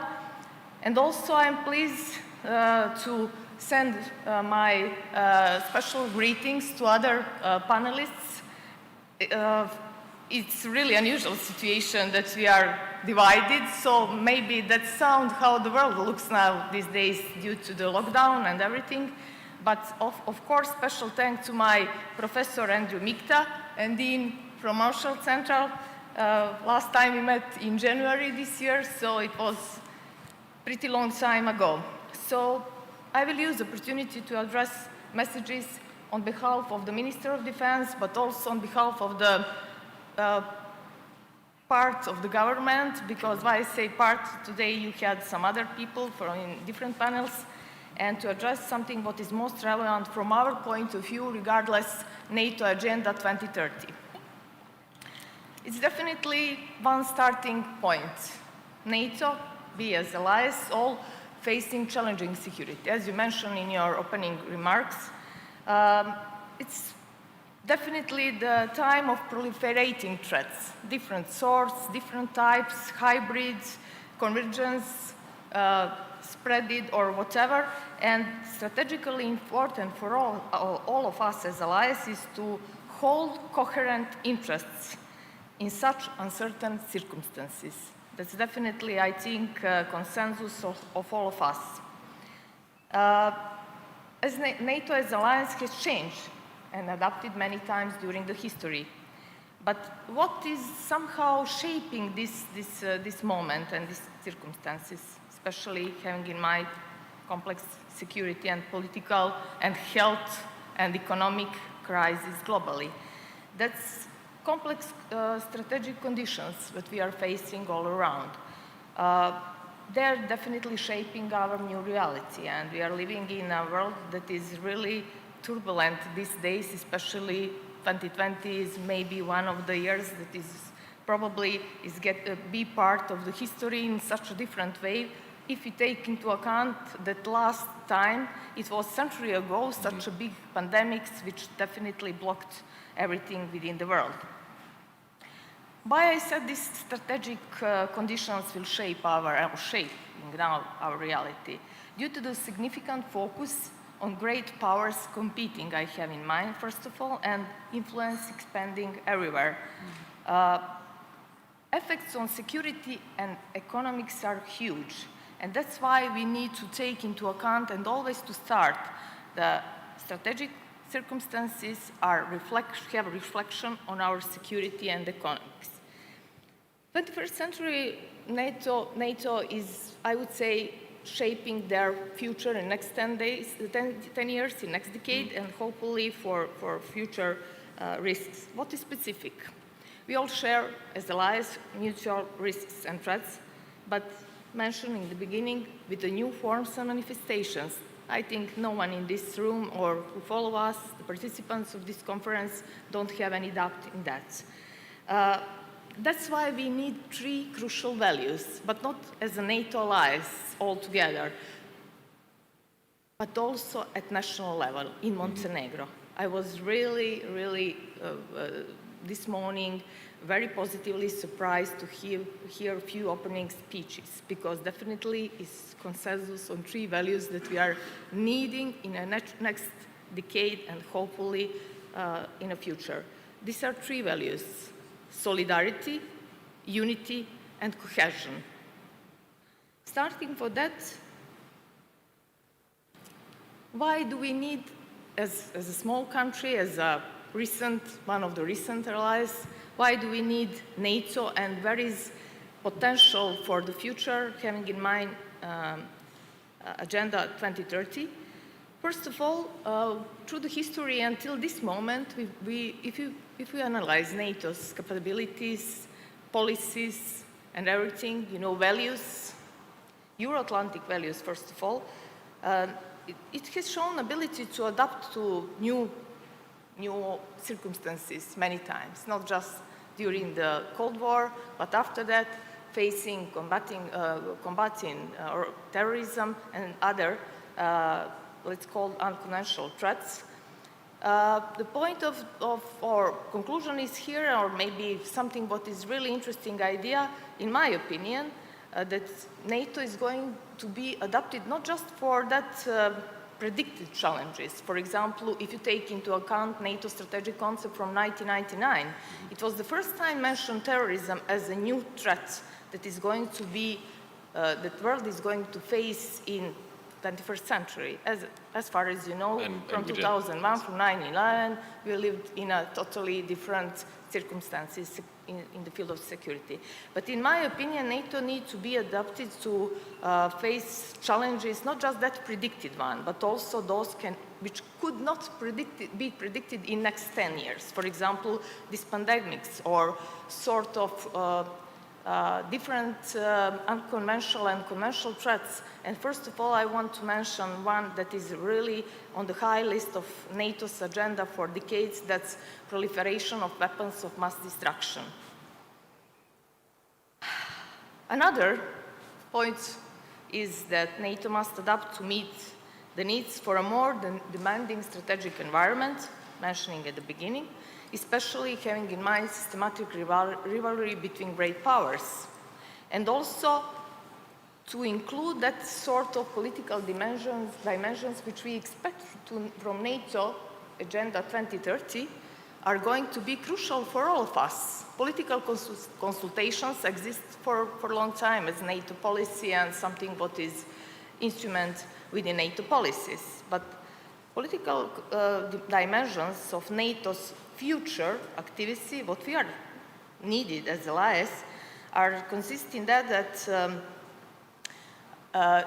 policy needs to be able to maintain and strengthen the efficiency of all our activities within the alliance. If I mention value, cohesion, it means that political consultations, in my opinion, need to be supportive, more proactive, and more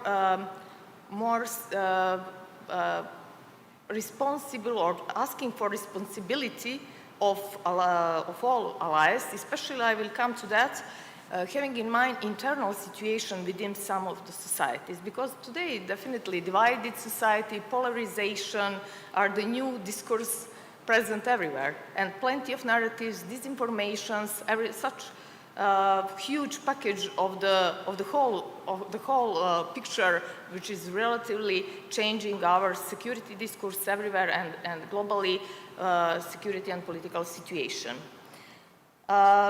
In that sense, one is obvious: NATO is strong and credible as much as we, allies, which are part of NATO, and also if allies are ready to work on that way, to keep such a way. Where is their position of Montenegro? I mentioned in a few previous ideas. I think these days is very present, something in media everywhere, within the region, abroad.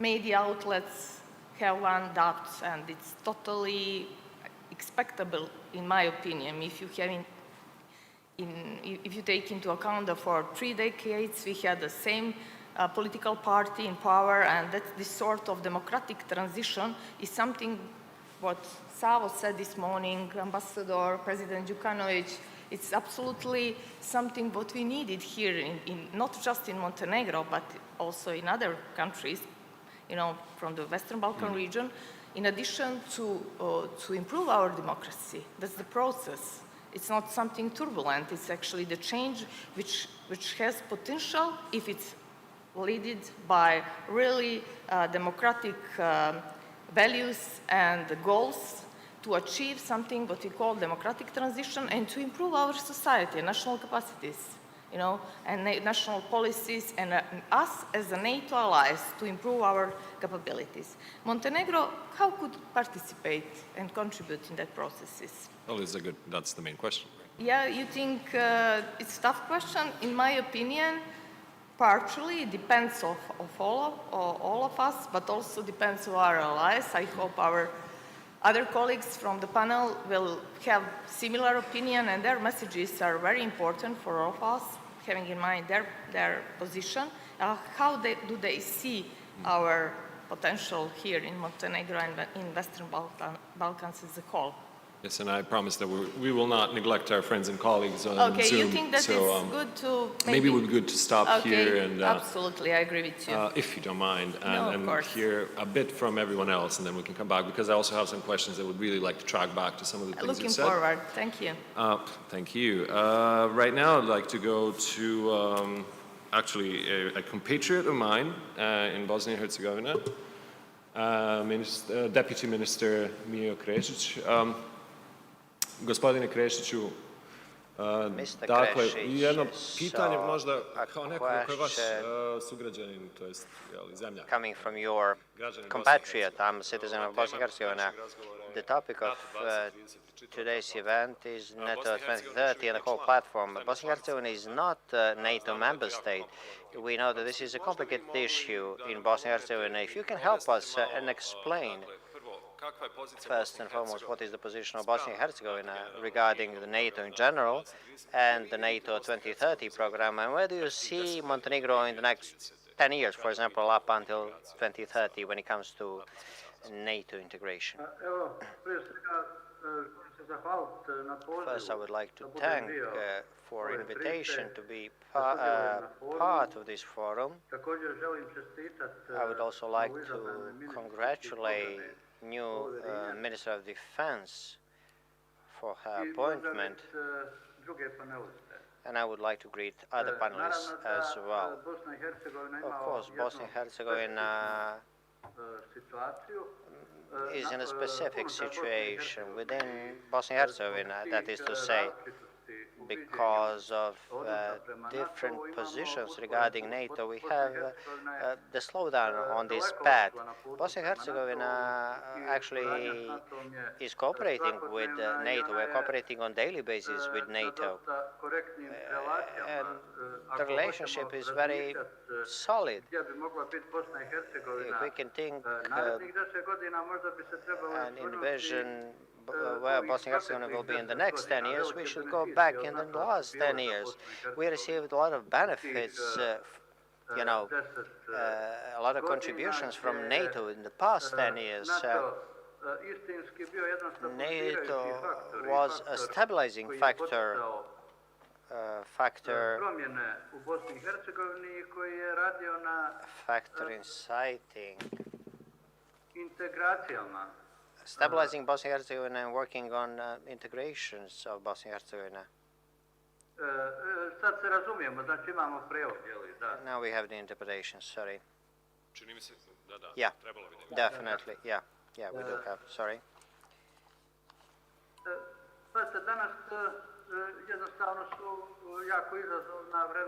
These are challenging times we live in. We have new security challenges, and we should respond to them, because we don't have this option of consensus when it comes to Bosnia and Herzegovina. We have slowed down with the integration processes to NATO, and that is not good, of course, because NATO is not just a military alliance. As I worked in the security sector in Bosnia and Herzegovina for many years, you know, we need to respond to a lot of challenges, regional and global challenges. And this response cannot be achieved at the level of Bosnia and Herzegovina. We need something stronger. Therefore, I think the NATO is a strategically important issue.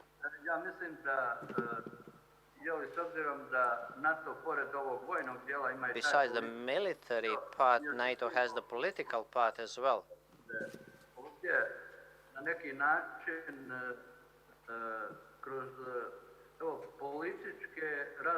In a way, through the political communication, through the benefits the NATO can bring us. That is what I wanted to do, but obviously a certain segment of population in Bosnia and Herzegovina is not aware of the benefits that NATO would bring to us.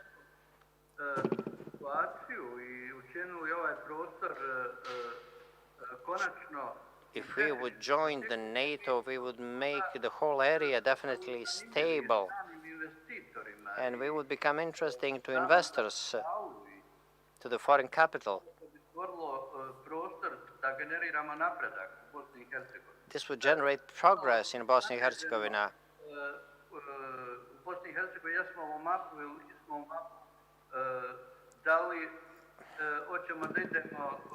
Do we want to go with the integration into NATO or just to cooperate with NATO? Now we're dealing with these issues.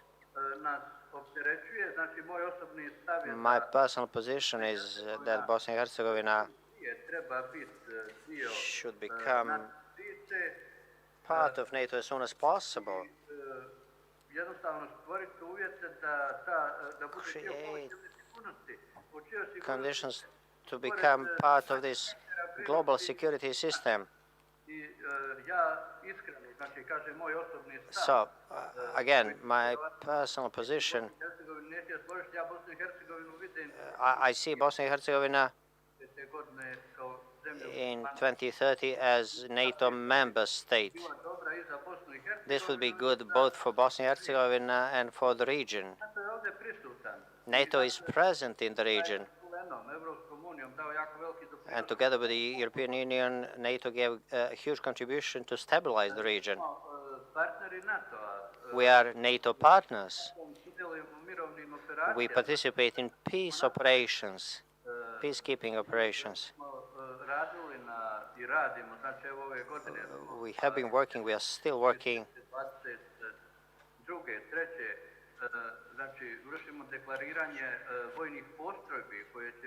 We are declaring military units will be suitable for combat missions together with NATO.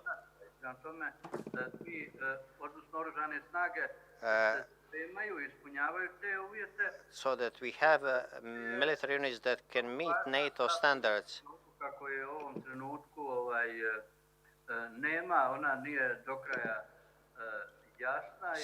So the current policy is not very clear regarding the NATO.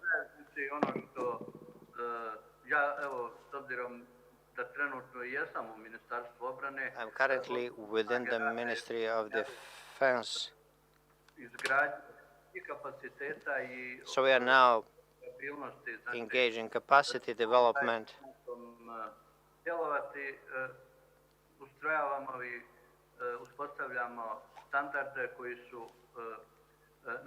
We are trying to implement NATO standards. Mr. Kresic, thank you very much for your response. I will kindly ask you to give a little bit of space to other panelists who are also present on Zoom. So just to go back to English now, I would like to address Professor Michta. I think I'm mispronouncing your surname constantly, so please correct me if I'm wrong. It's Mikta, but my feelings are not hurt, so this is good. Many apologies.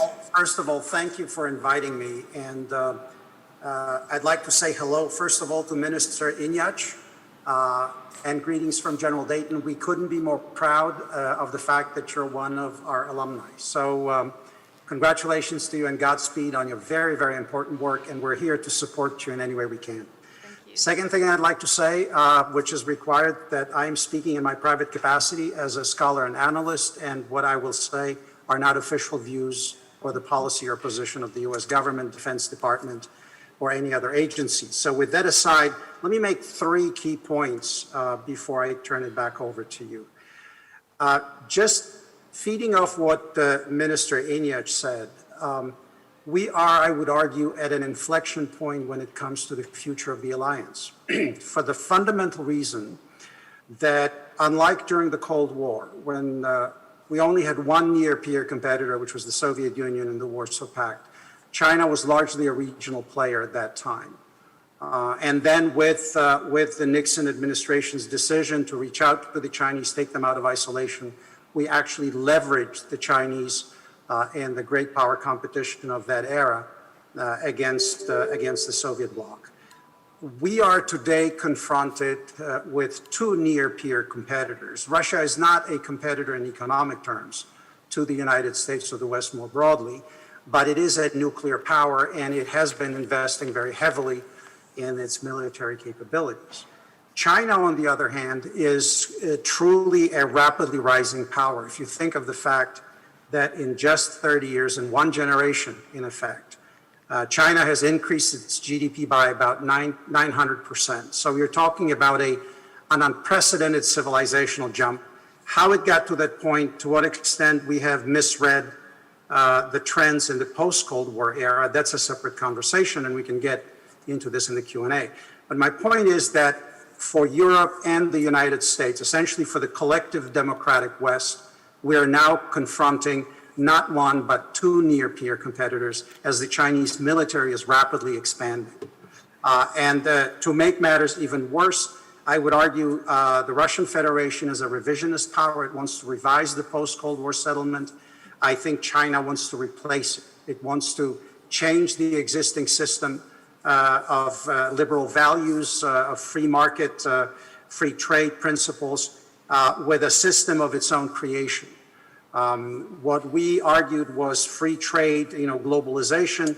My contention has been that, in fact, the Chinese have operated as a mercantile power, leveraging the benefit of free access to our markets, to virtually every levels of our society.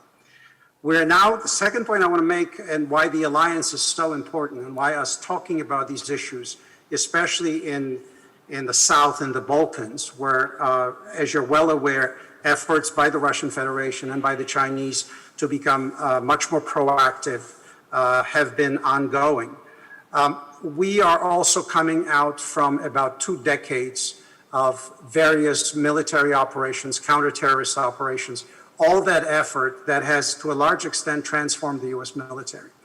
For about 2 decades, we have been working in that paradigm until 2017, when our new national security strategy was issued, and we moved to the area of great power competition. And then, of course, the new National Defense Strategy of 2018. Secretary Mattis at that time released a 12-page unclassified summary of the document, so it's out there. But we have only recently shifted gears to the great power competition paradigm. And as you all know, and I'm sure Jamie will be talking about this, the NATO Reflection Group that has just completed its work and issued its report is trying to address those issues in the report co-chaired by Dr. Mitchell and Minister de Maizière. The third point I want to make is that the pandemic has scrambled all of our pre-existing assumptions about long cycle power transitions and about, you know, what our economies would look like going forward and the stresses of this post-pandemic recovery. We're in the midst of it, but I'm trying to look forward. Will be a tremendous challenge to the entire Western community to address. We simply have never lived through anything of that magnitude. As I mentioned to Jamie earlier when we were chatting before the conference started, the United States has lived through various recessions. We've lived through a Great Depression. We have never lived, nor have our European allies lived, through what I call the Great Suppression, where we stopped, in our case, the $23 trillion economy, literally on a dime in order to lock down and deal with the coronavirus. The fourth point I want to make is the critical importance of strengthening NATO and especially rebuilding the military capabilities of the alliance. And in large part because I would argue that we are no longer just in a position of burden sharing. We've had these discussions for essentially 3 decades of the post-Cold War transformation of the alliance. Jamie remembers when the new strategic concept was being developed, when Secretary Gates was still the Defense Secretary of the United States. Already then we're talking about equitable burden sharing and the capabilities that the Europeans need to bring to the table. I remember when Secretary Ash Carter was talking about the same need, pointing out the disequilibrium in how the allies were contributing to the real exercise military capabilities and what the United States was doing, and there was an imbalance in this situation. The problem today is that with the rapidly growing Chinese military power, the Chinese are rapidly expanding their navy, they're building new generation systems, and they're posing an ever greater challenge to peace and stability in the Indo-Pacific. Why would you say, would I be bringing this up in a conversation about NATO and Europe? Precisely for that reason, that in the event of deterrence being challenged in the Indo-Pacific, the Europeans, in my view, have to be ready to assume more of not just burden sharing, but burden transferring, especially when it comes to the capabilities that have been neglected for a very, very long time on the continent. The United States is 100% committed to NATO. The United States remains a European power as well as a transatlantic power. But my point is that we have allowed the European exercised military capabilities to lapse for too long. I know a lot is being said about the percentages and the targets that were set up when it comes to defense spending following the Russian seizure of Crimea and the ongoing war with Ukraine. I think these are very important targets, and I think when the commitments are made, they ought to be maintained. However, I would also underline that what is more important is the actual military capabilities. It's not even so much how much money you spend. Yes, it means a lot because it shows your commitment, but that we need to have a serious conversation on how the Europeans are going to resource their military to the point that they can ensure, with American support, with American presence, that can credibly communicate to any adversary that in the event of a crisis, deterrence would hold. And the final point I want to make, and just leave it at that, I find the political dimension of the conversation to be arguably even more important than just the military dimension. What do I mean by this? I would argue that for the United States, beginning in 2017, China is now clearly seen as both a military problem set and an economic problem set. In Europe, I believe while the Europeans have awakened to what the Chinese are doing in terms of acquiring infrastructure, in terms of how they deal with debt for equity investments and things of that nature, my perception is, and I'd like to be challenged, but my perception is that in Europe, China is still predominantly an economic problem set, economic challenge, and also continued economic opportunity. I think it'll be absolutely essential for the alliance going forward to reach as close a consensus on how both the United States, Canadians, people on that side of the equation, and the Europeans see not only Russia, but also China. And I will pause at that and turn it over back to you, and I look forward to the discussion. Thank you. Thank you for this brief overview. I think you've touched upon some very interesting topics, and I'd like us to go back to some of them if we have the time. We also have to accommodate for any questions from the audience. Our fourth panelist, last but not least important by any means, is Professor Jamie Shea. I hope you can hear us. Thanks a lot. I always think it's better to be last but not least rather than least but not last. And I'm very grateful to you, the Atlantic Council, for inviting me. When I was at NATO, I was sort of kind of hoping that you would invite me one year so that I could come and experience the delights of Podgorica. It didn't happen. I had to wait until I retired from NATO and then to get a invitation to a virtual event, but it's still great to be able to join you today. I hope that the reward for our efforts today on Zoom will be a real invitation to a real event in happier times when we're past COVID-19. A lot of what Andrew said I would echo, but I don't want to simply repeat him or duplicate him, so I'll take a slightly different tack. My sense when it comes to NATO 30 is that this transformation that we've been talking about has to take NATO from a situation where for much of its history it's sort of waited to be attacked, it's waited for the problem to arise, not always anticipating it, but then it's used its machinery of crisis management to respond and find a solution, and dealing therefore with imminent, immediate threats. We've got to move more to a situation where we're dealing with adversaries who don't really want to fight us, who don't want to conquer us, who don't feel that they can win a decisive battle against us, but who want to exhaust us. They want to undermine us. They want to bully us into submission. It's what you might call death by 1,000 cuts rather than death by one sort of single great battle. And the threat is not to our borders or to our territory or to particular sort of economic assets. The threat is to our way of life. And it's much harder to defend a way of life than it is to defend the Fulda Gap or the Slovakia Gap or a particular maritime route or piece of territory. And I think if you look at Asia at the moment, and that's why I think Andrew is right to stress that the Asia-Pacific region and China, you get some very good examples of what is happening. I mean, look at the way that China is handling Taiwan at the moment. It's having flights, violation of airspace, exercises to practice landings, lots of military pressures, missile buildups.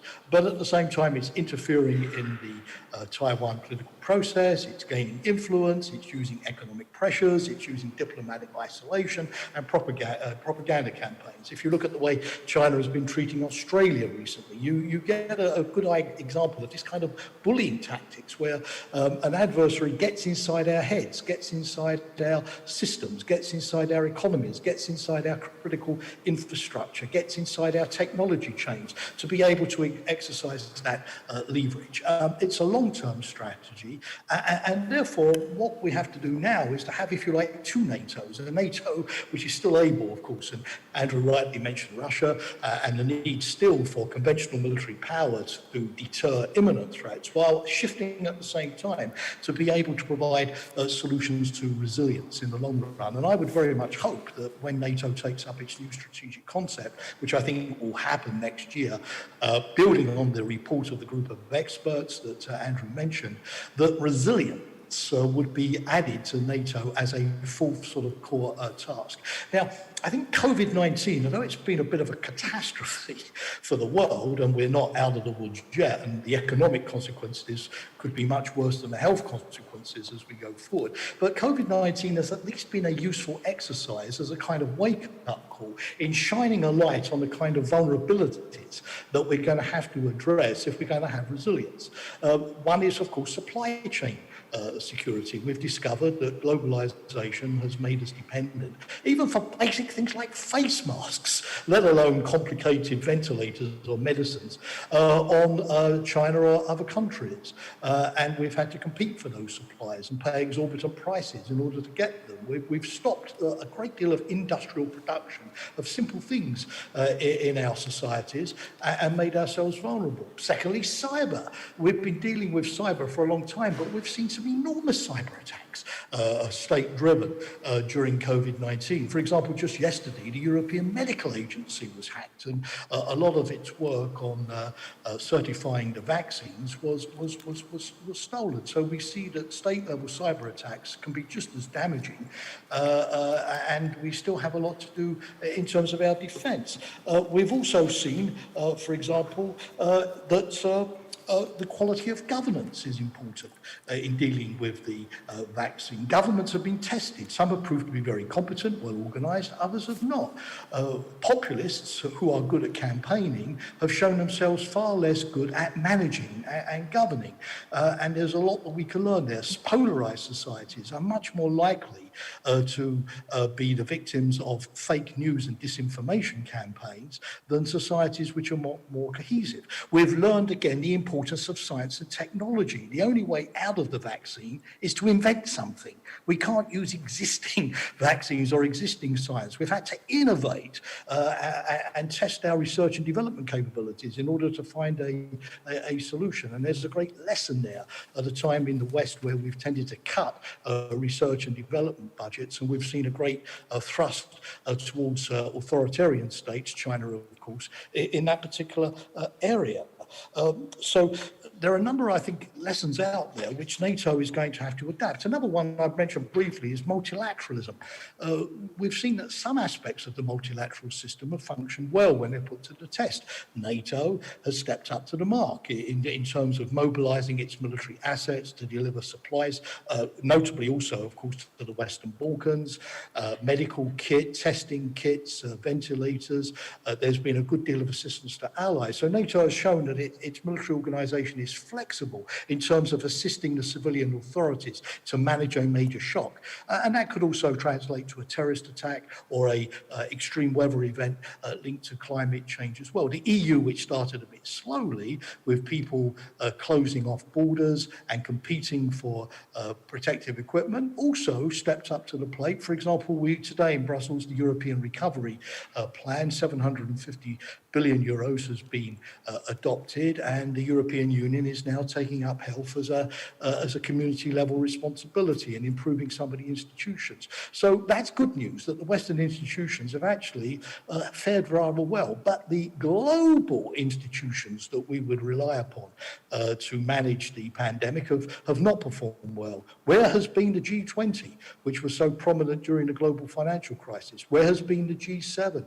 What about the UN Security Council that did not hold a meeting for 6 months to deal with COVID-19? What about the World Health Organization or the WTO? So one thing that we have to look at is how do we rebuild and reform this multilateral system so at the global level it can function much better in dealing with the shocks of the future. So as we go forward into NATO 2030, there are going to be some big debates coming out of COVID-19 that I think we have to start looking at. One is going to be, how do we build back better? You know, as we recover, how do we not go back to the old way of doing things, but use the recovery plans and the recovery finance to build the new jobs, not just rebuild the old jobs that are going out of business, to transform to the digital society, to the green economy, to build back better.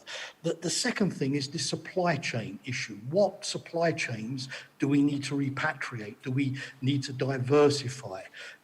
Where can we still rely upon globalization? What are the critical things like food, like health, like 5G technology, for example, where we need to have a certain degree of strategic autonomy, to use the phrase at the moment? How can we ensure our technological sovereignty and have a greater transatlantic conversation in terms of data sharing and standards and transparency for technologies as well? How can we ensure better foreign direct investment rules and foreign direct investment screening so that we can measure risk better when we accept foreign investment as well? And finally, how do we build up our research and development? How do we invest more in the skills and the basic research? Because NATO during the Cold War relied very much on its technological superiority over its adversaries in order to ensure its defense. The quality of its defense was important as the quantity. But we're now in a world where, of course, our adversaries are investing more than we are acquiring some technologies. Look at hypersonic missiles or artificial intelligence, algorithms, and so on. The bioengineering area, where they're advancing more quickly than we are. So how can we get back to investing there? So what I want to say today is that this is an agenda which, of course, goes beyond NATO. Lots of other people, particularly the European Union, national governments, will obviously have to look at this and say, what part of this sort of spectrum can we occupy? NATO is not going to be able to occupy all of the spectrum. It's not really going to get involved in jobs or the green economy or necessarily industrial policy or public procurement. That would be the job of the governments, wouldn't it? But as I finish, in terms of things like research and development, in terms of supply chain resilience, in terms of technological harmonization, in terms of cyber defense, in terms of hybrid warfare, NATO does have a big role to play. So the 2030 exercise is this rebalancing of the alliance in terms of protecting our territory, but also being able to protect our way of life. And I think that's the yardstick by which the new strategic concept is ultimately going to be judged. Thank you. Thank you for everything you said. You've also raised a couple of really interesting topics. However, we are limited time, and I think we have another maybe 10, 15 minutes max, and we also have questions coming in. So I will come back to some of as many points that you made as possible within that time. However, I have a couple of questions for Minister Ignác here. One of the questions is, do you feel that there's that you have noticed any kind of a lacking in terms of the way that the Ministry of Defense operates that you are planning to work on as the new minister? You mean which in bilateral, multilateral relations? I think they're interested in the domestic operations of the ministry. Yeah, we can actually expand it into international relations, especially with NATO. Okay, good news is that many of my colleagues and friends are working within the region, and the first step is to organize meeting with, if you mean this sort of starting position from my position of minister, just to improve and to participate in regional stability, first of all, but also with our strategic allies and partners like USA and other. I don't want to mention any country especially or any power within that concept, because we normally will cooperate. We stopped our first part of discussion just when I wanted to express actually Montenegrin position or decision of the ministry of what is going to be in the future and where are our common interests. I see common interests especially in the field of collective defense and regardless Article 5, and also collective security, because NATO is for us, for Montenegro, during the process of Euro-Atlantic integrations. I was taking a lot of parts and tours around, really supporting that. And I know what it means for us as a small country, for Ministry of Defense and for Montenegro. In that sense, there is two core values that we are sharing, two other, First of all, is this one that I expressed, collective defense. Another is values related to democracy, rule of law, and human rights, which we are really committed to conduct within the society and to improve capacities and to, to conduct reforms in institutions and try to be as much as relevant allies improving situation in this field. And also military values like capability targets and collective endeavors where we are going to take part and participate. So having in mind this concept that is going to be sort of guidelines and strategic goals of the Ministry of Defense, I think it's absolutely sharing within allies, and I'm sure that there's going to be a lot of fields of cooperation in the future. So as far as you know, the process just started 4 days ago. Actually, this is my 4th day at work, but I have full plan, and it was part of expose, and I continue to work with allies and partners to improve the system and everything, to integrate what was in the plan and what our allies' responsibilities are. Thank you. Lightning round of questions for Professors Mikta. I think I got your surname right finally. And Shay. I'm going to play the devil's advocate a little and kind of try and prod you on a couple of things that you've already said.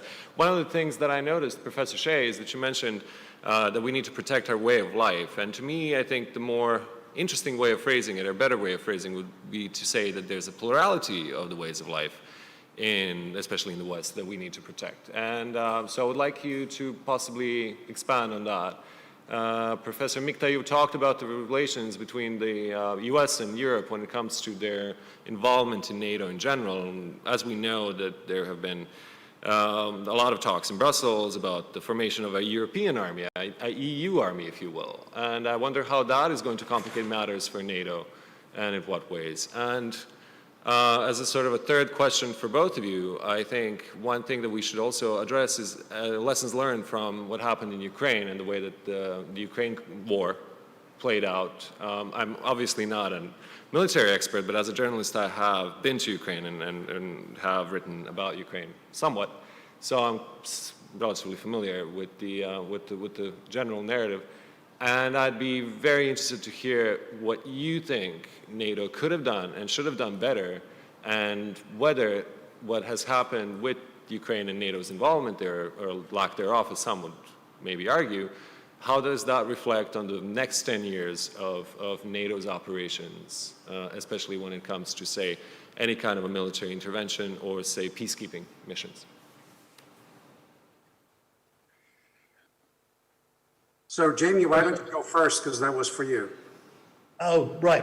Thanks, Andrew. Well, I think that the centre of gravity of conflict has shifted towards populations.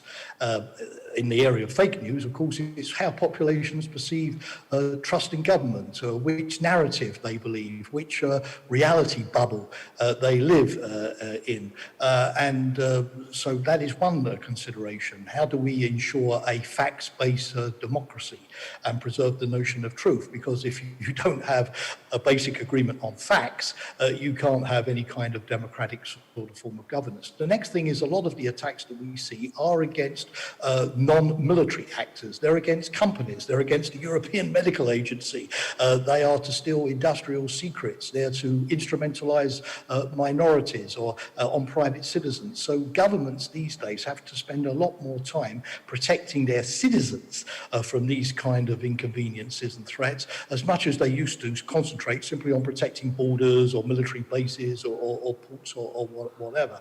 But certainly that is the case if you're dealing with a terrorist attack. So what I think you're seeing these days is kind of two sort of concepts of security, as I said. One concept where you're continuing to have modern military forces able to fight and prevail against modern military forces. Unfortunately, that aspect has not gone away. But on the other hand, you're seeing increasingly governments trying to mobilize all of their citizen resources in order to be able to enhance security. Everybody has to get involved. For example, when Denmark, a Danish company, Maersk, suffered a major cyber attack coming from Ukraine a few years ago called NotPetya, the Danish government reached out to people in industry, to people in society, white hackers, anybody with skills to come and assist Maersk in order to be able to get its information systems back up and running. The Estonians have a citizen cyber defense league. The Latvians have a group called ELVES who deal with the disinformation spectrum. So it's much more about linking military establishments to civil society more generally and mobilizing all of your resources. For example, in NATO, we got a lot of great information about Russian activities in Ukraine from Bellingcat, an NGO that looked at social media data mining and algorithms and was able to identify the personalities of Russians' military personnel masquerading as private citizens in Ukraine. This is the way that security is going these days. You have to break down the barriers and break down the stovepipes, and you need a whole of society response as you need a whole of government response. So that would be my answer to you there about defending the way of life. I think that's a fair answer. Can Professor Mikta, I think it's your turn. Yeah, thank you very much. Let me just say why I am not a great fan of Europe's strategic autonomy, European army, and all those various schemes that are now being discussed. And quite frankly, Jamie knows this very well. During his entire career, they have been discussed in various shapes or form. It's almost like been there, done that. The greatest asset to the collective West has been the transatlantic linkage that NATO has established, nurtured, developed, created an alliance unlike anything else that we frankly have seen. And that is something that needs to be preserved and nurtured for several simple reasons. First of all, there are very few countries in the world that can provide their own security. You can count them on just one hand, few fingers actually. So alliances per se, they lower the cost of defense. And alliances that are tied together not just by power calculus, but also by the structure of shared values. They have the added benefit of preserving not just the peace, as NATO has done in the transatlantic community. I know it's very difficult to say this when you're speaking to an audience in the Balkans because of the Balkan Wars, but on balance, if you look at European history, the NATO alliance has provided the longest period of peace and stability and economic growth for Europe, bar none. And I think that is something that we should not only protect, but that is something that we should not endanger with any sort of different attempts to create alternatives. And the last point I would make here is the simple question of cost. Denmark could spend its entire GDP and it would be no more secure than Denmark spending what it contributes to our collective defense. Now, when it comes to great power relationships in Europe, most of small powers derive their strength from the fact they're aligned and they can both lower the cost of their defense and increase their level of security. My biggest concern would be that creating a European army, creating strategic autonomy, would further aggravate the kind of fragmentation of security optics across the Euro-Atlantic space. Nations always live in neighborhoods, and your neighborhood always defines your security perspective. I used to play a game with my students when I was an academic in the US university system and taught foreign and security policy.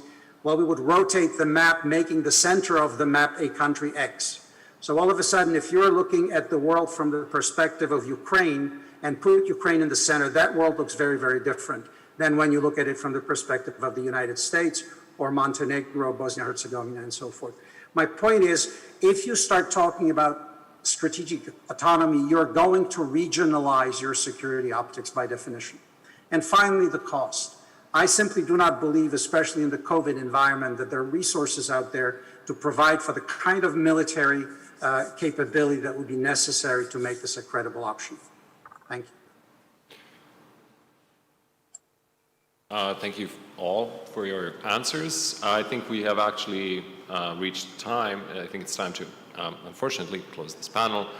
So it feels like we've only scratched the surface when it comes to today's subject. Hopefully we'll have another chance soon to continue this conversation. It was a great pleasure to have you all, both here in person and on Zoom, and hopefully next time we'll all be in the same place and enjoy our time together that way.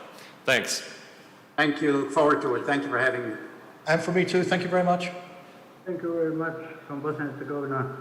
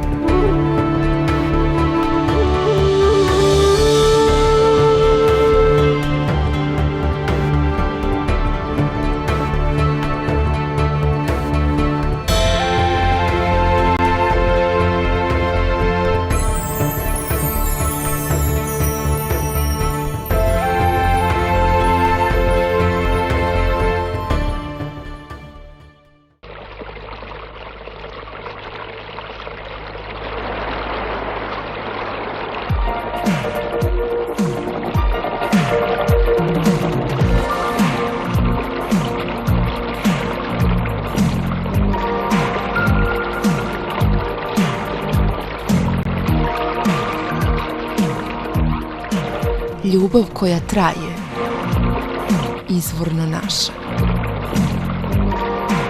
Rad.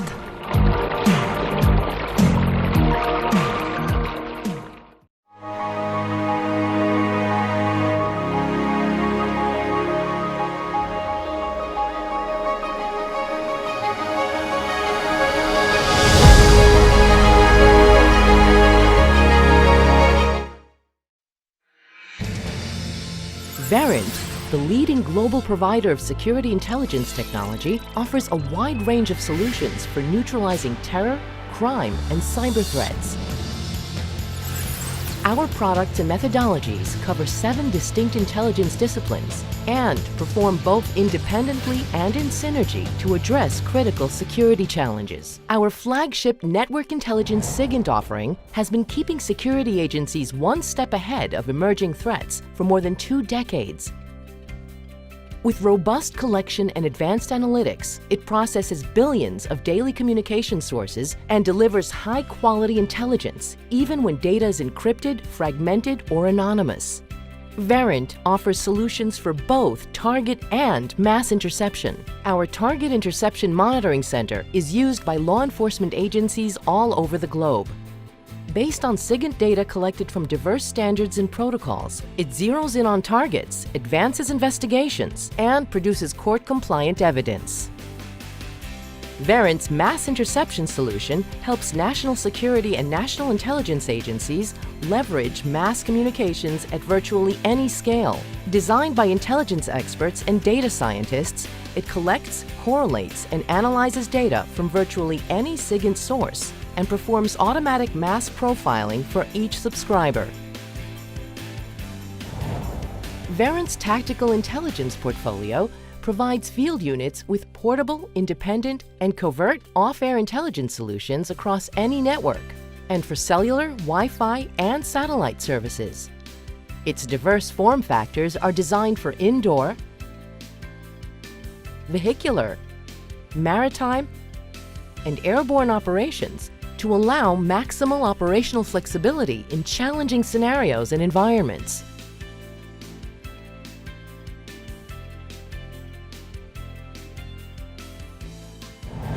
Our web and social intelligence portfolio empowers analysts and novice investigators to collect, analyze, and even to interact with non-stop data from the web, including the open, deep, private, and dark web.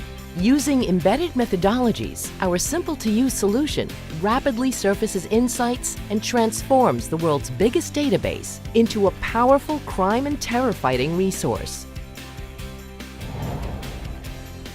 Verint's satellite intelligence offering performs prioritized interception of international IP and telephony traffic over both fixed and mobile satellite communications. The solution automatically and continuously performs in-carrier mapping of the entire spectrum, identifies relevant links, and sends them into continuous interception at virtually any scale. Mass profiling converts the data into valuable intelligence. Our situational intelligence offering helps increase situational awareness, responsiveness, and operational efficiency. In one platform, it fuses data from multiple sources and enables security organizations to rapidly analyze incident information, manage incident response, and dispatch necessary forces quickly and efficiently. Verint's Intelligence Fusion offering empowers investigators to integrate cross-organizational data sources and convert them into predictive intelligence. By unifying virtually any data source and by enabling investigators to easily add sources, the solution quickly links events, persons, locations, and other entities to generate hidden insights, even from seemingly unrelated data.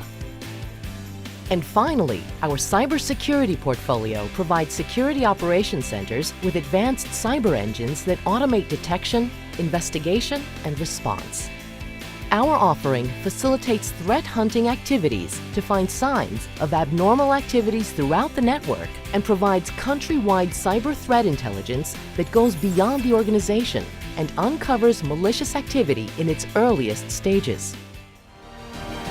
With its wide and deep portfolio of intelligence technologies, and with the synergies derived from combining these intelligence disciplines into flexible and powerful solutions, Verint enables its customers to overcome their evolving security challenges.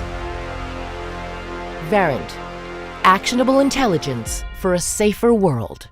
First, I want to say congratulations to the Atlantic Council of Montenegro on 10 years of the To Be Secure Forum.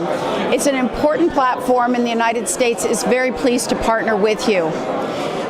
The regional security of the Western Balkans is essential, and this forum is an opportunity for all of the players to discuss both the challenges, but importantly, the opportunities. So I want to say thank you again to Atlantic Council Montenegro and to encourage everyone to attend this event.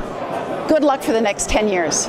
Vidimo da u punom sjaju i dalje predstavlja jedan veoma kvalitetan oblik razgovora na teme bezbjednosti i nakon članstva Crne Gore u NATO, što znači da se pozicionirao kao vodeći regionalni skup na ovu temu i samim tim kroz veoma sveobuhvatnu tematiku tretira pitanje bezbjednosti koja su itekako povezana ne samo sa članstvom u NATO-u, već i sa svim gorućim pitanjima od bezbjednosnog značaja za ovaj region, za Crnu Goru, ali i šire. I na taj način doprinosi onoj svojoj ključnoj misiji, a to znači da ova tema bezbjednosti i bezbjednosne politike nije završena članstvom u NATO-u, već itekako ima svoje nove inkarnacije i mislim da je veoma važno da ovaj forum nastavi sa svojim djelovanjem i u budućem periodu. It's remarkable to see what the To Be Secure Forum has done over 10 years. In a decade, it has helped bring together a community not only here in Montenegro, not only in the Western Balkans, but in the transatlantic community. And they built a community that stood by Montenegro and supported it to be secure by joining the NATO alliance. We're 3 years in as Montenegro is a member of the alliance, and we couldn't be more proud to do that. And I think this conference helped do something to advance that. It helped galvanize a community around Montenegro's ambitions, its aspirations, and it demonstrated and showed those that came that Montenegro was prepared, and indeed ready to be a responsible member of the alliance. I think now the forum plays a really important role as a regional platform, a place where progressive forces from across the region can come, compare notes, can strategize, and recognize that the job's not yet done of building a Europe whole and free, in which the Western Balkans is a fully integrated part, not just of the NATO alliance, but of the European Union. TBS forum deserve a lot of credit. Montenegro proves to be a trailblazer because Montenegro has achieved independence, and then I use is using independence not just as a shell, but as a platform toward outreach to an international status, to reach out to Europe and to the Atlantic and international community. So in this respect, what I see is that Montenegro looking forward, and now I have in front of me the Adriatic Sea, so that's quite easy, looking forward and not backward, and not wanting to be hostage of this past. And this is something which a partner that some of these neighbors should think about. This is what makes Montenegro a real trailblazer. Mislim da je prethodnih 10 godina rada TBS foruma, rekao bih, u potpunosti opravdalo tu ideju. Na početku je postojala dilema da li će to biti samo još jedan u nizu foruma koje se organizuju na slične vanjsko-političke i bezbjednosne teme. Međutim, mislim da je upravo prethodno iskustvo ubjedljivo demantovalo sve te rezerve i da smo dobili jednu vrlo renomiranu tribinu na kojoj se zaista razgovara ne samo o pitanjima od regionalnog, nego od šireg, dakle globalnog bezbjednosnog značaja. To je jako važno i za zemlju.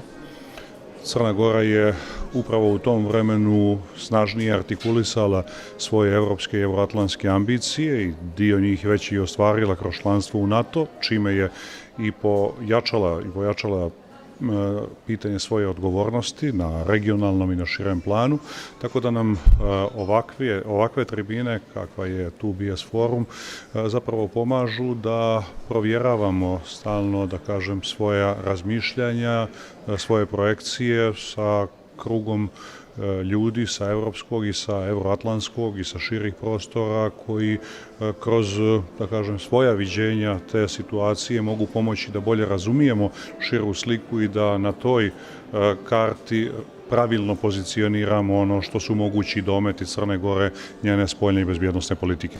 I represent the public diplomacy division of NATO headquarters, and I'm proud to say that we are very happy to have been with you, de facto, from the beginning. And we support you to the best of our ability. Each edition, already looking forward to the 10th, of course.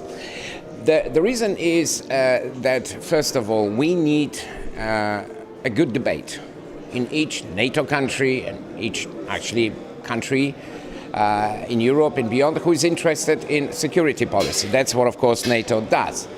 And the reasons are, I think, obvious, but still worth repeating. You know, defense, security policies cost money.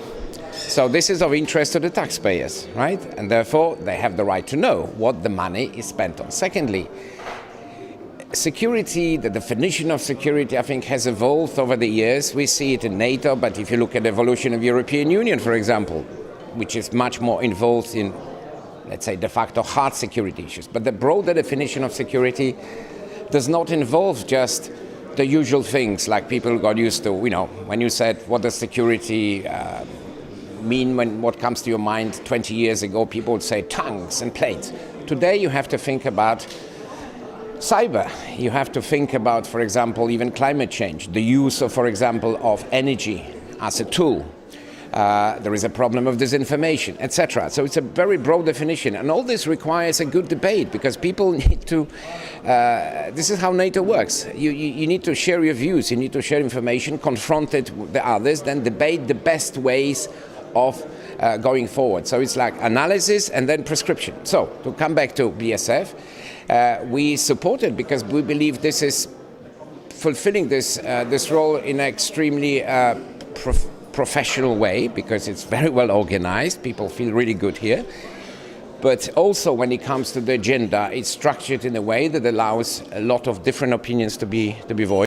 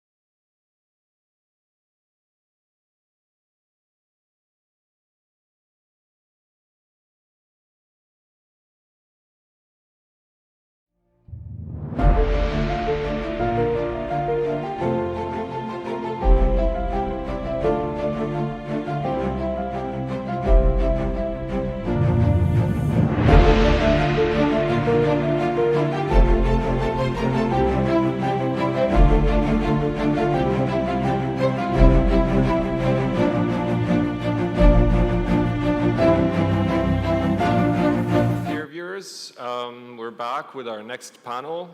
This time around, I'm actually all alone here in Podgorica and on stage.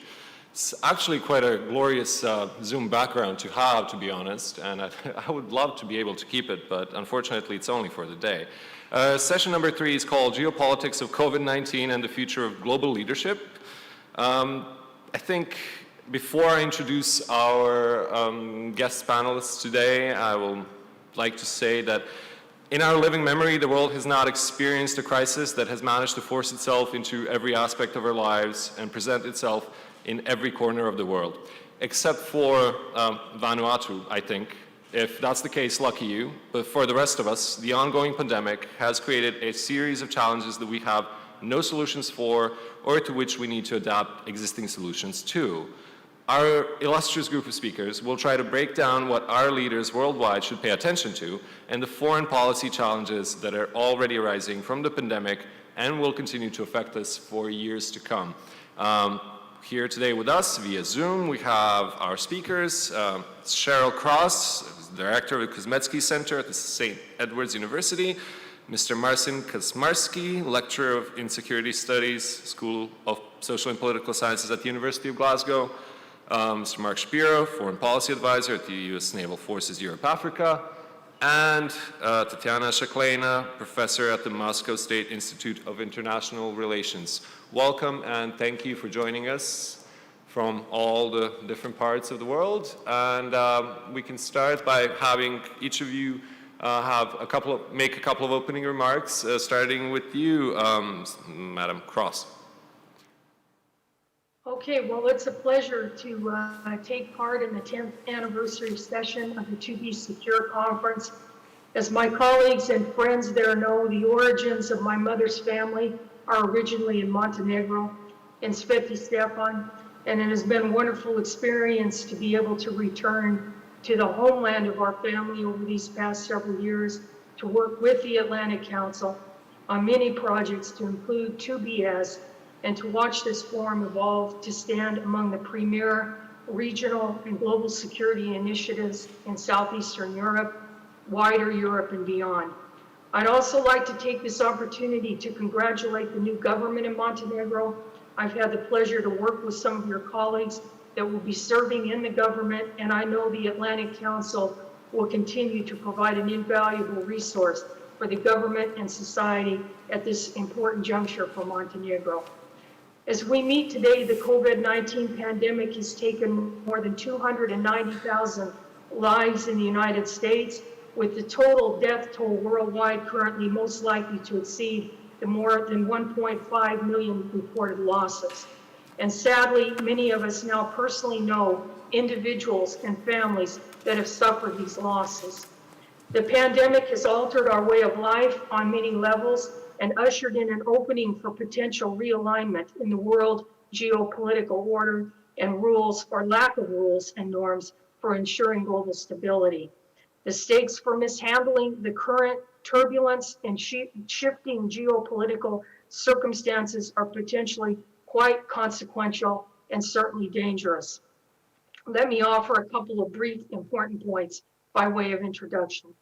First, the experience of the pandemic has made absolutely clear that we must broaden definitions of national and global security to increasingly encompass non-traditional critical challenges to include health pandemics and other human security areas. Prior to COVID-19, pandemics typically ranked behind other priority security issues for our policy, defense, and academic communities, and as a result, we were not sufficiently prepared.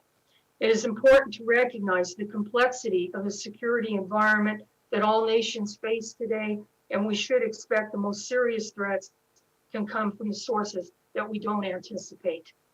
Second, there's an urgent need to strengthen capacity to support well-coordinated domestic and global responses to meeting the threat of pandemics and many other non-traditional human security challenges. As many Americans, I would have never anticipated the lack of a strong federal response, well coordinated among state levels of government in meeting the COVID-19 challenge, and the inconsistency in public messaging and disinformation on the pandemic. These are fundamental in crisis management. So while the support of our medical professionals and first responders in the United States has been incredible, along with the unprecedented accomplishments of the scientific communities worldwide in accelerating the development of an effective vaccine, there still will be a lot to unpack over the next several years in terms of lessons learned in managing the COVID-19 response. The accountability and transparency factors are also critical. The Chinese Communist Party failed in disclosing information on the virus early on, and still there is much that isn't known about the virus even a year after the onset of the pandemic.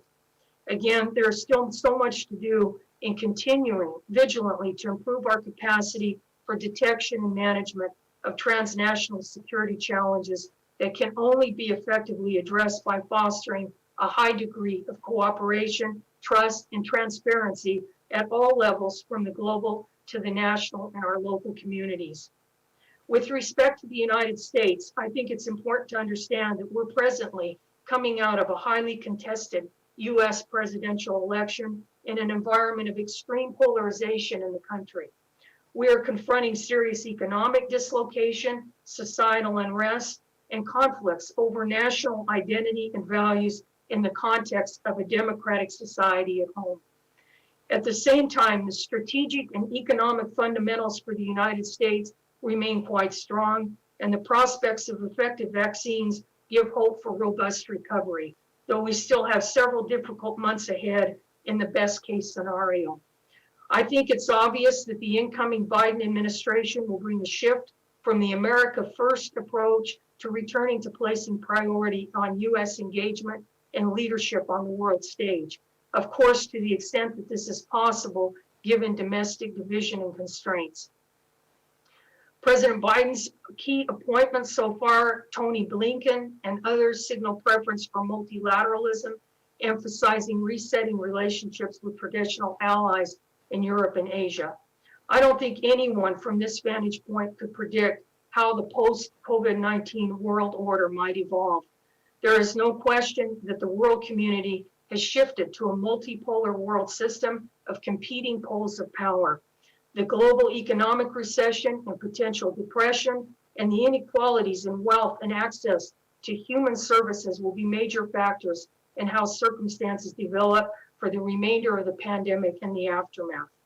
There's certainly a basis for anticipating possible clashes between the United States and China, as well as ongoing conflict and friction in the United States-Russia bilateral relationship.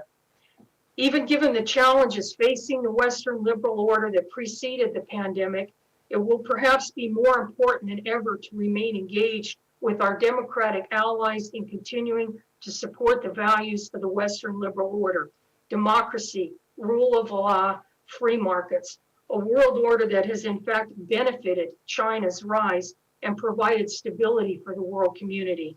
But at the same time, we also must be prepared to accommodate calls for transitioning to a more inclusive system, given the historical and cultural diversity among nations of our world community. We need to directly challenge soft power messaging perpetrated by China's leadership, suggesting that authoritarian regimes have demonstrated superiority because of the shortcomings among the United States and other democratic societies in managing the responses and public resistance to lockdowns among free and open communities. At the same time, we should appreciate the potential for conflict in circumstances of prevalent strategic rivalry among major powers in this transitional period of geopolitical uncertainty. And we should do all possible to manage challenges diplomatically, cultivating dialogue and communication channels in order to contain clashing geopolitical interests to avoid escalation toward a major power conflict, which would not serve any of our interests. If past transitions in the international system are any indicator, relationships among major powers will be critical in determining what aspects of the pre-COVID-19 world system remain, or whether new rules and norms emerge. I think it is incumbent upon major powers and their allies to accept that strategic competition will remain, while simultaneously realizing the imperative need to work together, enlisting the support of our allies, our partners, our rivals, and our adversaries in addressing transnational security challenges facing all of humanity. One would hope that we could emerge from this human health crisis with a greater sense of collective empathy and willingness to set aside differences, to utilize our resources in the most effective ways to meet our shared challenges. And with that, I look forward to the discussion and to your questions. Thank you.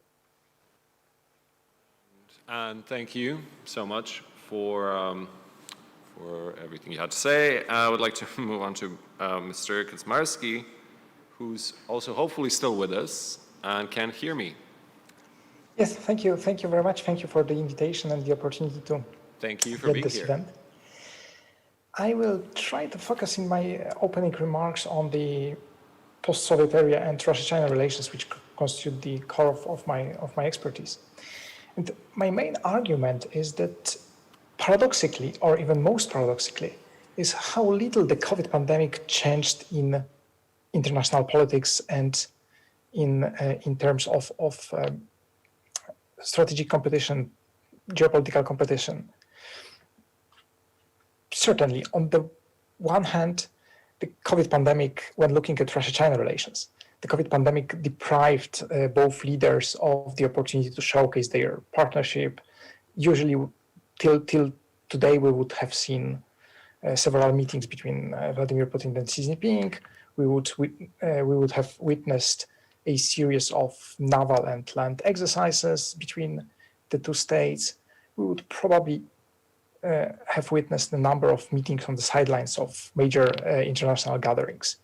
All this turned out to be impossible because of the COVID pandemic. But at the same time, when we look at relations between Russia and China and between those two states and the US and Europe in particular, not much has changed.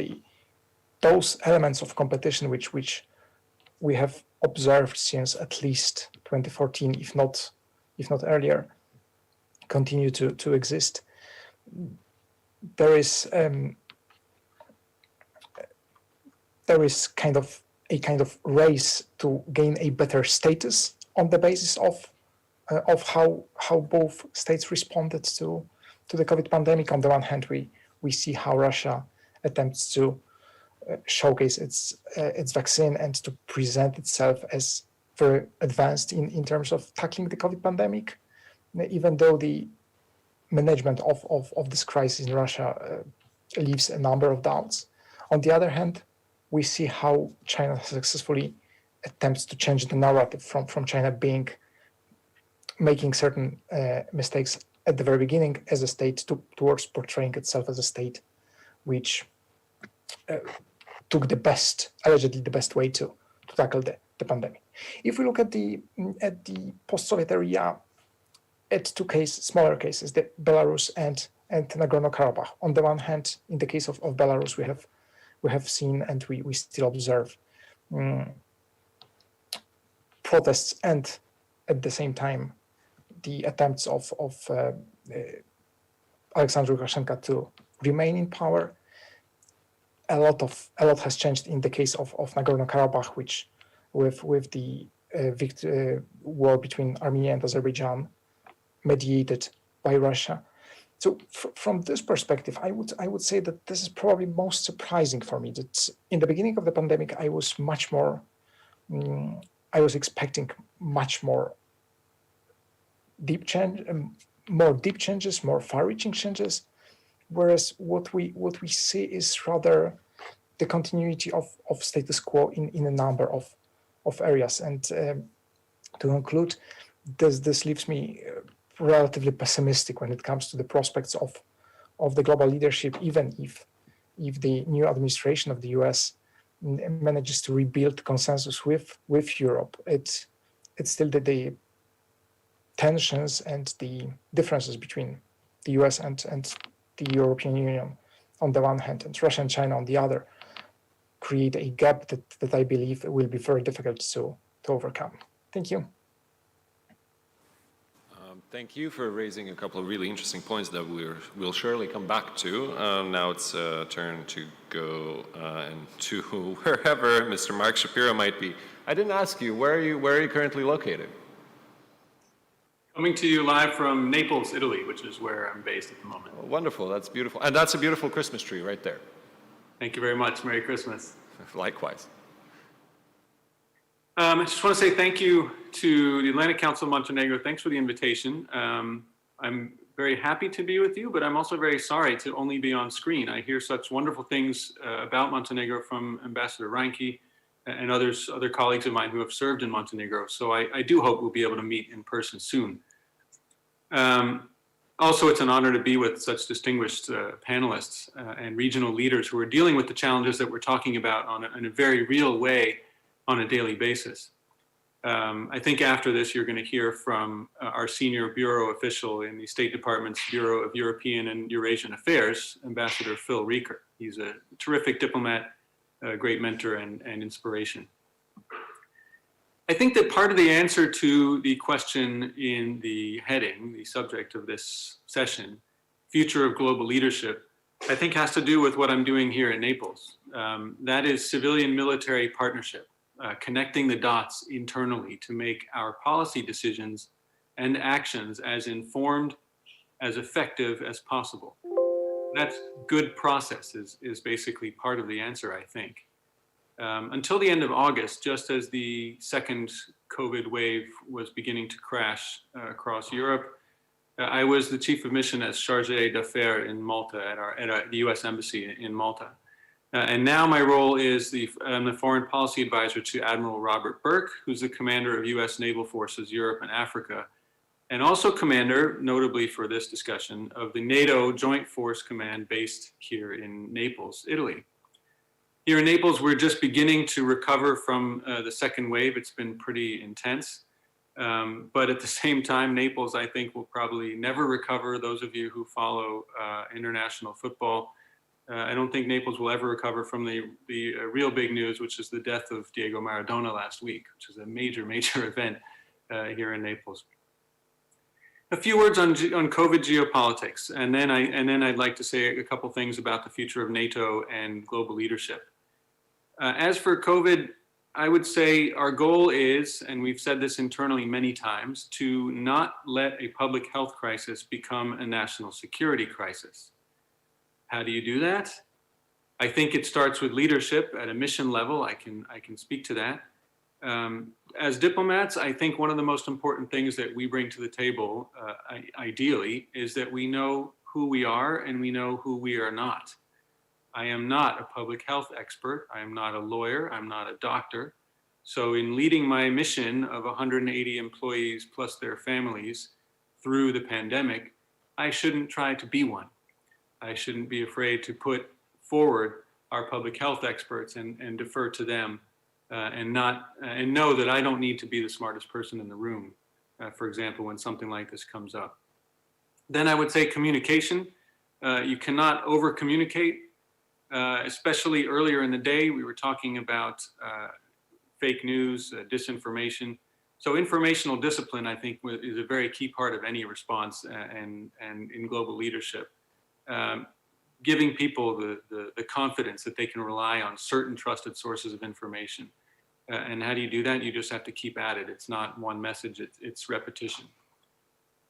Then I think as already my colleagues have already said, this is a competitive world. This is a time when realism is really dominating in international affairs over the traditional alternative, the liberal school of international affairs. We do not actually believe it ever stopped being a competitive world. So I'll just echo what my colleagues have already said, that the COVID-19 pandemic is not so much transformational as much as it represents one more forum for competition that plays out the same phenomena in a new arena, vaccine development, public health management, and so forth. There will be those who emerge stronger or weaker relative to others based on management of economic and public health impacts, of course. But I would say, and I think this is an important point, confrontation is not inevitable. Competition doesn't mean hostility. It doesn't have to mean that, certainly. But I want to be honest about something. I mean, as much as we believe in alliances and amplifiers, working with partners overseas, I think if any nation is pursuing a vaccine, would any government prioritize the public health of people halfway across the world ahead of their own population? That government wouldn't last very long. But we should be able to do both, and that's the point here. As we say, where I come from in New York, we should be able to walk and chew gum at the same time. So we should be able to take care of our own people and at the same time recognize that this is an international problem that requires an international solution. Now, a word about naval power, which is obviously what I'm focused on here in Naples. We see naval power very much as a vector for partnership. It's also a forum for the use of our convening power, not merely a sort of cartoonish platform for aircraft and missiles and submarine activity and so on. Because we're talking about maritime law enforcement and security of the commons, freedom of navigation. These are fundamental concerns. And what do they have in common with the COVID-19 pandemic? They are fundamentally transnational challenges. And transnational challenges require transnational solutions. So up there on the list with trafficking, money laundering, fuel smuggling, narcotics, human trafficking, all of this, if it's not strictly, the domain of a naval force and maritime engagement, it is definitely Coast Guard type activity, law enforcement related. So we definitely don't work in a vacuum here at the headquarters of US Naval Forces Europe and Africa. It's about developing partnerships. And so when you get to the second part of the header of this section, you talk about the future of global leadership. Well, it is about partnerships. There is no amplifier as powerful as our alliances. I heard the discussion earlier in the day, the question that was put to President Djukanovic, is NATO relevant today? Absolutely. As I've said, threats are transnational, but they evolve. And so must our approaches evolve to meet them. Secretary Pompeo said at the German Marshall Fund earlier in his tenure that the post-World War II architecture that we are referring to today, of which NATO is a key part, is as relevant today as it has ever been. But we have an urgent need to stress that every generation has a responsibility to upgrade it, to meet the new environment, to match the new challenges that are emerging, to tweak it. I would say much the same way as none of us would actively choose to use Windows 95 today as our operating system. We've upgraded our software along the way. So with that analogy, I look forward to your questions and continuing the discussion. Thank you. Thank you, and I think we can also now hear from Professor Shaklena. And once we wrap up with the introductory opening remarks, we can go to some questions because we also have about 20 to 25 minutes left. So, Professor Shaklena, I'd love to hear what you have to say on the subject. Thank you very much. I would like to thank Montenegro and the people who organized this meeting, because nowadays it's not so often that Russian speakers are invited from the academy and universities are invited to speak on such hot topics as global problems, global leadership, cooperation. I'm a foreign policy person, so my topic is foreign policy of the United States, Russia, so international relations, world order of the 21st century. So maybe I will be too critical, but I think that we need maybe to put some points quite clearly. Pandemic this year actually is very hard for many, for me, for many Russian people, for many countries. It makes even communication between colleagues in political science, international relations, not impossible, but not as the way that we would like to have. And what I was watching, the situation, and still, even today, when I am listening to my colleagues talking on different issues of NATO and collective security, European security, transatlantic partnership and security, still I hear a lot about competition and challenges coming from Russia and China. Military, we are talking about military threats. And I think maybe it's time to make a different agenda for the world community, for Europe, for the United States, for all the countries. So the agenda should be more peaceful, since we have so many global problems like climate change, degradation of natural resources, pandemics, criminal networks, a lot, terrorism, a lot of global problems, poverty, migration, and the results of migration as the people who come from destabilized regions. We have so many really very urgent problems. So I think we maybe speak less about the continuation of arms race and maybe exaggerating threats coming from the places where they do not exist. I am the person from the Cold War, so to say, because my young years were during the bipolar world. And to tell you frankly, I felt even safer and more comfortable at that time because we had a lot of contacts with Americans. I'm in American studies and Europeans. We traveled a lot. We always had dialogues. We disagreed. We quarreled maybe just were not very sometimes polite to each other. But we had the chance to talk and maybe to avoid aggravation of the situation, even in the situation of the Cold War. Now, when I'm watching sometimes at the declarations, I listen to the declarations by some scholars about the role of Russia, about the threat coming from Russia. To tell you frankly, I'm smiling, but it is a very sad smile. So my message is, this seminar, this conference is a great thing because it gives so many people to raise all these questions and to ask questions.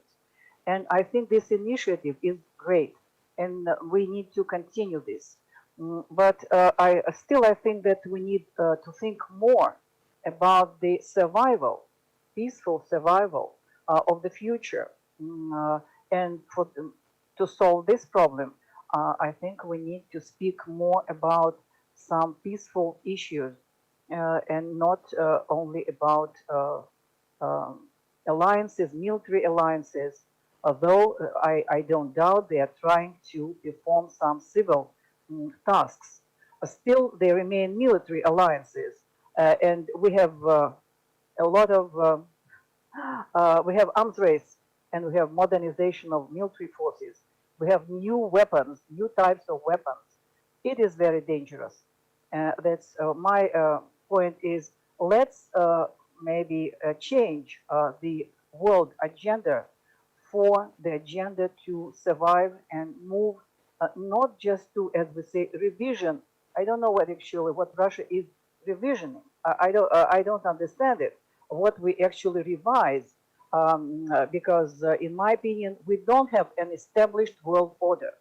We're in the process of establishing or forming the basics of the new world order, but they're not established. So we may say that all the countries, China, Russia, the United States, Europe, are very busy in trying to build up this new world order. So we need maybe to come to some kind of consensus. Otherwise, it will never be built, and we might be in the situation of some not crisis, but not very good situation for further development. Thank you for your attention.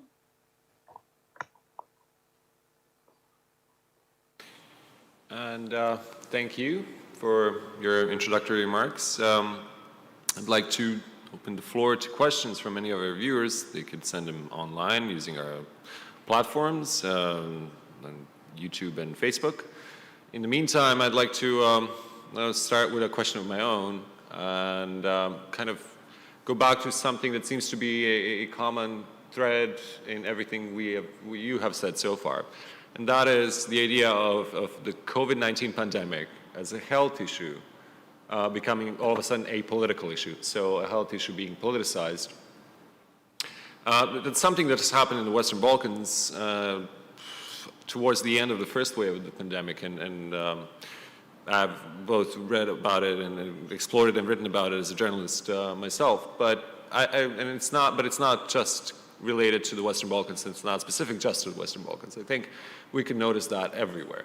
Do you think that there's a way to go back from the politicized nature of the COVID-19 pandemic and bring it back and sort of reel it in and make sure that everybody understands that it's, again, a health issue and not a political one? I mean, this is a question for everyone, so whoever wants to go first, just unmute yourselves. Maybe I'll say something. Actually, I've already noticed that medical doctors started to cooperate. Different countries developed vaccines, but now it is evident that one country cannot cover the whole world and cannot just be enough. So as I heard today, British and American medical doctors decided to work together. So I think it's already one of the first steps to make it a real maybe step to solve this problem of pandemic. And I heard it from my colleagues that maybe we should have more of the NGOs and public diplomacy and public conversation of helping each other and sharing our maybe problems and views how to solve this problem together. So I think the beginning is the start I saw the start, and maybe our task and especially NATO, since it is a huge alliance and so powerful, just maybe to make it more, to give it more scale, to make it more effective. Okay, anyone else would like to tackle this? Well, I say that it is rather disappointing that the issue of wearing a mask was politicized. You know, whether you wear a mask or you don't wear a mask in a global health crisis shouldn't be a political issue. And that contributed to a lot of the public misperception and lack of clear communication and understanding about what we were dealing with and how best to protect our societies. So I think that has to be one of the major lessons that I talked about unpacking as a result of the experience and thinking about for the future. And I also would say that this decoupling, yes, it's not a traditional national security threat, but in this very last week, we lost more Americans on a single day than we did on 9/11. So the first job of a government is to protect the lives, and any kind of conception of national security is to protect the lives of your population. And of course, the pandemic is a very difficult challenge, and certainly for any nation, even no matter what their power and resources. But I think that in many ways, it's important to really analyze how the responses developed, how prepared we were, if we had a significantly accurate assessment, threat assessment of the challenges that we face, and to not try to separate health and health of the population from our notions of what constitutes national security. I think that's a problem. So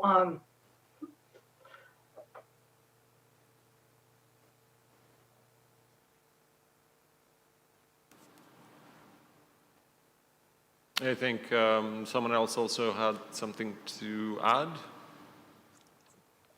I would again be a bit more pessimistic about the prospects of detaching health issues from political issues. In the beginning, and we have seen it in almost all countries. In the first phase of the pandemic, all governments benefited from increase in the support of their from their populations, because societies regarded their governments as this place to turn to. When we speak now about the vaccine, the stakes are so high in terms of prestige, of status, that it is difficult to find a government which would not be tempted to benefit from this type of development if there is a vaccine. So I would say that we rather need to be prepared that these issues are going to be politicized, that they are going to be used for political purposes. And I would say that the role of scholars is to point to both these processes and direct the ways for cooperation and for trying to overcome the negative effects of this politicization. Just to add to what my colleagues have already said, I think that when you talk about the politicization of the pandemic and the vaccine effort, for example, part of what we do so often as diplomats is to look beyond the noise. And there's an awful lot of noise. But if there are also a lot of good stories of international cooperation that have been going on all year out there. The development of these vaccines, I don't have a list in front of me, but if you read about them, they're almost all consortia, across borders, different countries working together, Europe, the United States, China, other countries, Russia, and so on. So, I mean, it reminds me a little bit of, cooperation on the space program, for example. I mean, there are positive stories to be told. It helps if we tell them a little bit more. But I also think that if you want to put it in public health terms, let's say, I will pick up on something that Cheryl mentioned earlier. I think if we are all going to collectively come up with a prescription or a cure, we have to all agree on the diagnosis and how we got here. So the fact that, for example, a country like China makes an effort to cover up the origins of the disease, of the pandemic, doesn't help us at all. That's not helpful at all. I don't know that there's any country out there in the world that can stand up and say, oh, we did everything 100% right. So I think we have to be honest about that, but we need to understand where it came from. We need to share information promptly and let the scientists do their job. And that did not happen at the beginning of the pandemic, and that cost us in the United States and around the world a lot of lives.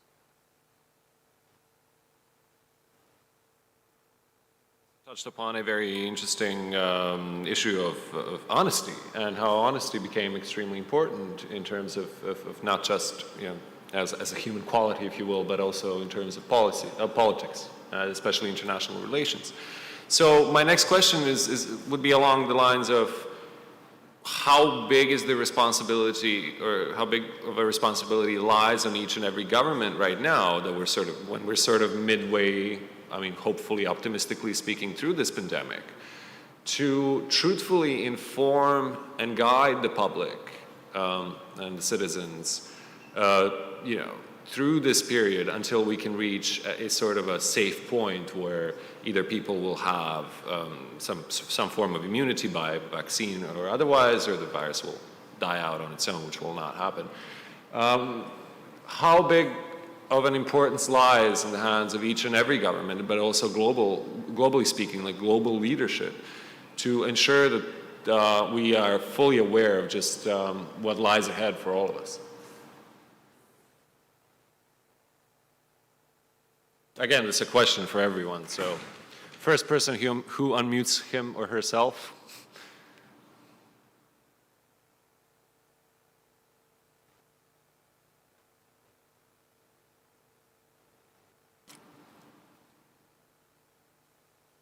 Maybe I shall, if I understood the question correctly, I don't know, the responsibility of the government in each country and globally, if I'm correct. In Russia, for instance, everything under the supervision of the government, of the president and of the government, even more under the president than of the government. As I see, a lot has been done in this direction, but still, as it was mentioned, Russians are not very disciplined people, 100% disciplined. So we also have this problem with masks and going somewhere in civil transportation, so anything like that. I think the problem of, if we speak about Russia, Russia managed to keep all the all the scientific schools after the dissolution of the Soviet Union. So that's why we have very strong school, medical school. That's why we have several projects on vaccine. And Russia always declared that it's ready to share and to even to sell this vaccine, though it's not enough, as I understand, it's not already enough for the whole of the population of Russia. But still we have this intention. And so there is this understanding at the government level, at least, of the importance of the situation, and to make the solution as quick as possible. But speaking globally, I must say that unfortunately I cannot say that I see this kind of cooperation and even dialogue between the leaders of different countries. I think it could be very helpful if the leaders of countries, including the United States, unfortunately they are in this transition period, so maybe later when Biden comes to power, or Kamala Harris as his vice president, it's very important to have this high-level conversation on the maybe mutual efforts to conquer this pandemic, because somebody mentioned that we are close to the end. I'm not so sure that we are coming to the end, because the figures, for instance, in Russia, in Moscow, are not very good at this point, and in European countries also. So maybe if we had more cooperation and dialogue, and we could have more progress in the solution of this kind of problem. Thank you, Professor Chaplain. Anyone else? I would just add that the COVID-19 pandemic, if anything, has made so much more evident the high degree of interdependence and interconnection in our world community. And the COVID-19, along with many other challenges that have been mentioned here, climate change, nuclear weapons proliferation, migration challenges, many other things, we're not going to be able to deal with these effectively if we don't have strong global leadership, strong coordination, and willingness to cooperate, share information, work together. I couldn't agree with Mark Shapiro's point more when he said the importance of being honest, disclosing the information up front. That could have saved a lot of lives potentially. And we have a responsibility to support the international community in those ways. So I think it's a huge challenge. I don't underestimate the difficulty presented to our leaders, not only at the global level, but in our own national societies. And I'm speaking to you from Austin, Texas today, for the states in the United States where we've had a lot of variation among responses and different approaches. It's important to get messaging consistent among the leadership. So if you tell your population in your community you need to stay home and not travel, and then you go out on a trip yourself, it's pretty hard not to have your legitimacy questioned. So there's so many important issues that are relevant to the integrity and the capacity to meet the needs that face us. But I think we have to look at it in a very holistic way because of the nature of the interdependence in our world, and to try to do everything we can to be able to work together with well-meaning, well-intentions to support our communities. Thank you. And last round before we have to, unfortunately, wrap it up because we're almost out of time. Last call, rather.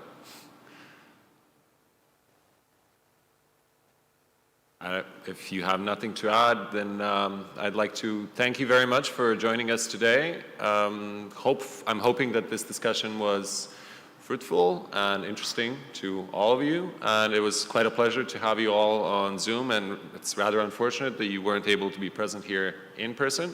Hopefully soon, though, we will be able to share this wonderful stage, and I hope as soon as next year. Thanks again. Thank you. Thank you very much. Thank you very much. Thank you. And for our viewers, we're going to take a 15-minute break, after which we will be back with our next keynote speaker. So please stay tuned.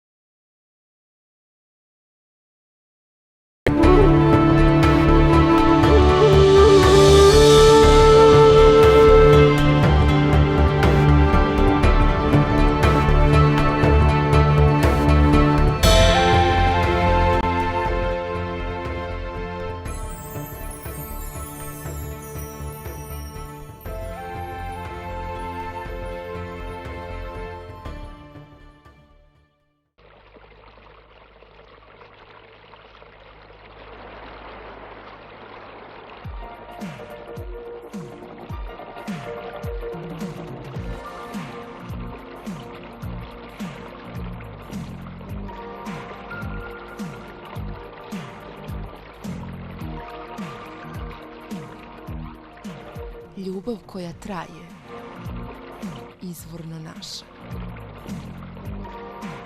Rad.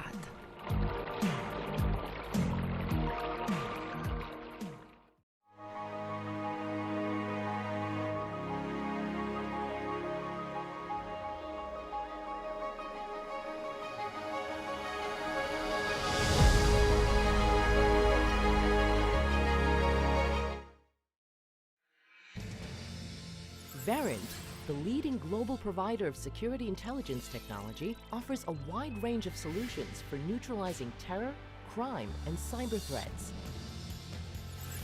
Our products and methodologies cover 7 distinct intelligence disciplines and perform both independently and in synergy to address critical security challenges. Our flagship network intelligence SIGINT offering has been keeping security agencies one step ahead of emerging threats for more than 2 decades. With robust collection and advanced analytics, it processes billions of daily communication sources and delivers high-quality intelligence, even when data is encrypted, fragmented, or anonymous. Verint offers solutions for both target and mass interception. Our Target Interception Monitoring Center is used by law enforcement agencies all over the globe. Based on SIGINT data collected from diverse standards and protocols, it zeroes in on targets, advances investigations, and produces court-compliant evidence. Verint's mass interception solution helps national security and national intelligence agencies leverage mass communications at virtually any scale. Designed by intelligence experts and data scientists, it collects, correlates, and analyzes data from virtually any SIGINT source and performs automatic mass profiling for each subscriber. Verint's tactical intelligence portfolio provides field units with portable, independent, and covert off-air intelligence solutions across any network, and for cellular, Wi-Fi, and satellite services. Its diverse form factors are designed for indoor, vehicular, maritime, and airborne operations to allow maximal operational flexibility in challenging scenarios and environments.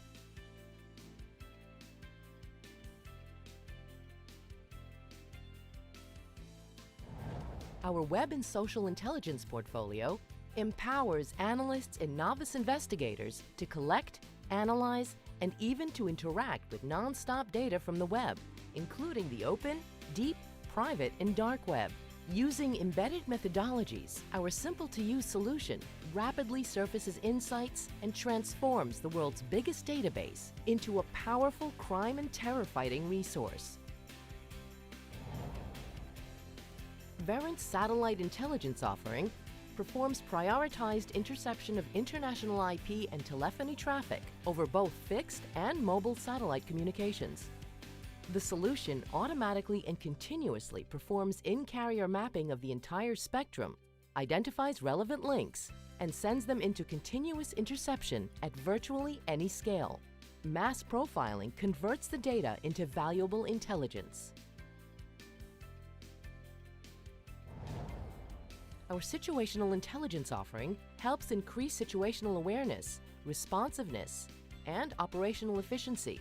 In one platform, it fuses data from multiple sources and enables security organizations to rapidly analyze incident information, manage incident response, and dispatch necessary forces quickly and efficiently. Verint's Intelligence Fusion offering empowers investigators to integrate cross-organizational data sources and convert them into predictive intelligence. By unifying virtually any data source and by enabling investigators to easily add sources, the solution quickly links events, persons, locations, and other entities to generate hidden insights, even from seemingly unrelated data. And finally, our cybersecurity portfolio provides security operations centers with advanced cyber engines that automate detection, investigation, and response. Our offering facilitates threat hunting activities to find signs of abnormal activities throughout the network and provides countrywide cyber threat intelligence that goes beyond the organization and uncovers malicious activity in its earliest stages.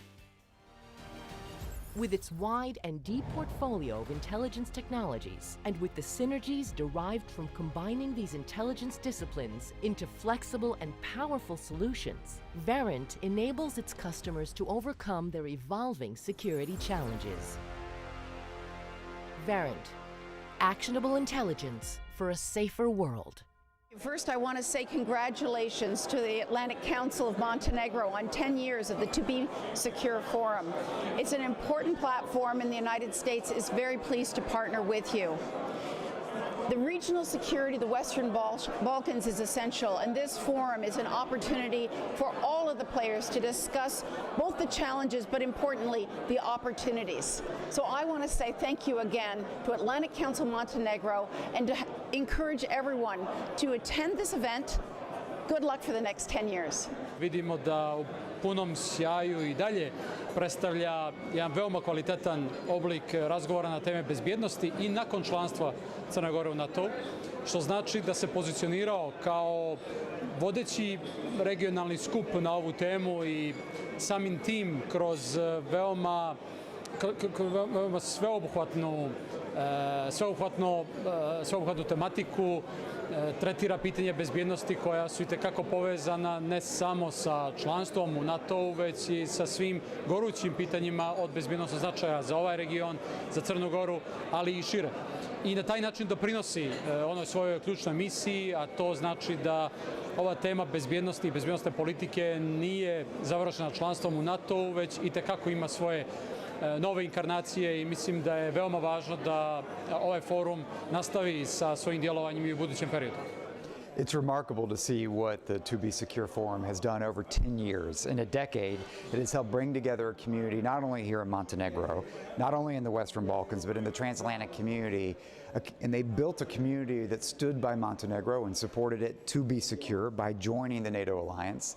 We're 3 years in as Montenegro is a member of the alliance, and we couldn't be more proud to do that. And I think this conference helped do something to advance that. It helped galvanize a community around Montenegro's ambitions, its aspirations, and it demonstrated and showed those that came that Montenegro was prepared, and indeed ready to be a responsible member of the alliance. I think now the forum plays a really important role as a regional platform, a place where progressive forces from across the region can come, compare notes, can strategize, and recognize that the job's not yet done of building a Europe whole and free, in which the Western Balkans is a fully integrated part, not just of the NATO alliance, but of the European Union. TBS forum deserves a lot of credit.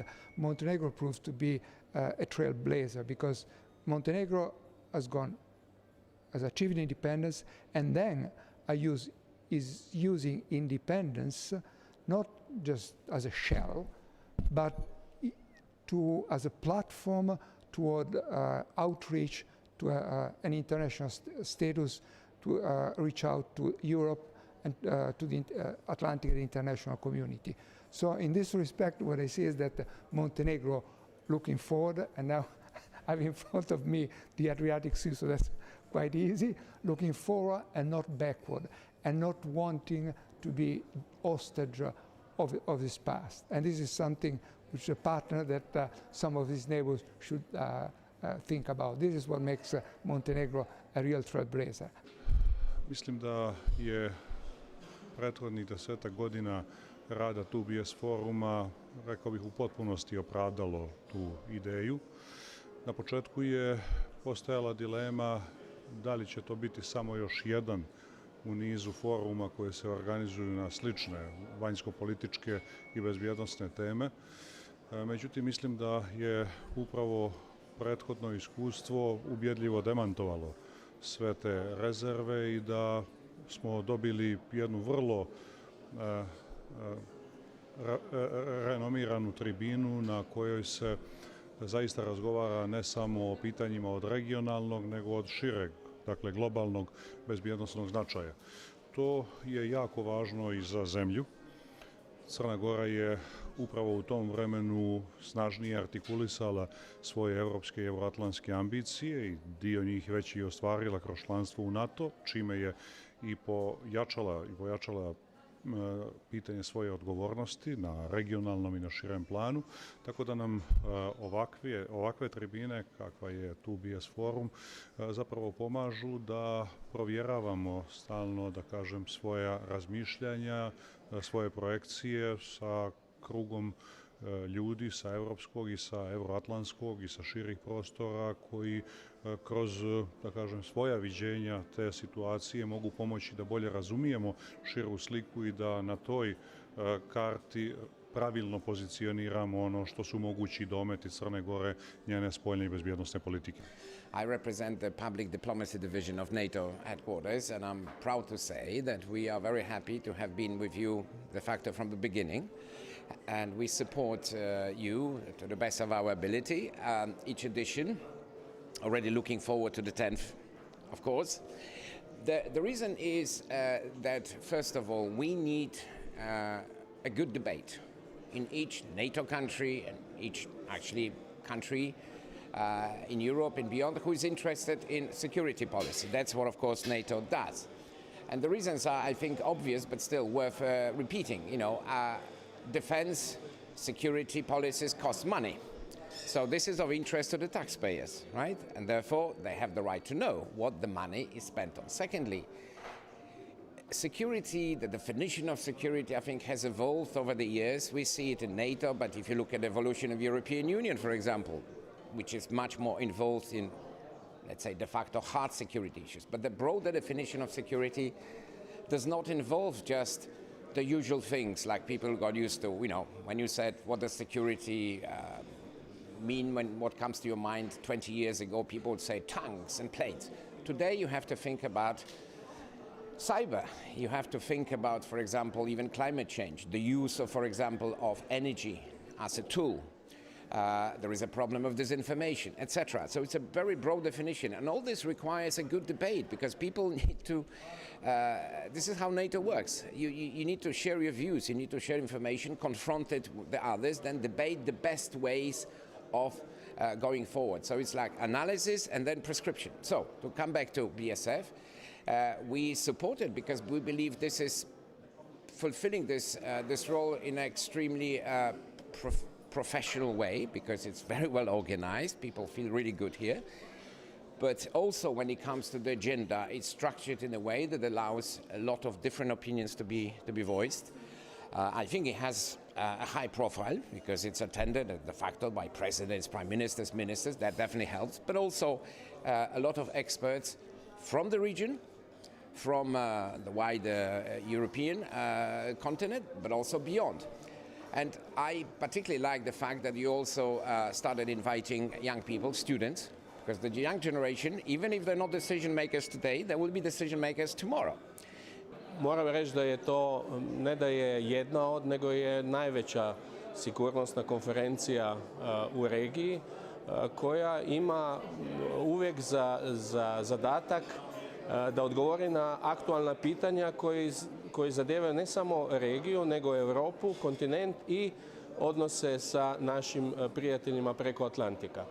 Tako da participacija visokih predstavnika država, organizacija daje poseban pozitivan efekt na to be secure. Ja moram reći da sam počašćen uvek kad dobijem poziv jer znam da dolazim na konferenciju na koju su stvarno prediskutirane vrlo bitne stvari u kojoj učestvuju ljudi koji odlučuju o tih bitnim stvarima u regiji i u Europi i preko Atlantika.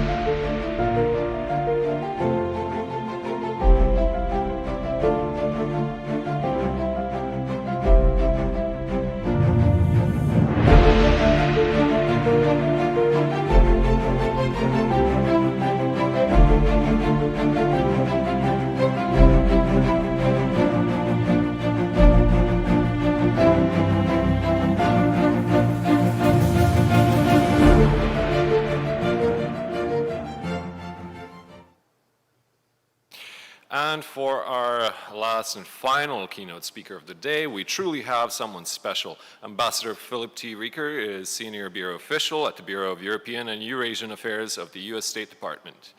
Ambassador Rieker comes with a wealth of experience in dealing with the Western Balkans region, but also a wider area of Eastern Europe.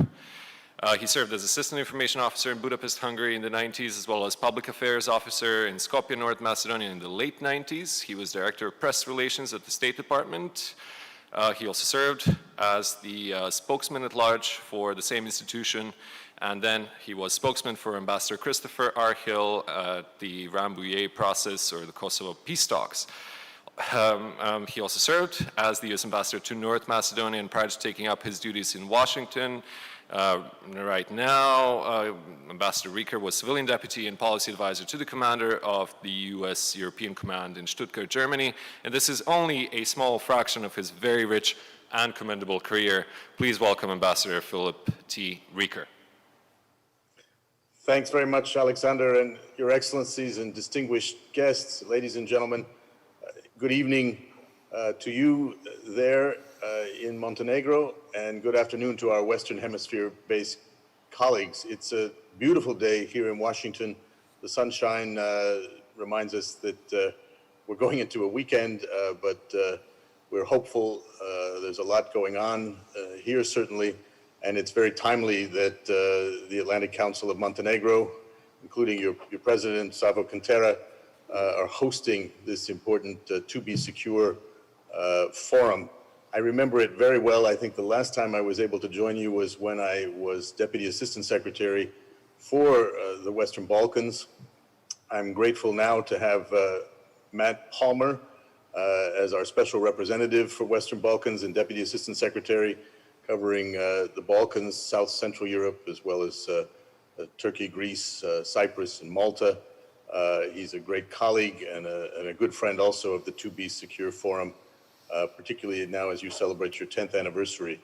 Delighted to be able to speak with you all today about how much we've done, how we've worked and continue to work together to advance shared objectives of seeing the Western Balkans fully integrated into European and Euro-Atlantic institutions.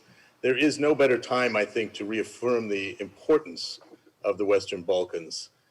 This region has been the focus of sustained U.S. attention and investment for decades, and it will remain so until the task of its full integration into European and transatlantic structures is complete. Until that's achieved, security, stability, and prosperity throughout the region, an indivisible part of Europe, remains aspirational. But we are confident that this is the right path and that we are making indeed great progress. If you look back over the last 75 years, we've been commemorating the end of World War II and what we've built in terms of institutions, in terms of shared values in this space that has enjoyed unprecedented stability, peace, and ultimately prosperity. We want to see that extended to all of the welcome Western Balkans. And these challenging times indeed demand a sharpened focus on that. None of us can escape the COVID-19 pandemic, and it continues to challenge all of us greatly. It's hit the Western Balkans particularly hard, but I think there's real reason for optimism and energy. If you look at the European Union's decision in March to open accession negotiations with North Macedonia and Albania, and North Macedonia's accession to the NATO alliance, even in the midst of the pandemic, this has reaffirmed very clearly the Western commitment to the region, and that the path forward remains open to those countries and those leaders who are ready and willing to do the hard work necessary. The demand signals from the region to take its place as part of the Western family, especially from the peoples of the region themselves, are very strong. And we are trying to capitalize on this. That will require, of course, sustained joint commitment and close coordination. And it's really in our collective interest to persist in these efforts. Ultimately, the Balkans is not simply unfinished political business for the United States and Europe. It's a source of untapped potential for the whole continent as well as for Western partnership. The consistent United States vision for the Western Balkans has been across successive administrations. And listening to my bio, you would know that my career, which is focused so much on this region, has been across a variety of administrations from both sides of the US political aisle. And I believe that our engagement and vision for the Western Balkans has been and will remain centered on a region that is at peace with itself, with its neighbors, a region that's stable, prosperous, and integrated into European and Euro-Atlantic framework that continues to provide the post-World War II stability across the continent. Our national security strategy again reaffirms that a strong and free Europe remains of vital interest to the United States. And I expect in this time of transition to the next administration that to remain very much the case.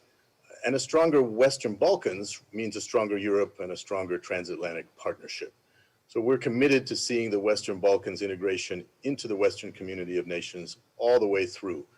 And that means for those that seek it, membership in the European Union, and NATO membership also for those who aspire to join and who are ready to make the reforms necessary to do so. What gives me hope is that this is not just the vision of the United States for the Western Balkans, but indeed it's a vision shared by our closest European partners and by the European Union institutionally. And we work together on that. And I think the most important aspect of this is that this is a vision explicitly articulated by the countries of the Western Balkans themselves.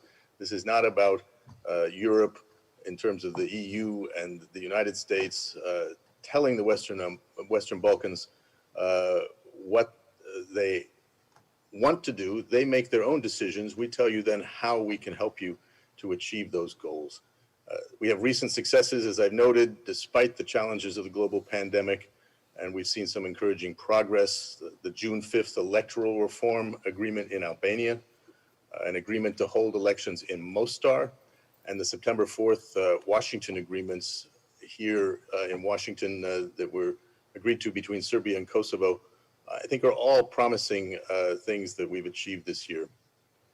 Together, by deepening regional security across the Western Balkans, we're making Europe more peaceful and prosperous, and that grows our collective capacities for enhancing, frankly, global stability. As I mentioned in March, we welcomed North Macedonia into NATO as the 30th member. That was less than 3 years after Montenegro itself came in as the 29th member.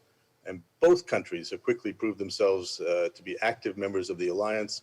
They're not just benefiting from this for themselves, all of NATO does, as they make substantial contributions every day that enhance our collective security and defense. And that was very evident last week at the NATO Foreign Ministerial, where Secretary Pompeo joined the 29 other ministers virtually due to COVID, but in talking about the important accomplishments and highlighting the NATO 2030 report that was put together by the forward-looking reflection process group. I want to underscore how important transatlantic cooperation has been in securing every one of those agreements that I mentioned and every step forward, frankly, that we've shared in the past 25 years.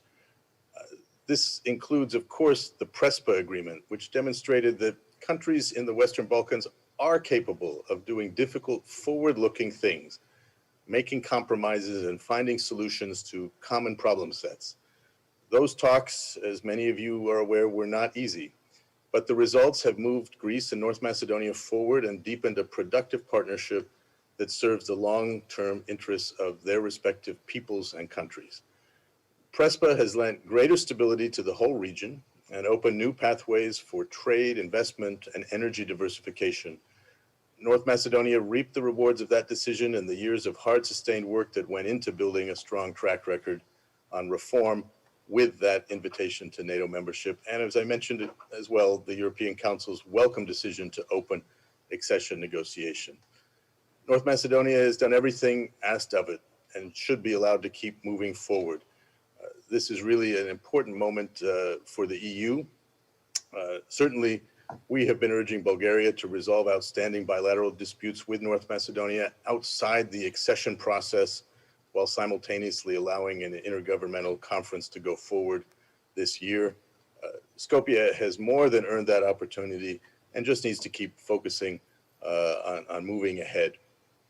The European project, the EU, is at the heart of that which stands for the shared values we have in terms of the enlargement process to promote long-term peace and stability and prosperity throughout the region.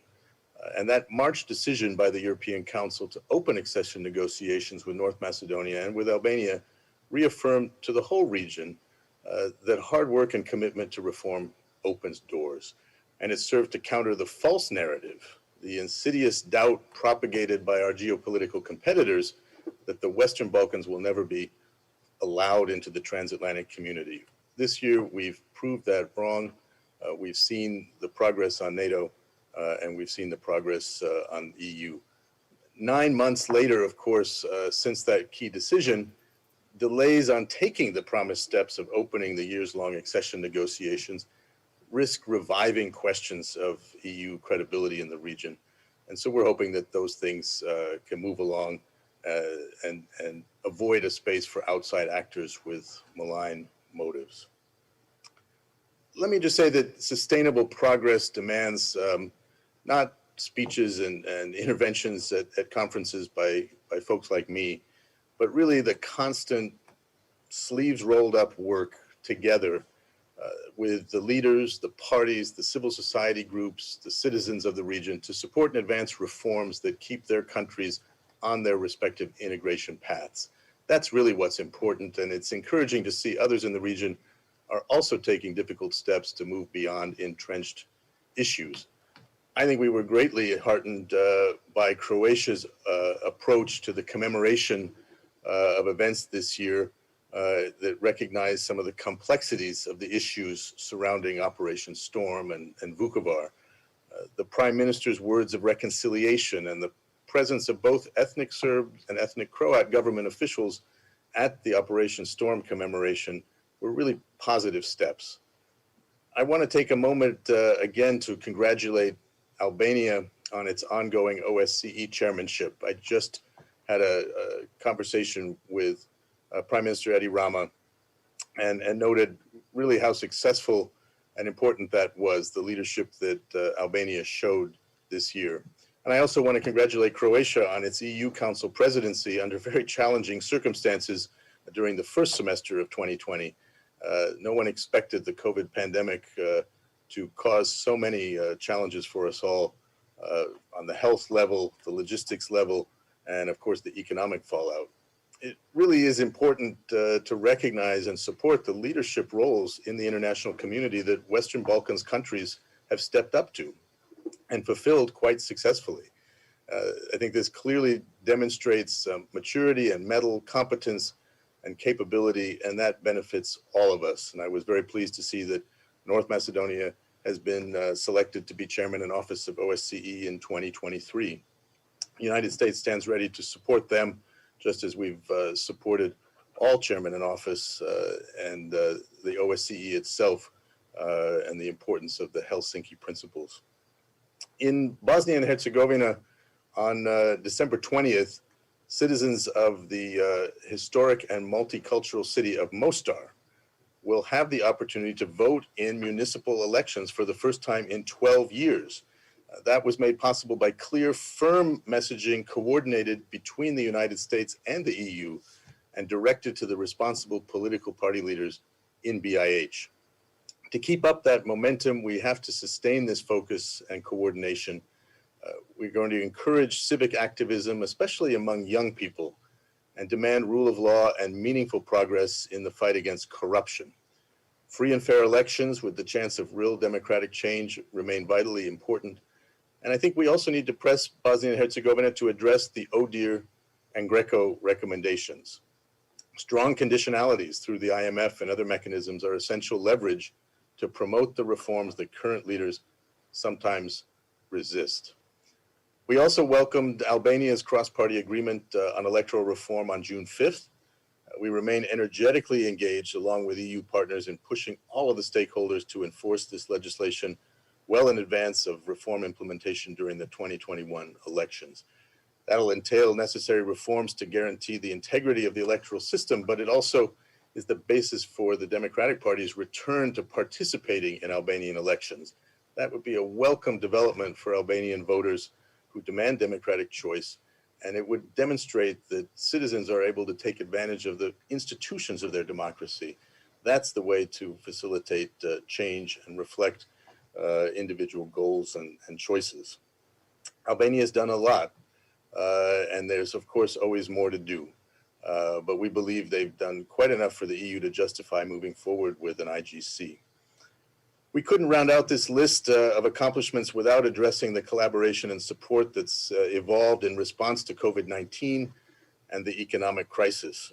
This is not over, but we want to commend the European Union and their 3.3 billion euro package to support short and long-term COVID-19 responses throughout the region.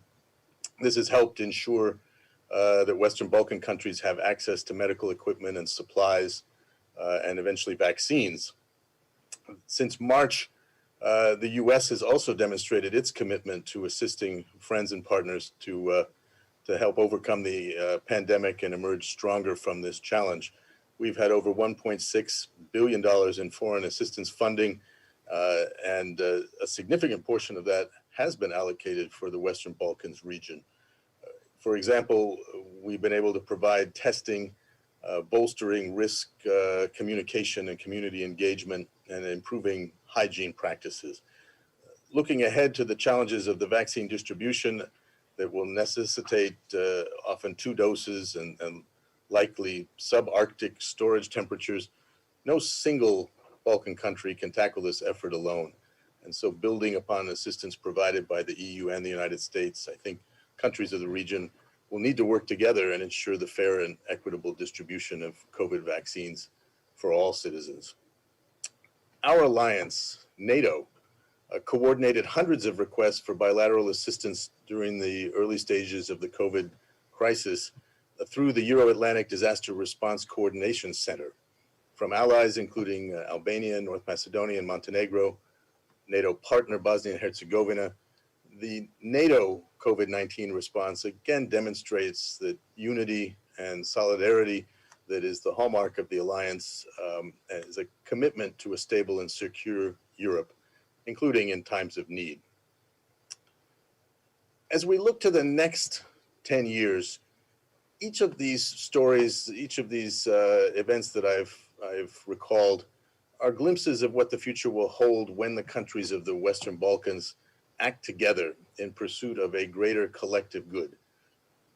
A region, a place where reconciliation and contributions to Euro-Atlantic institutions are the rule rather than the extraordinary.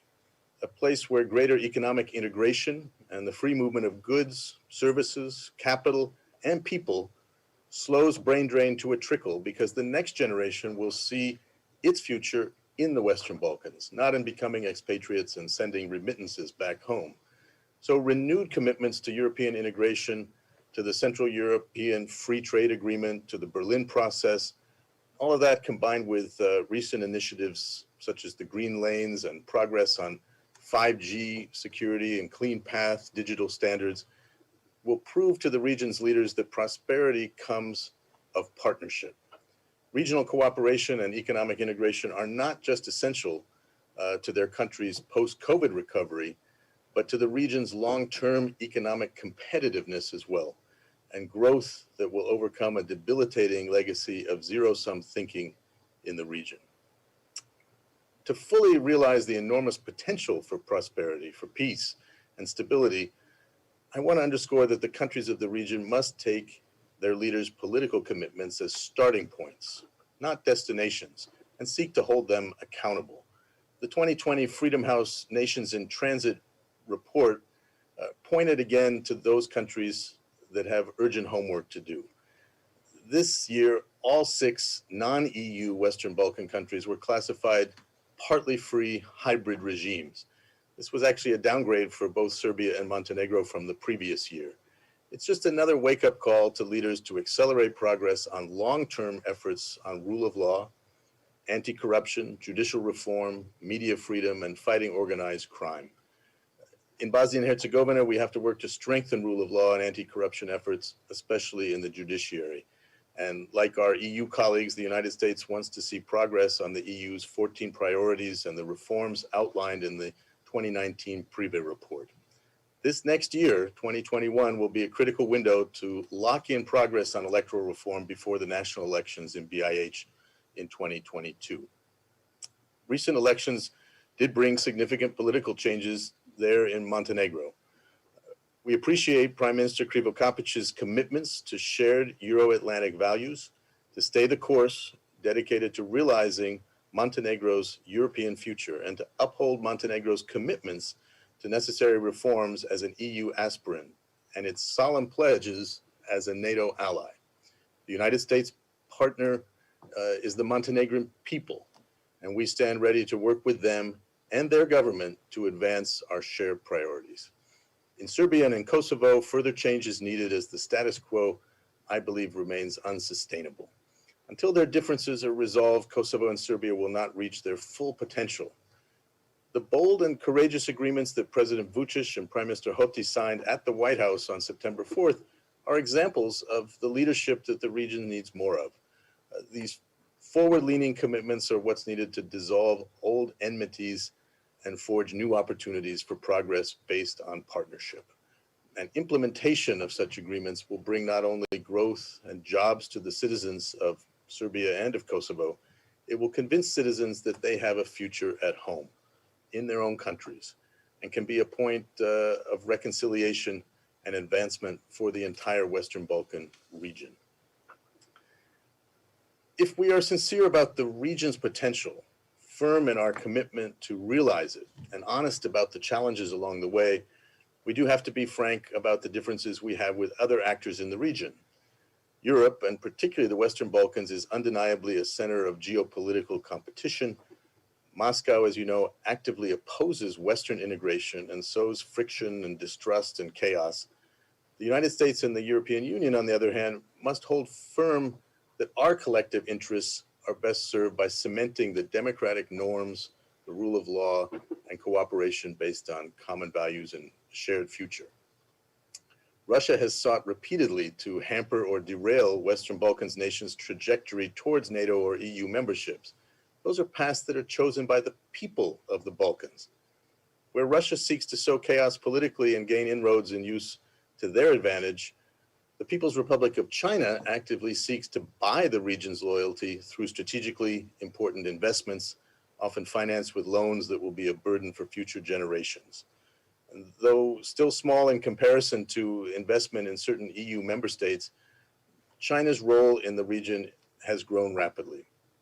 Through a combination of opaque loans and investments, China is active in building and sometimes controlling vital infrastructure in the Western Balkans and investing in strategic industries like energy, mining, steel production, heavy manufacturing, which often undercuts local businesses through state subsidies. Now entrenched in the region, the People's Republic of China today seeks to expand its influence into the realms of military and defense using the same enticements of opaque financing and zero accountability. We think the Western Balkans should seriously consider whether proposed projects are economically viable and whether their own financial, environmental, and labor regulations will be respected in the long term. And finally, we should again together encourage the region to demand a more reciprocal relationship, where its companies and intellectual property are afforded the same opportunities and protections in China that Chinese companies have in the Western Balkans and throughout Europe. To close, let me just remind you that the United States' vision for the Western Balkans has remained constant across several decades and multiple US administrations, and thus our policies toward the region have remained consistent. We seek a thriving Western Balkans, a region of democratic governments responsive to and supportive of the needs of their peoples. A set of countries at peace with themselves and with each other, stable, prospering, committed to their respective paths to full integration into European and Euro-Atlantic institutions. To get there, cooperating amongst themselves to tackle shared challenges will be necessary. In all intents and purposes, is indistinguishable from what our European allies and partners want for the region. This common vision is our collective strength. And as partners in this effort, not competitors, we all want to assist the Western Balkan countries along their Euro-Atlantic path. Again, a stronger Western Balkans makes a stronger Europe and a stronger transatlantic family. I think the path forward is clear and well-marked. I strongly believe that countries in the region can rely on the United States for continued strong support as they move forward. Let's spend less time focusing on history and think about making history. Thank you very much for having me. Thank you very much, Ambassador Rieker. If you have the time, I'd like to ask you a couple of questions in this impromptu Q&A session. Sure. So let's start off with I would say a relatively easy one. With the US presidential elections just behind us, the incoming administration of President incumbent Joe Biden will be notable for the fact that when it comes to the Western Balkans, President Biden is the most experienced US head of state since Bill Clinton. Could you tell us more about what we could expect during President Biden's tenure? Well, you know, I need to be careful about speculating what the next administration will do. We're going through a transition period right now, but on January 20th, when President Biden takes office, I think you'll see a lot of continuity. And one thing that will continue is the U.S. commitment to the Western Balkans and to the partnership, frankly, with Montenegro, that's remained consistent from administration to administration. I anticipate all of these commitments will remain strong. As you noted, President-elect Biden is well known and knows much about the Western Balkans. I can remember working very closely with him and his office when I was Deputy Assistant Secretary. He often hosted the leaders of Western Balkan countries when they visited Washington, and of course he traveled in the region as well. So our shared vision, I think, for the region will continue, and I believe the overarching interests of the United States very much transcend American politics and will continue to guide our relationships towards a brighter, more prosperous, more European future for the whole region as we continue to fill out our transatlantic family. And in some circles, the Special U.S. Envoy Richard Grenell seems to have eroded the existing trust in the U.S. being the most reliable international partner. How will your tenure focus on rebuilding that trust? Well, as I said in the remarks, I think the United States and the EU share a common vision for the Western Balkans as a region that is at peace with itself and fully integrated into the Euro-Atlantic institutions that it wants to be. I think not once has that vision wavered during the past 4 years. And indeed, US-EU cooperation on the ground and between capitals has been excellent. We've seen in the past 4 years so much progress in terms of PRESPA, the June 5th electoral reform agreement in Albania, the agreement to hold elections in Mostar, and those Washington agreements that were out of the ordinary in terms of what we focused on so often in other dialogues between Kosovo and Serbia.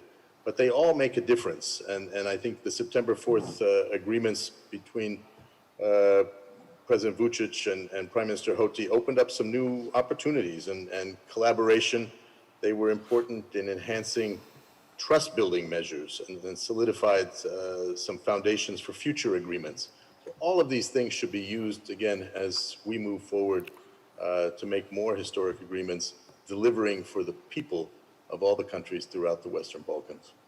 All right, and one last quick one. The EU is currently seeing yet another dispute, this time involving North Macedonia and its accession path with another member state, Bulgaria, blocking the negotiation talks over the name of the language spoken in the country. Having been a U.S. ambassador to North Macedonia, how do you see this dispute? What could or should be done to resolve this? Well, again, Alexander, the United States and the EU have a shared vision for the region, and we've all invested heavily in realizing that vision. I think North Macedonia and Albania have taken incredibly difficult and important steps, often at our urging, to get where they are today.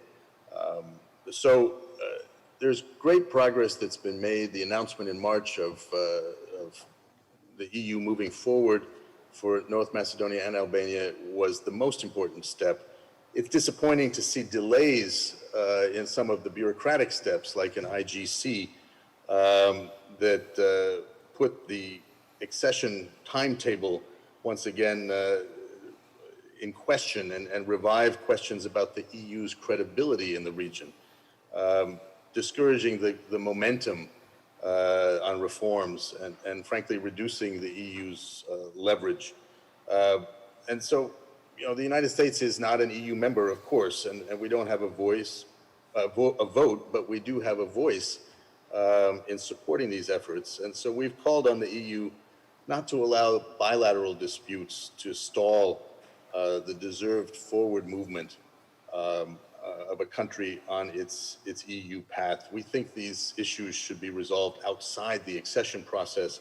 We think there's plenty to show that that's possible. And I think Skopje has more than earned the opportunity to keep moving. And so we'll continue to hope we see positive movement in that direction.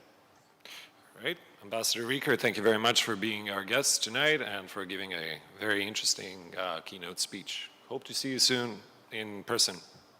Same to all of you. Happy holidays, and I hope we're able to travel again early in the new year. Best wishes to you. Likewise. Thanks. And for our viewers, we will now take a short 5-minute break, after which we will go back to our next session. Stay with us.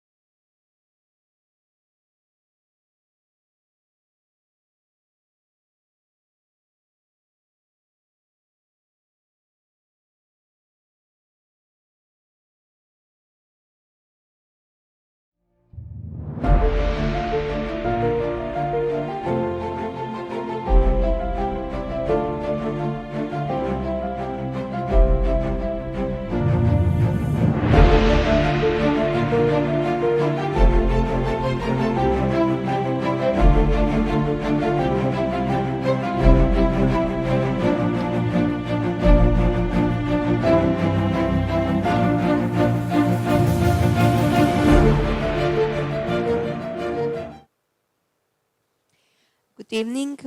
We are continuing with the almost last, but a very, I think, interesting panel on U.S. foreign policy and implications for transatlantic relations after the 2020 presidential elections. And we are continuing after the keynote speech of Mr. Ricker, which was very inspiring and insightful. I would just make a short intro before I actually give a floor to our panelists. During the 2020 US presidential elections, we have seen the major difference between the two candidates when it comes to the relations with the rest of the world. Trump continued to push for his doctrine, America First, while Biden was promising strengthening of international cooperation. These differences mirrored when it comes to NATO, Russia, China, as well as Iran, Israel, Afghanistan, North Korea, Africa, Central America, and of course, multilateral affairs.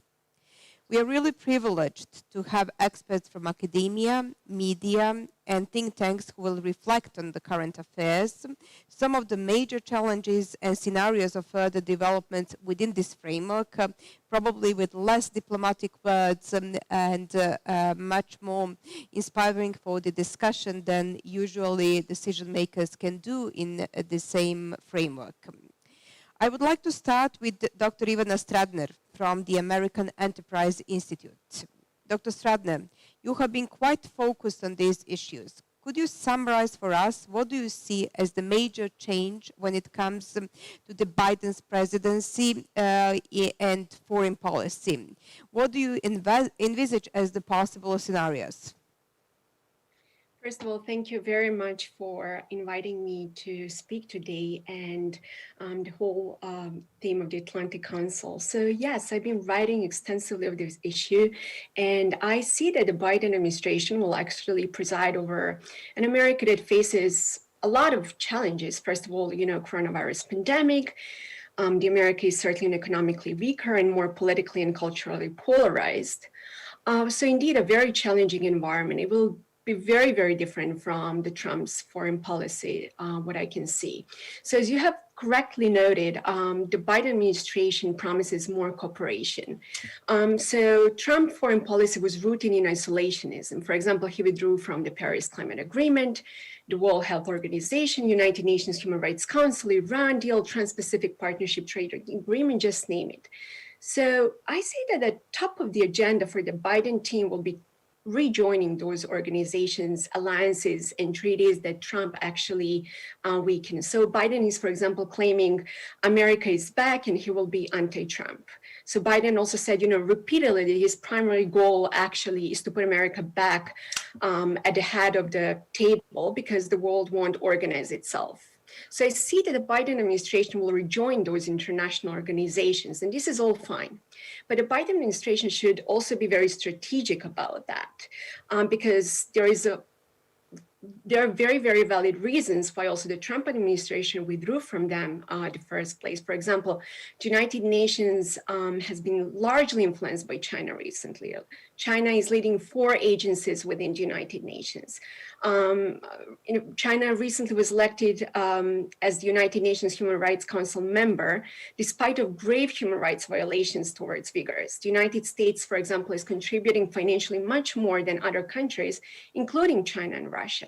So World Health Organization, for example, also was very biased over the coronavirus pandemic and praised China. So there are quite good reasons that those institutions should be reformed. So this power vacuum was really, really filled by both Russia and China. So while the Biden team should go back and influence those organizations from inside, it should be under very different terms. We should not tolerate things such as the United Nations Human Rights Council for being biased and not passing a single resolution against China, or passing, for example, numerous resolutions against Israel.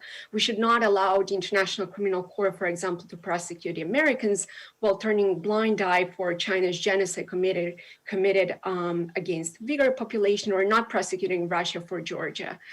We should not also allow, for example, Russia using the United Nations to set the rules for cyberspace while flagrantly violating all those rules on a daily basis. So yes, the Biden administration probably will join those institutions, but he should do it carefully because the Trump administration actually gave him a great leverage that he should use it to build, to rebuild the reputation for the United States.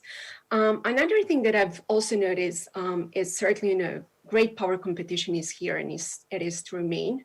It will remain. So for example, China, Iran, Afghanistan, all those issues will be very pressing. So under Trump, for example, US-China relations have slid to the, I think, lowest level in recent history. And Trump began a trade war with China. So Biden, for example, said that he would correct this by bringing more multilateral pressure to bear on China. I'm not a strategist, whether it's a good thing or not is yet to remain, will be seen. But also, for example, in Iran, the Trump actually questioned the benefits of the US military interventions in the Middle East, especially the 2003 Iraq invasion. And pulled out of a nuclear deal reached with Iran. So Biden, for example, said that he would deal with Iran through diplomacy and re-enter the agreement, but under different terms. When it comes to Russia, I think that particular approach will be quite different because the Trump administration was almost silent on Russia. And one other thing that I think will be quite different is democracy promotion. That certainly no lag during the Trump administration, but Biden, for example, pledged to host already a global summit of democracies. So we will see actually how democracy promotion will go back to what it was during the Biden term. Yes. If I understood well, you're announcing that it should be a lot of the differences compared to what we have seen under Trump. But one more question before we switch to our next panelist. As we are approaching January Senate runoff elections in Georgia, the Republicans keep the control over the Senate. Do you believe that Biden will be able actually to make these changes in foreign policy? Well, let me clarify one thing. I think there will be like a more domestic divide than more on a foreign policy, because even though I've noted like that there will be some changes, there are also some major agreements, like for example on China. It is, I think, clear on both sides, both Democrats and Republicans, that China is a major threat. When it comes to Russia, you know, things will certainly differ, but also I think in terms of foreign policy, one of the major differences between Democrats and Republicans, well, they will probably disagree on whether and how the United States should rejoin those international organizations. So this greener, more, let's say, multilateral U.S. Paris Agreement that U.S. plans to rejoin, that will be, I think, one of the major challenges when it comes to implementing those things. Dr. Strader, thank you very much for this clarification. I will be back to you later on in the second round. Professor Stefan Freilich is the chairman of the Institute of Political Sciences at the University of Erlangen-Nuremberg and guest professor at the College of Europe and the University of Oxford, Bonn, and Zurich. Professor Freilich, Germany is one of the major players in Europe and wider, and amongst the other issues, your focus was US-German relation in the Trump era. As this era is ending, what is your assessment on this, on its impact and heritage? How it will actually affect the world after Trump? Yes, thank you very much, and good evening from my side as well, and thanks for inviting me to this distinguished panel, actually. Now, first of all, let me start with what actually Ivana already slightly touched upon. I very much agree on at least one issue, certainly, and which is my starting point actually for my few points here I'd like to make. Let me start with a very general remark. I think what we will see is that under Biden, certainly we won't see anything like Trump's destructive unilateralism, isolationism, and insulting also attitudes toward particularly his allies, the Democratic allies, particularly in Europe. But I also think that there won't be a return to the status quo ante either. So meaning those who believe that we will face another or will head to another, transatlantic era, similar to what we had under Obama as he was his vice president, I think would be misleading. And we should be prepared for that this will not happen, and get the expectations right. And that is because the international environment has significantly changed, as Ivana already mentioned. So my first point is actually, I think what will happen, and this is very similar to what we've already seen and observed under the Trump presidency. Biden, like Trump, will be downsizing, I think, U.S. military commitments in all over the world, and particularly in the Middle East. And he will also be pulling back on foreign trade, as Trump did, as we'll see.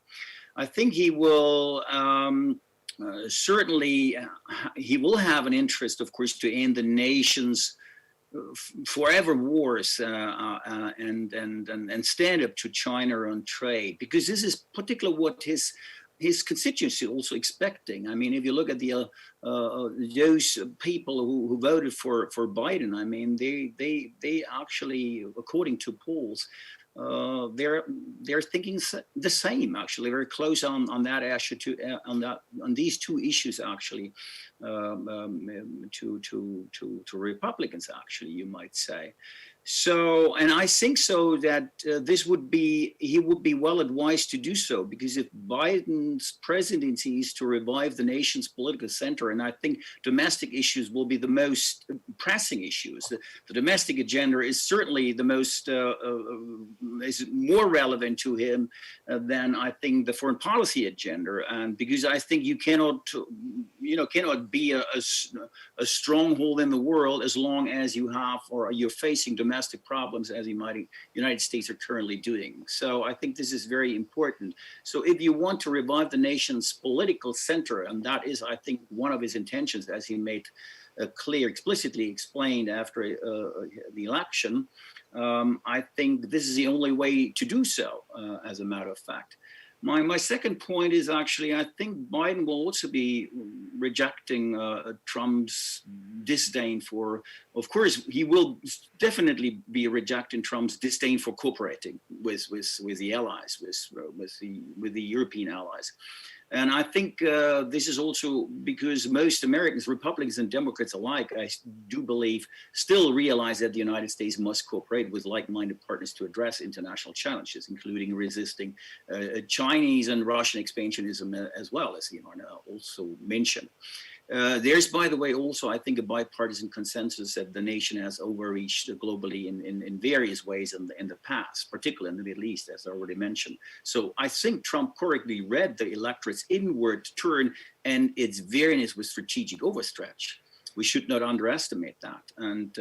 And we should not forget, and progressive Democrats, as I would call them, are as happy as Trump Republicans about a pullback from the Middle East. I mean, Elizabeth Warren had made that repeatedly, actually voiced that during the election campaign. So I think even though you might argue that Trump has made a mess of getting out, impulsively withdrawing troops without a follow-on strategy or consultations with the allies, we should nevertheless keep in mind that his constituency as well will expect this president actually not to overreach again. So Biden, I think, will instead couple deft regional diplomacy again with residual military presence capable of maybe surgical operations, but that's all.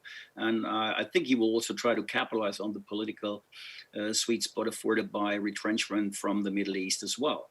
That brings me to my next point. I think in a similar way, what we'll see is that Biden also will tone down Trump's strident economic protectionism, of course, but he will nevertheless also continue efforts to ensure that more Americans benefit from global trade. His slogan, "Buy American," I mean, is very similar to what actually Trump has in mind, or had in mind, was America first. So we should not underestimate that. And this is not without reason. We should not forget that. Although foreign trade boosts employment, you may say, as I would also say, and as an economist, being a political scientist, as an economist, in the export sector, and reduces the cost of consumer goods, we all know that. Import competition from China has cost the United States, nevertheless, at least according to various estimates, actually, of serious and institutes, research institutes, at least 2 million jobs since the millennium, actually, so in the last 20 years. Many of them in the manufacturing sector, we know that. So we should not underestimate that. And opinion surveys reveal that most Americans see international trade as benefiting the U.S. economy, but they also want trade deals more favorable to U.S. workers and U.S. workers. I would say Democrats may be more also wary of, I'm very interested to see what will happen on the Biden with regard to the tech giants, actually, of big business. than Trump, but they also end up in the same place on trade. And this again, Biden's slogan "Buy American," I think is the best proof for that. His campaign website was very unequivocal on that issue, as you all know, I guess. But what we definitely, I think, will see also, and this will, of course, please Europeans,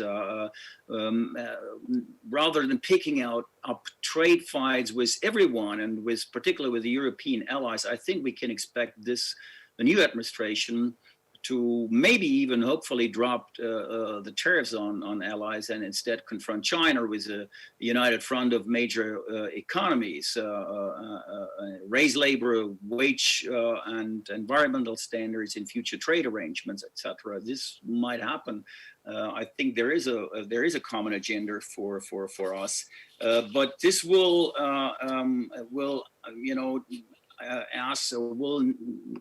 will mean actually at the same time that Europeans have to deliver. And with that, let me add a last point, and then I'll stop here. Where does all that leave us, Europeans? I think there are plenty of opportunities, I would say. But apart from that, I think there is no doubt, I haven't said a word so far, we can discuss it later on. Europe has to deliver on defense. I mean, he will be as pushy on the defense issue and the 2% ceiling as any other president in the last 20 years. As a matter of fact, Trump was not the first actually to voice that issue. So this is something that will definitely be going to happen. The second point is actually that I think the Biden administration will be, as he has clearly indicated, that he will be tough on China.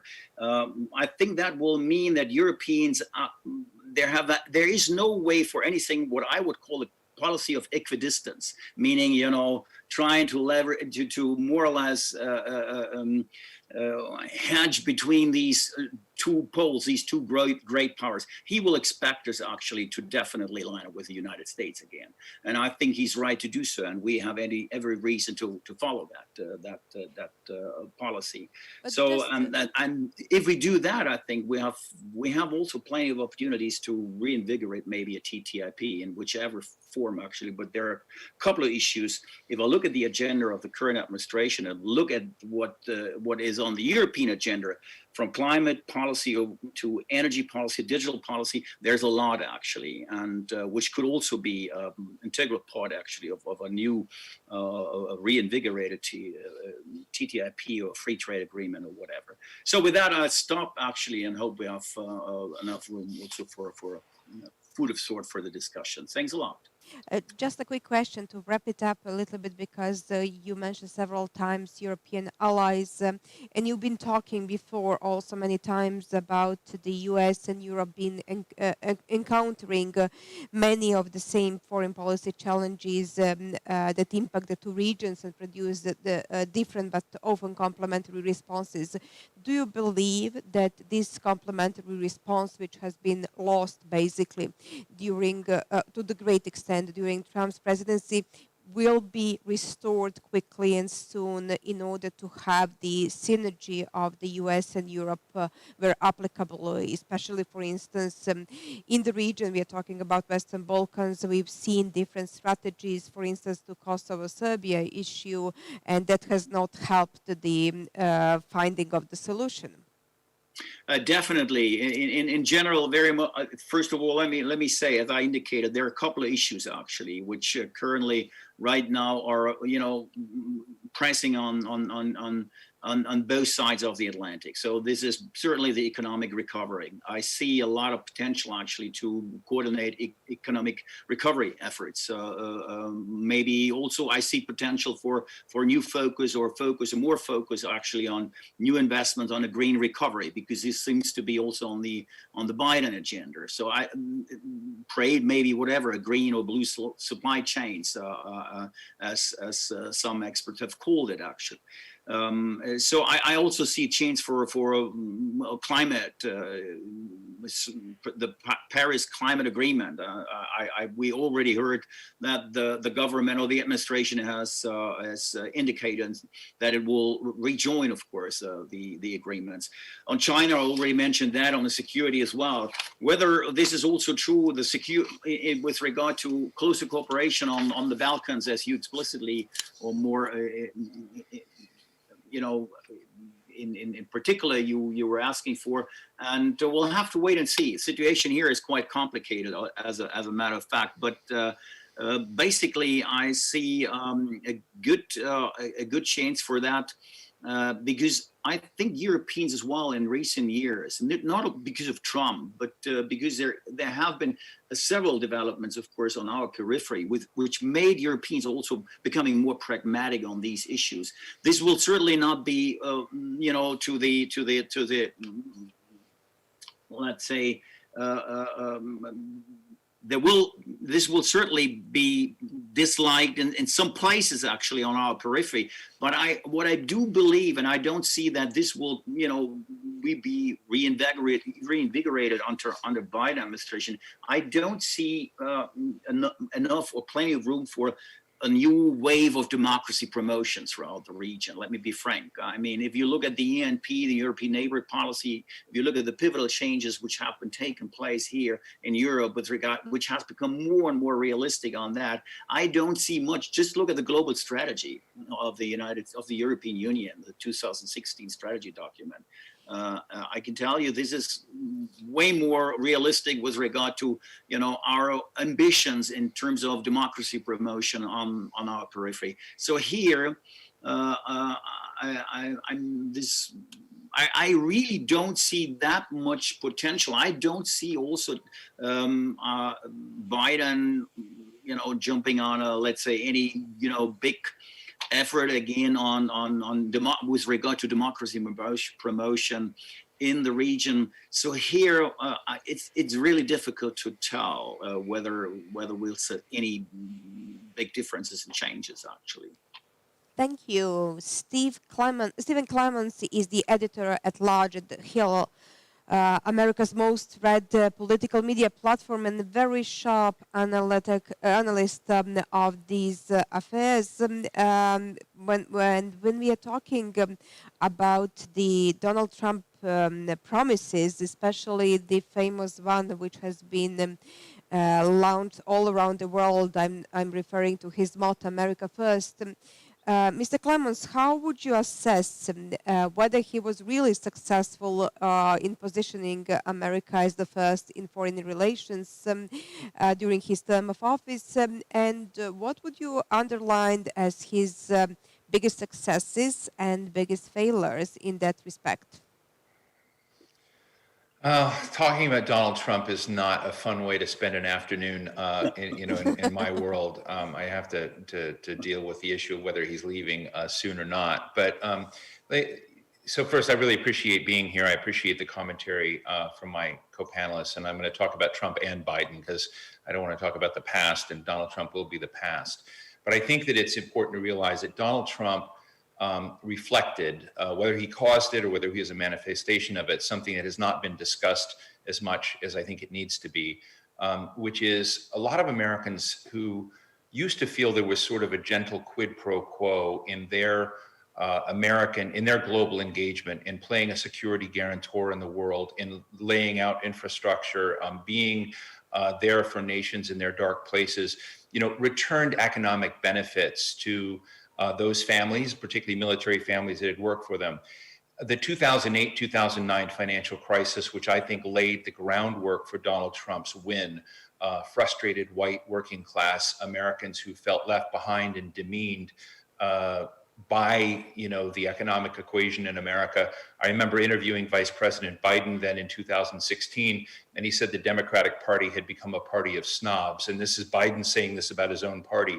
That group of Americans, largely military families, the backbone of working America in many ways, became disgusted when they saw China's rise and they saw America on its back. So that's the fire out of which Donald Trump emerged and was created. And so Donald Trump abandoned many of the trappings of traditional foreign policy in the infrastructure of American engagement in the world, much of which America designed and built. So you have to remember that Donald Trump is an incredibly, for you political science professor, types out there, this is a moment of discontinuity. And so when you ask, what did he succeed and fail on, it depends where you're sitting. If you're sitting in Tulsa, Oklahoma, and or Cleveland, Ohio, you're going to be in a different place than if you were in New York. If you're a believer in kind of neoliberal economic trade and greater economic and information technology integration in the world, Donald Trump was a deep frustration to you. If you are someone who has a fantasy or a hope that old line manufacturing jobs in steel and aluminum and cars and making things are going to come back to America, then Donald Trump making Washington scream the way it has been great for you. And maybe not economically, but at least it's been good theater. So I just want to put that out, that it depends where you're seeing it. So when you ask where he succeeded and where he hasn't, Donald Trump has been discontinuous and disruptive and a wrecking ball enough that he's knocked inertia out of the picture. And what I mean by that is transatlantic relations, which we're discussing, has been driven a lot by inertia. We believe that transatlantic relations and the American relationship with NATO and with European countries and common cause was sort of permanent, but it was sort of drifting along, to be honest, without purpose or direction. And it's drifted along without purpose or direction so much that inside Europe, Europe can't even solve its own problems over rule of law. It can't decide, who is a threat and not. Is Russia really a threat? Is China really a threat?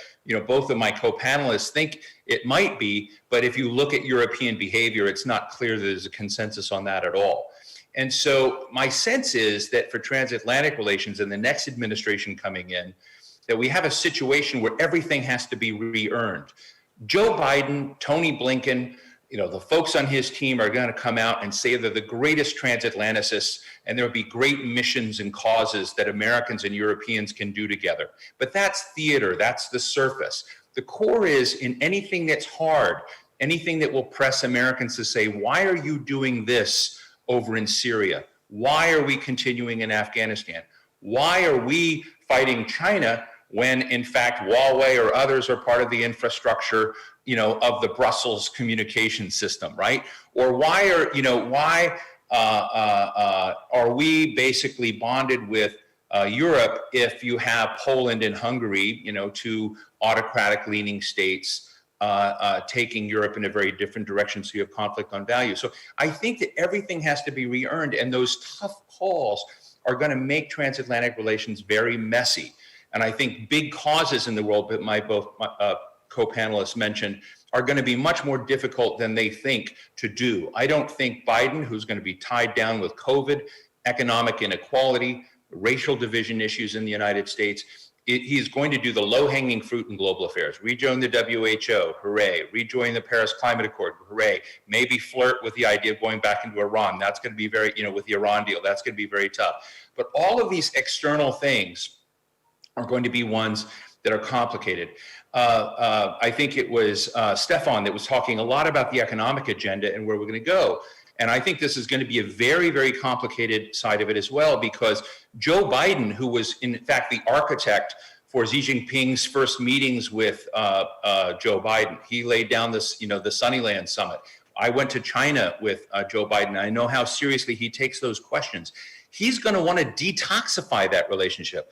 I've heard my colleague Ivana is very smart on this. I don't think that right now it looks like there's a consensus between Democrats and Republicans on China. The world is saying, oh, China's such a big hooligan out there, stealing intellectual property right, creating concentration camps for the but I think Joe Biden is not going to want to have his administration defined on the front end by a battle with China. He's going to find ways to create off-ramps to the tension in that relationship, because he knows he doesn't have the consensus at home and he doesn't have the ability right now to be tested on that front. So when you look at this arena, I think it's going to be a much, much tougher time than people think. I think you're going to get all the low-hanging fruit, but in these tough areas, Joe Biden has a complicated desk and a complicated agenda, which Donald Trump, in a way, sped up where history is going to go.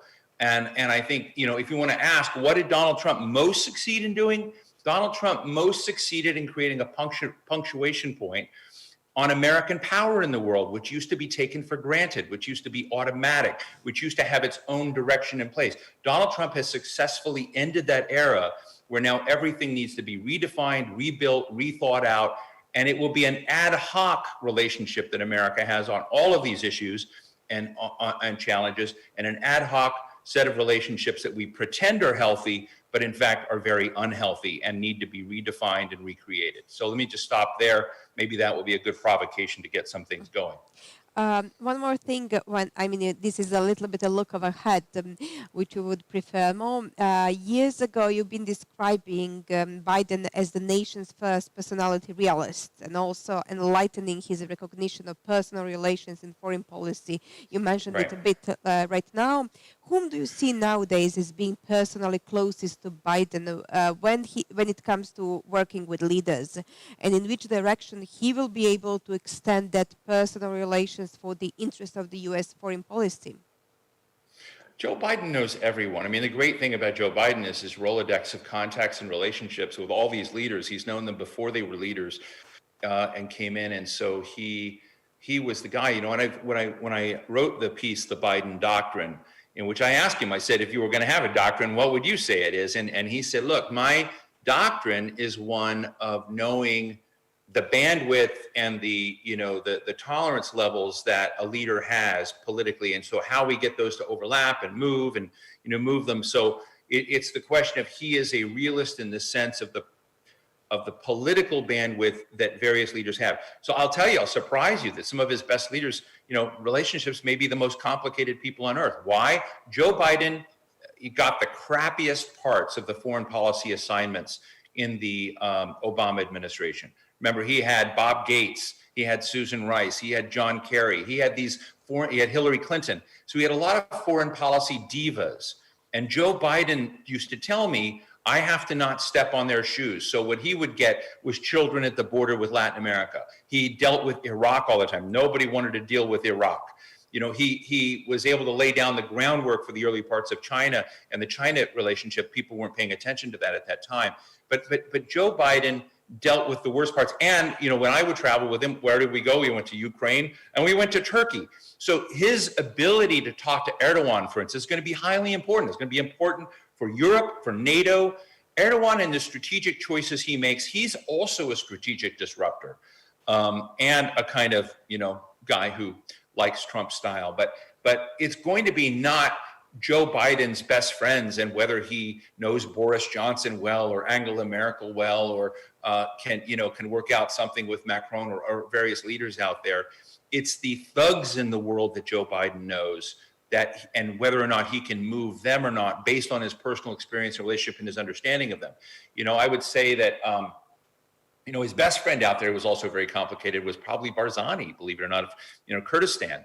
Is somebody you talk to every week, and he kept, having a relationship with, in that mess of what Iraq was, trying to move them. So the question is not one, I think, of whether he will develop like Obama used to have a best friend. Obama was, I used to describe, this may not make sense to people in describing people like animals, but I wrote a piece once, describing President Obama as like a Russian blue cat, very picky, very finicky, staying away, occasionally friendly.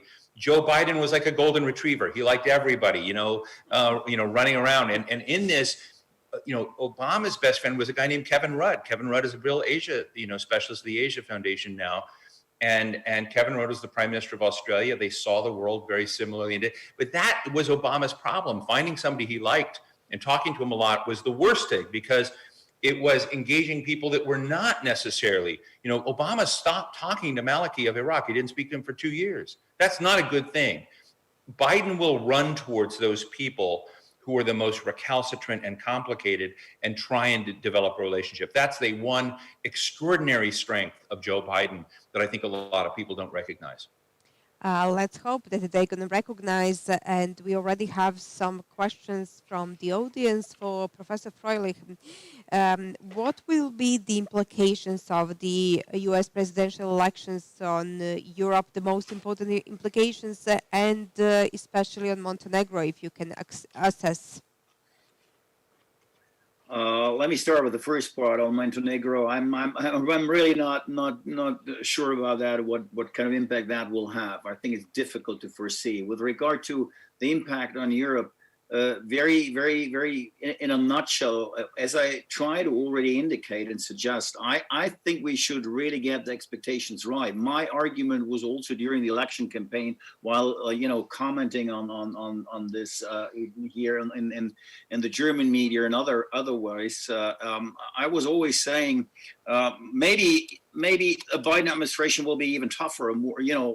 They'll be the real litmus test for Europe. And my argument is because, if you see, I mentioned this agenda, and there are a couple of issues and many issues where I could see Europeans and Americans going ahead, actually. But on the other hand, my biggest concern and greatest concern is what Stephen actually already indicated, suggested. I mean, we know that Europeans are very good in the rhetoric. If it comes to the action and the deeds, and the to live up to the expectations, we have our problems. And this is, of course, not least due to the institutional nitty-gritties of the European Union, a complicated system, multi-level system with 27 member states, actually, and you should never forget that, as a matter of fact. But what I like to say and point out is, if we do not deliver now on and I think Biden will push out on that issue, will push us as well on the issue of burden sharing, efficient burden sharing, the defense issue, on trade issues as well, on China, actually. If we do not, deliver now, that's what I tell my students. That's what I tell my colleagues and the people here. I mean, then we're really risking to lose those people who still have faith in Europe.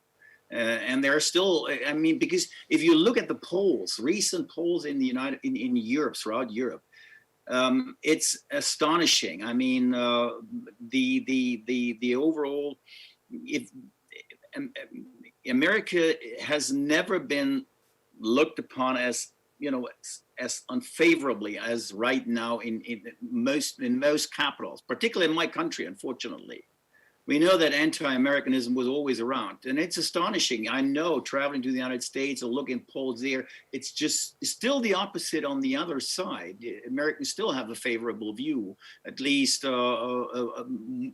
more than the other way around of Europeans. So what I mean is, I think we risk really, we could do even more harm to that relationship if we do not deliver now, because we would disappoint those who are still believing, those who voted for Biden, and who, as I already said, I think by and large actually in support in the substance of maybe Biden's foreign policy agenda. If we disappoint them, I think we really have a problem. So that's why I say that this might even be a bigger litmus test, a greater litmus test to Europeans than the Trump administration, a second Trump administration. You wouldn't believe it.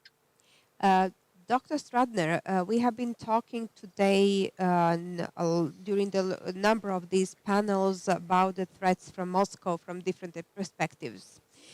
Do you see the tendency to be declining or increasing, and what the U.S. should do to strengthen relations with Western Balkans countries and to respond to Russian influence?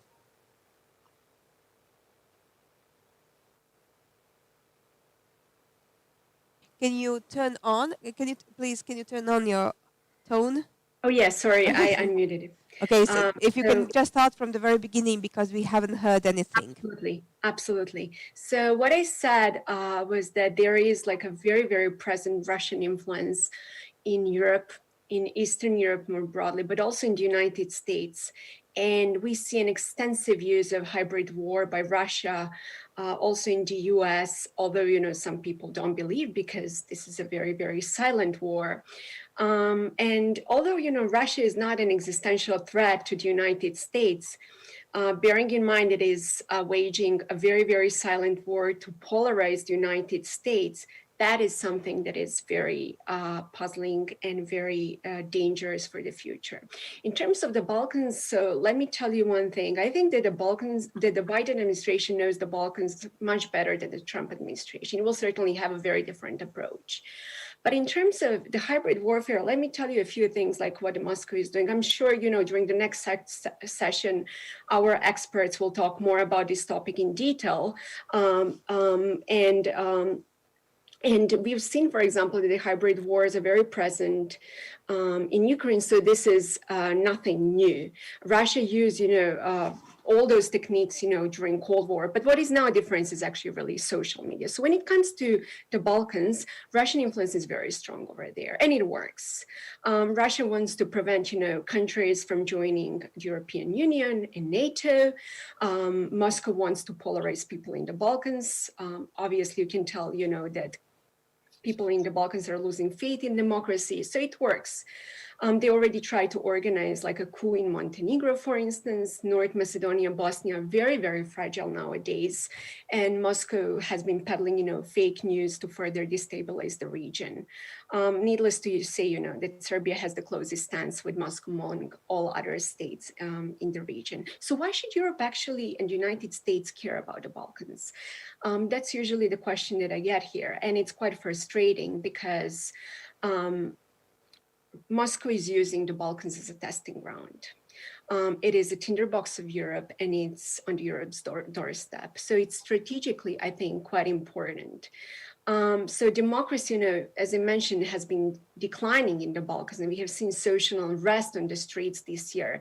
And this also has to do a lot, with hybrid war. So what can we do about that? First and foremost, I think the West needs to be serious about this and needs to understand that hybrid warfare is a quite serious threat.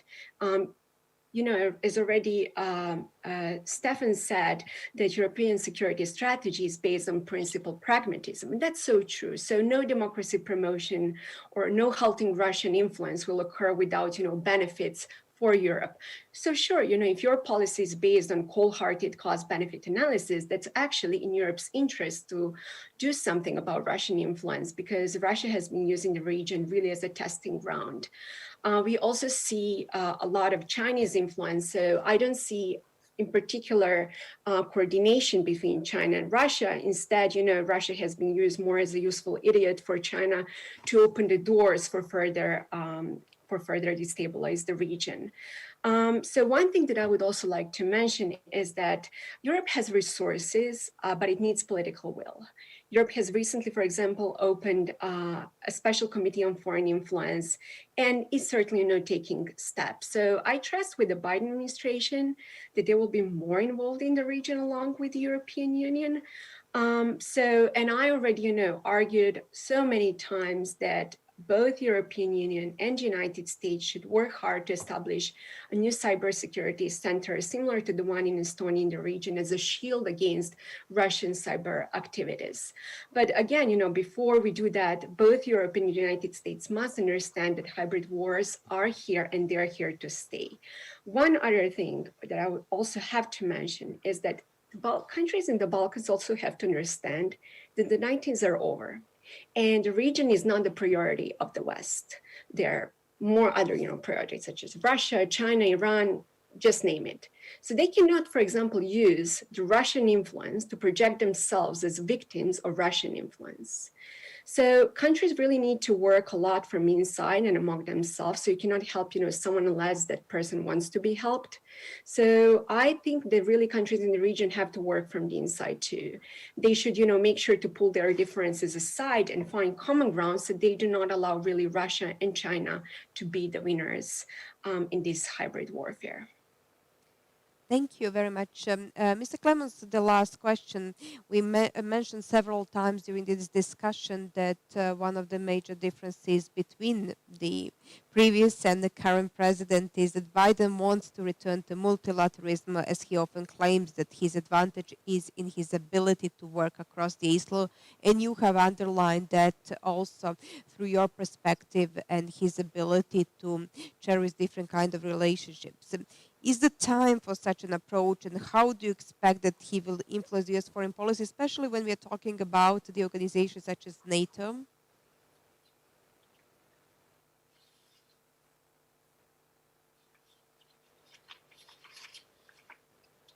I think you have to unmute yourself. Sorry, folks, I didn't want you to hear me shuffling around. Now we can hear now you. You can hear me. Great. So I think that there is going to be if you can imagine a scale of 1 to 10, and say right now in my book we're probably at a 3 in the terms of trust of our allies in America's willingness to be there with them in their dark days, and some of our enemies, our foes, our rivals, however you want to define them, have had a lot more attention and even friendliness from our American president right now than they expected. So Biden is going to come in and recalibrate some of those perspectives and relationships. Duterte in the Philippines is not going to get a lot of time from Joe Biden. Erdogan will, because Erdogan's, strategically significant. There'll be no Joe Biden, Kim Jong-un summits unless North Korea moves in a different direction. Putin and Xi Jinping, who are both members of the Permanent Five, are in the UN, are going to get a lot of attention, and they're going to get a lot of what Joe Biden is going to try and say is tough love. But there's a complex game going on right now. The world is no longer run just by like Europe and the United States, and there are big questions out there, even national security questions, around the future. We're sitting on a technological moment where communications infrastructure, 5G, artificial intelligence, big data, the Internet of Things is going to fundamentally transform all of our societies in such a way. The question is, who's going to be the brainchild? Who's going to be essentially running that show? And there's a big debate right now. Is it going to be the Chinese and Huawei? Which it might be. My criticism of our friends in Europe is you have Ericsson and Nokia, the only really 2 other potential real alternatives to Huawei, and Europe has done absolutely nothing to give them the financial muscle, the wherewithal to compete with Huawei globally. Done nothing. This is a topic we've been talking about for years. They've done nothing. For Joe Biden to be credible in dealing with China, it's not going to be him screaming about China's trade policies or its behavior. It's going to be whether the United States puts together an industrial policy where it can begin to generate some of the responses and alternatives to Huawei. Otherwise, we will see a divide in the world where, those nations in the Belt and Road Initiative, those nations that see China as a rising cause and power in the world are going to be on that standard. And the kind of older, demographically older nations with less contributions to the growth of the global middle class are going to be tied into a different market with a different set of standards. The world will fundamentally change. So when you ask your question about NATO, about security, about overcoming lines, part of it is going to be wrestling with these issues in not a way in which posture matters, but the substance of policy matters. Will Europe do something to help Ericsson and Nokia? I will be surprised if they do, but it would make me very happy. Is Joe Biden going to do something on this various front? That's the way you begin dealing with and bringing China around. I would say exactly the same kinds of things with Russia. Russia right now is in a position with the Balkans, with other states, of picking them off here and there. NATO right now, Joe Biden is going to go to Brussels and give NATO a big bear hug. He's going to, maybe bear is the wrong term, but a big, warm, wonderful hug. Article 5 matters, all for one for all. But it's not going to matter unless we look at out of area, unless we look at other areas in which NATO has challenges, unless we look at some of the things that leading European contributors to NATO care about, like Syria, like Libya. like the provocations in Eastern Europe that are going on and the hybrid war that Ivana was talking about, these issues of how Russia has changed the game of war and people wondering whether the US and NATO can play in that space. I have my own doubts about whether the US and NATO can play in that space, but it needs a response, like Ivana said. So in that, those are the kinds of, the elements of the terrain that we have to be real about. And I think we should not be rah-rah about it. We should not just think this is naturally going to happen. It's going to take work, and it's going to take a question of how, when America and NATO and Europe are tested, are we each going to behave? And if we don't get those kinds of things figured out, and the difference between rhetoric and action, as Stefan said, then we're not going, then the picture will not be compelling. Joe Biden is going to have to find a way, with very limited resources and with a nation that's half ambivalent about him, even not rejecting him, go into Congress and get support for these kinds of elements of a foreign policy. Hopefully there are Republicans in there, particularly in the centrist space, that once we move past this Trump era are willing to come along. But their price is going to be high. And as I said earlier, I don't think we should assume anything will be automatic. Everything is going to have to be re-earned. And I hope that Joe Biden and Kamala Harris are brilliant at re-earning that trust, both from some Republicans, but also allies that we can put a package together to compete with these other players. I know it's a long-winded answer to your question, but it was a good question. And I wanted to be complete. Thank you very much to you, Mr. Clemens, Dr. Stradner, and Professor Froelich. I really enjoyed talking to you as you had all sharp, clear-cut responses and comments, very analytical also. And I think this is a fantastic wrap-up of the number of the topics that we have opened and that we have been getting at some point quite wide and diplomatic responses. Thank you for taking your time to be with us in such a way. Hope to see you at some point directly. Let me say one thing, by the way, if I may. Yes. I just want to say a shout out to my friend Cheryl Cross, who I know works closely with all of you. She's why I'm here. I haven't seen her in a long time, but I know this will sound odd and unprofessional, but Cheryl is an amazing national treasure, and listen to her. So there you go. Thank you for that intervention as well. And this is the closure of this panel, and I think we have a very short break, a few minutes, and we are continuing with the last panel to conclude this Jubilee Forum. Thank you very much one more time. Thank you. Thank you. And bye-bye. Bye-bye. To all of you.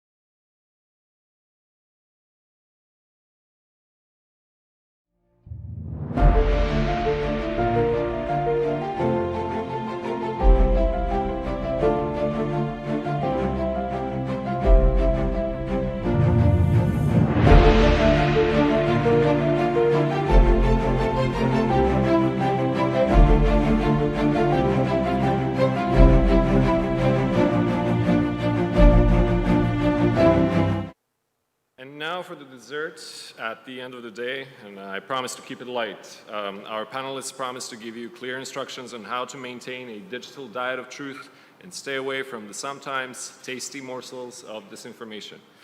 I think we've had enough of the food jokes, and this is a serious topic, so disinformation is front and center at every security debate around the world. This is why we have to discuss it at 2BS as well. From Russian malign interference to China's slow and steady approach, our last group of speakers are here to tell us what we need to look out for, as well as how they expect this information will shape our future. Here with us tonight at our last panel, we have Jakub Janda, Director of the European Value Center for Security Policy, Milan Jovanovic, researcher from the Digital Forensic Center here in Montenegro, and Nicholas Yap from the DFR lab at the Atlantic Council. Hello and welcome. Oh, hi to you. Thank you for having me. Of course, it's a pleasure.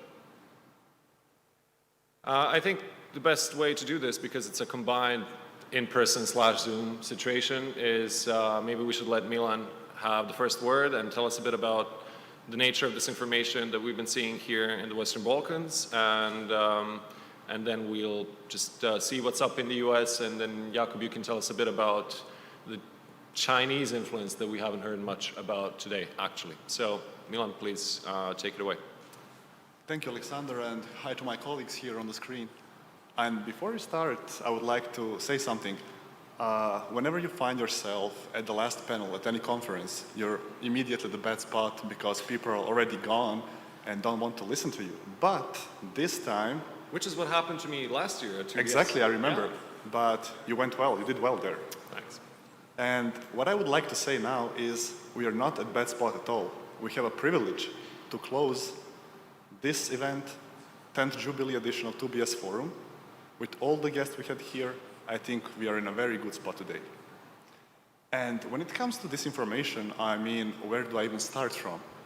Ever since 2016 and American elections, we've been listening about disinformation. You open up media, you listen about disinformation. You open up Facebook, and everything there is almost disinformation. Then politicians lately have started using disinformation as a regular term, I would say in the last 2 years. And then common folk would think, oh, wait a minute, this has to be something very new. But disinformation isn't new. Propaganda, lies, and disinformation is something that exists as long as our language. Ever since people started speaking, they started lying and spreading propaganda. But what has changed lately that we've started listening about this phenomena so much about? I would say, and I'm sure of, that it's the evolution of technology that has allowed certain political actors, certain states, to use this information to meddle into internal affairs of other countries, to meddle into their elections, to create political opinion within their societies. And why? For their own gains. I mean, technology per se isn't good or bad. Technology is what we make out of it. Some countries opted for this way of using technology, like everybody is talking about China, Russia, Iran, North Korea. But I will leave, China to Jakub, since he's an expert on China, and I will leave Russia to Nick here, because, Russia and US have special relations, I would say. And don't get me wrong, but I would more, because since I come from Montenegro, we have local actors here, states, actors, political actors, spreading all kind of stuff, propaganda, conspiracy theories, disinformation, fake news, that I would love to focus on. And I wouldn't go too much back, like just a few months back, we had elections in Montenegro. And if you followed Montenegrin elections using Serbian media, you would think at very least that there is ongoing war there. That this isn't about the elections, it's much more about state of war in Montenegro. And I remember, it's nothing new. The same thing happened a few years ago when we started NATO negotiations. And then when we joined NATO in 2017, ever since then, we've been under heavy artillery, a barrage of artillery coming from Serbian media.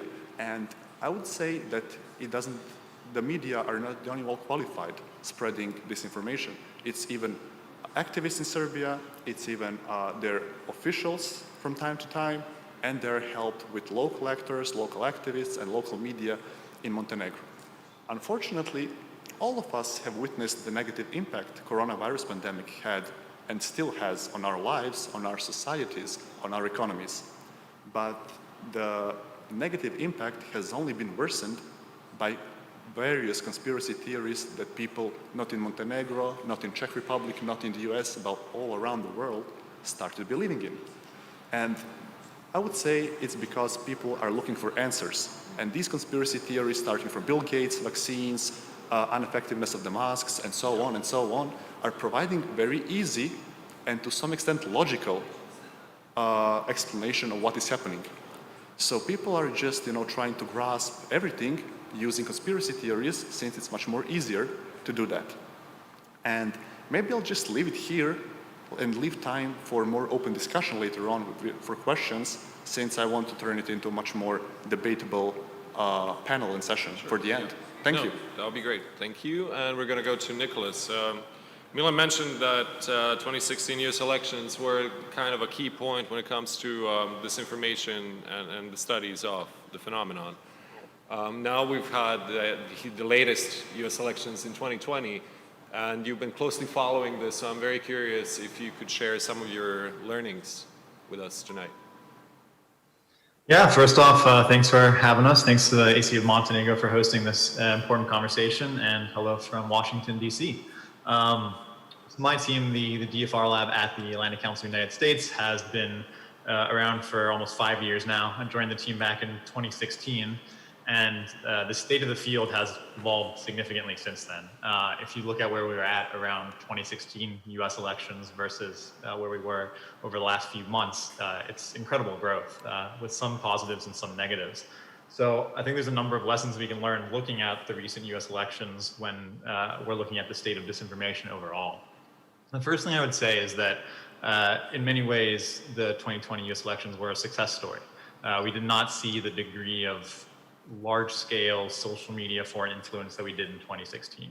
If you think about something like the Internet Research Agency, the IRA, the St. Petersburg Troll Factory, those activities had tens to hundreds of thousands of followers on their accounts and pages back in 2014, 15, 16. They were getting cited in mainstream US media. Sometimes politicians would engage with the narratives, which we then found out were literal Russian trolls that were seeding them. That activity did not exist in 2020, and that's very much due to the growth of this field. We see governments, civil society, media, and tech platforms taking the challenge more seriously and being more proactive in identification and removal of assets and of malign both behavior and content.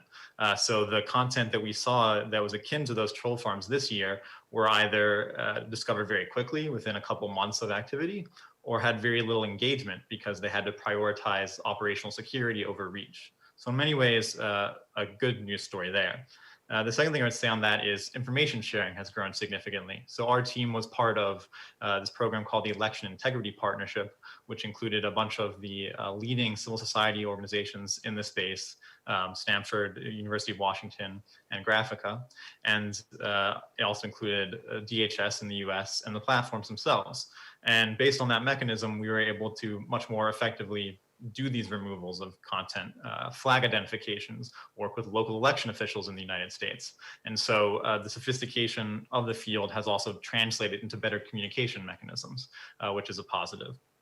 On the negative side, and some of the less positive stories out of the US elections, what we have seen as well is that because these large-scale IRA-style trolling factories, influence operations, are being uncovered quicker or not being able to have the same reach, we've seen an evolution and an adaptation of tactics. So the majority of the content that we saw was much more niche in its focus when it came to social media. In many ways, shifting to less mainstream platforms that had less regulatory frameworks in place, or to different communities where there was less of a focus overall. And not just social media activity, but we've also seen a reliance, especially from actors like Russia and Iran, on hack and release. So this is using kind of traditional cyber techniques to uncover potentially political or inflammatory content and then release it into the public narrative and conversation ahead of an election, and then pairing that with social media activity. And so that's been seen to be a probably more reliable or larger return on investment for these actors. So that's one of the main evolutions and tactics that we need to be on the lookout for. And then the last thing, somewhat similar to what Milan was talking about, is that since these large-scale operations aren't working, we've seen more of a focus to other actors. So one of the big takeaways on 2020 US elections is that the majority of harmful activity was in many ways linked to domestic actors or even originated with domestic actors. So if you're Russia and you're thinking about how you might be able to cast doubt on norms or institutions, you very much have an incentive for domestic actors to do the work for you, the job for you.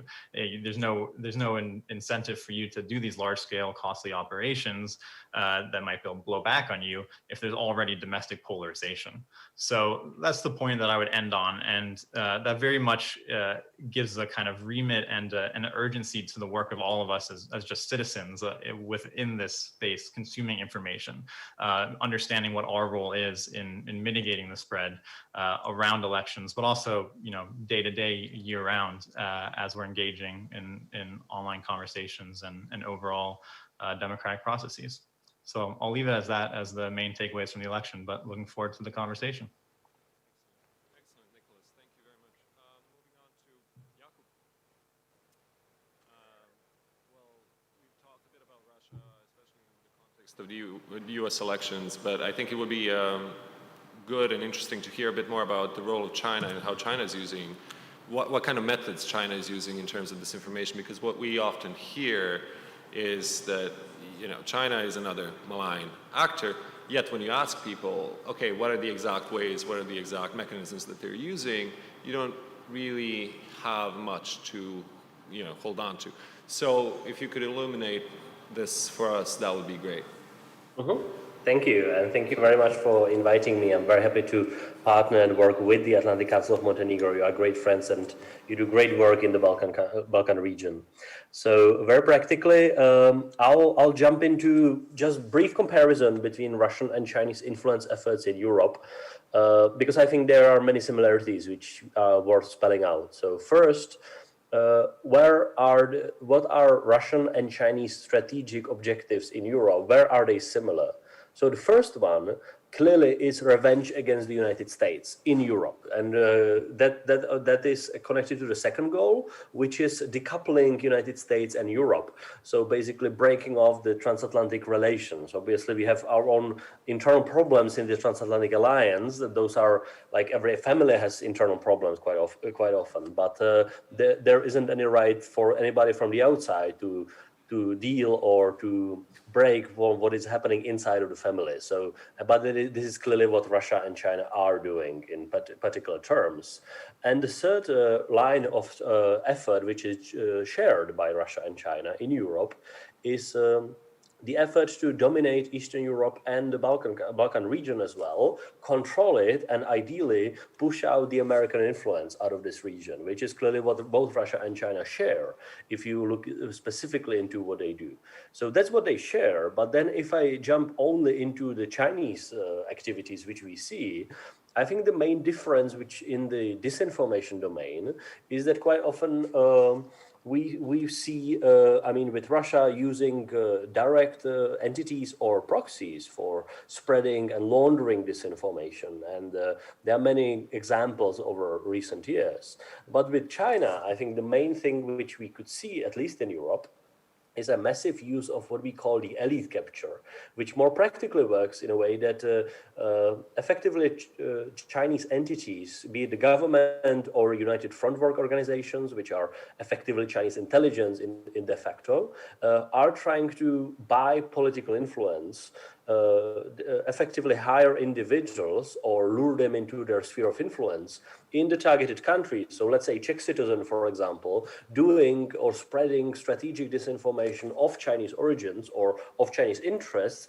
in, let's say, for example, the Czech media and political environment, since I actually work in Prague. So just to give you that example. There is an effort to infiltrate universities and spread various CCP, Chinese Communist Party's messaging on this front as well.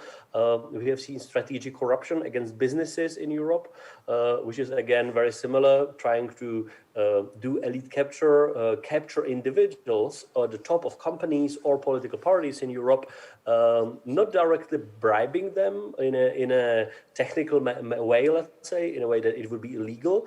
There are many ways of legalized strategic corruption, offering jobs for if they take specific political stances, and that's actually what we could see very clearly happening. So therefore, at the end, you do not see that much of Chinese entities directly performing disinformation in Europe, but they are effectively trying to hire individuals in European countries who are doing it for them, and that's the main thing. So anytime you hear Chinese government's lies about Chinese concentration camps in Xinjiang, for example, or anytime you hear Chinese government's lies about Hong Kong, about Taiwan, for example, or about anything security or geopolitically oriented on China, quite often you will hear it mainly from European voices in Europe. And those are people doing it on behalf of Chinese foreign policy interests. And most often they are doing it for money, not for ideological reasons, which is one of the key motivations of many Russian proxies in Europe, which we see, even though money is obviously involved from the Russian side as well. But the ideological part is quite strong for some of the Russian proxies in Europe. I think just to finish up, I think there are several specific, what we call operational objectives of China in Europe now. In the COVID-19 environment, there are at least three specific lines of Chinese disinformation efforts in Europe. One, deflect the blame from China to somebody else. And that's quite similar to what we have seen with Russia on MH17 or with Russia on the Russian war in Ukraine. So the Russian government had been trying to portray itself that the Russian government is not responsible for MH17 or the Skripal case or the poisoning of Navalny as well, and many other efforts. So basically trying to say, look, it wasn't us, it might be somebody else. You don't really know it was us. And this is again what China is doing now on the pandemic, trying to basically mislead, manipulate the general public or global public, trying to say, look, we, the Chinese Communist Party, are not responsible for manipulations at the beginning of the pandemic, for silencing of the medical experts in China. All of that is publicly proven already, that the Chinese government is responsible for silencing the voices which are warning that this crisis is coming up. And punishing individuals who actually try to speak up and say, look, there's a huge problem coming our way. There's a pandemic starting now, and we should do something. And we have seen the Chinese government pushing and twisting governments globally, trying to tell them, no, you cannot cancel flights from China for health reasons because there is no real pandemic happening at this moment. This is something what we have seen China doing in recent weeks and months of the pandemic, which obviously led to many deaths and dead people because of this. And there are real studies showing this in real time. So deflect the blame is the first objective. The second one is portraying China as the savior of Europe. Basically, China trying to say, look, we are here to save you from the pandemic. We are going to give you the medical equipment, for example. That's what we've seen in Serbia, for example, and other places across Europe. So that's the second Chinese government's objective. The third one is anti-American, trying to say, look, the United States are selfish. They are not helping you as Europeans. We as China are helping you during this pandemic. And just to finish up, there are usually three other long-term operational objectives of Chinese disinformation in Europe. One on Taiwan, basically trying to punish anybody who does anything with the government or people of Taiwan, which is a democratic and free and friendly country, unlike the communist China is.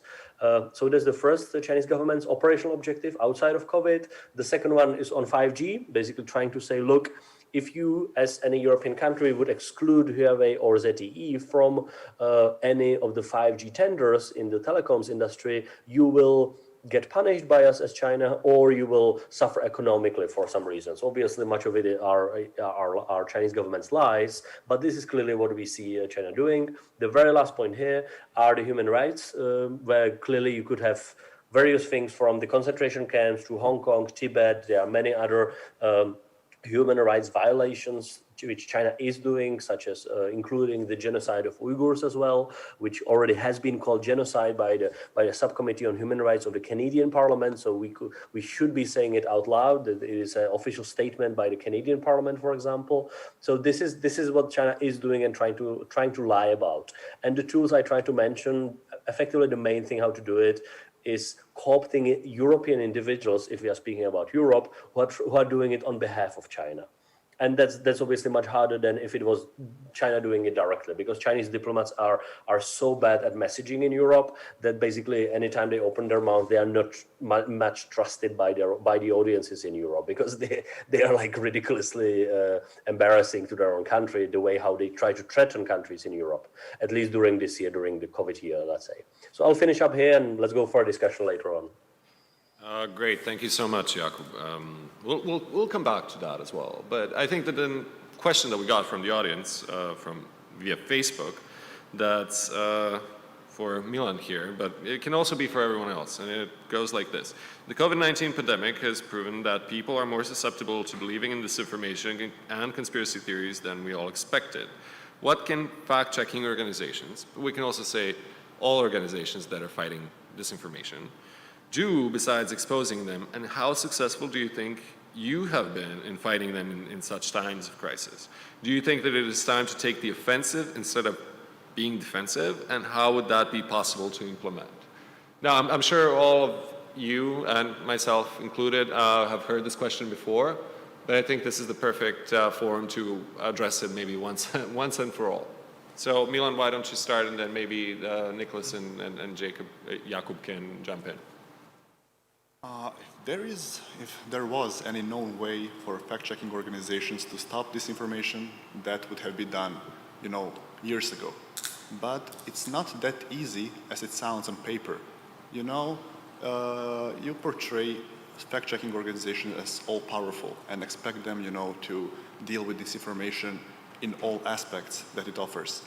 But disinformation is not a problem of one part society. It's a problem of the whole society and societies around the world.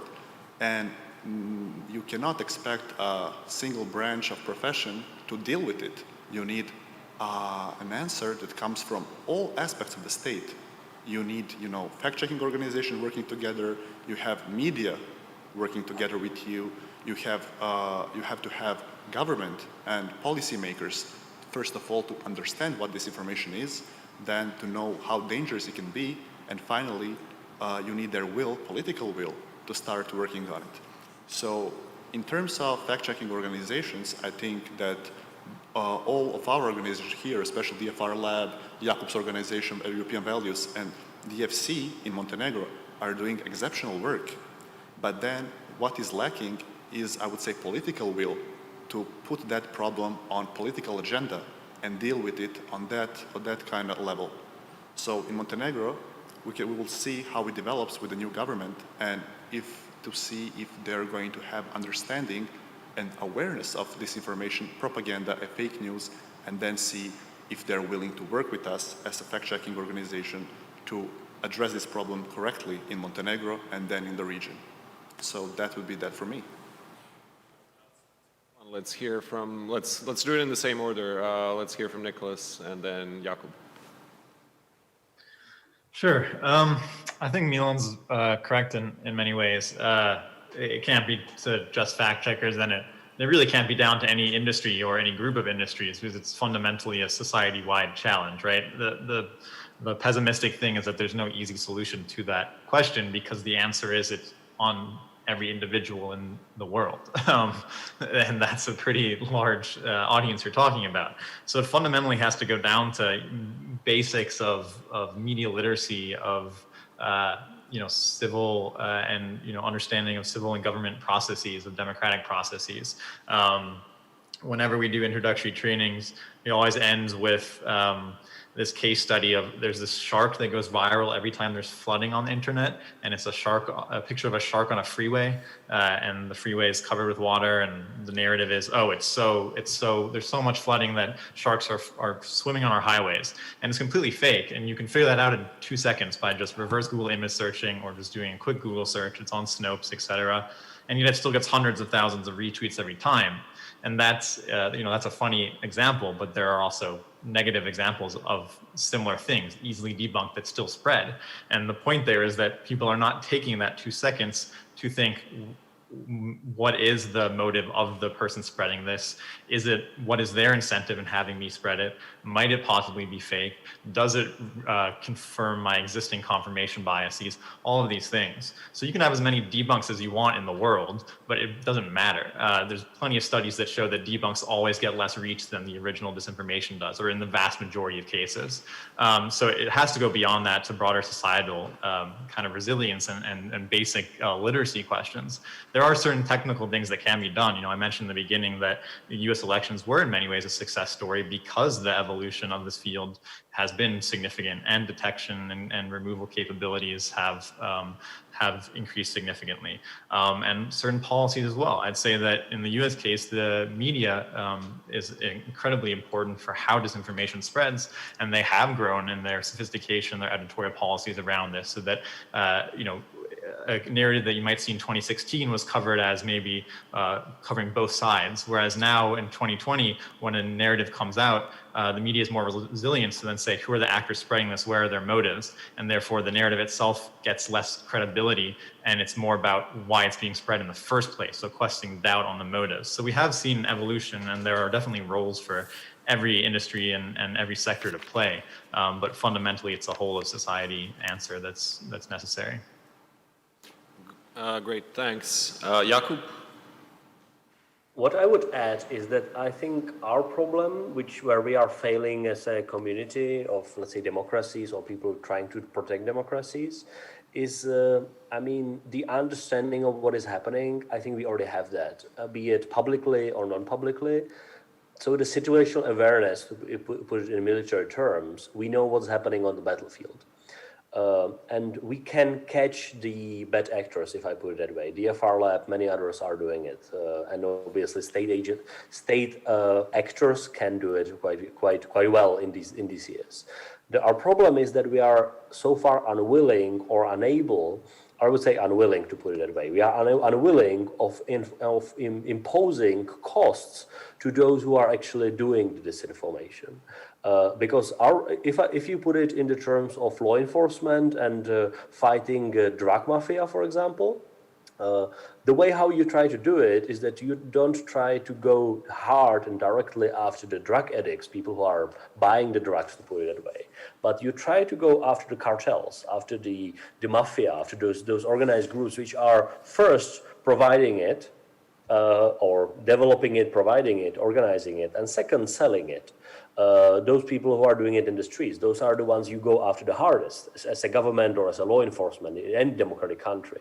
And that's something what we are not doing that much ourselves. So I think there are two ways. One, for researchers like ourselves, what we try to do, and we should do more, is the naming and shaming part, which is because one thing is that when somebody from the fringes or from the general public spreads this information, that's bad, and it's good to address it. But I think more importantly is our job is to actually defend the mainstream political and media spectrum. So anytime there is somebody with the public credibility, be it a member of parliament or a member of a government or a publicly known or respected person spreading this information, there is the accountability process which we have within democratic societies. So we should, and we try to do ourselves, to call out that person so for spreading this information or organizing it, and try to, let's say, create what we call the peer-to-peer reaction or societal pressure. So, for example, when we have a member of the Czech parliament spreading disinformation or accepting fully paid trips by Russian government to Crimea,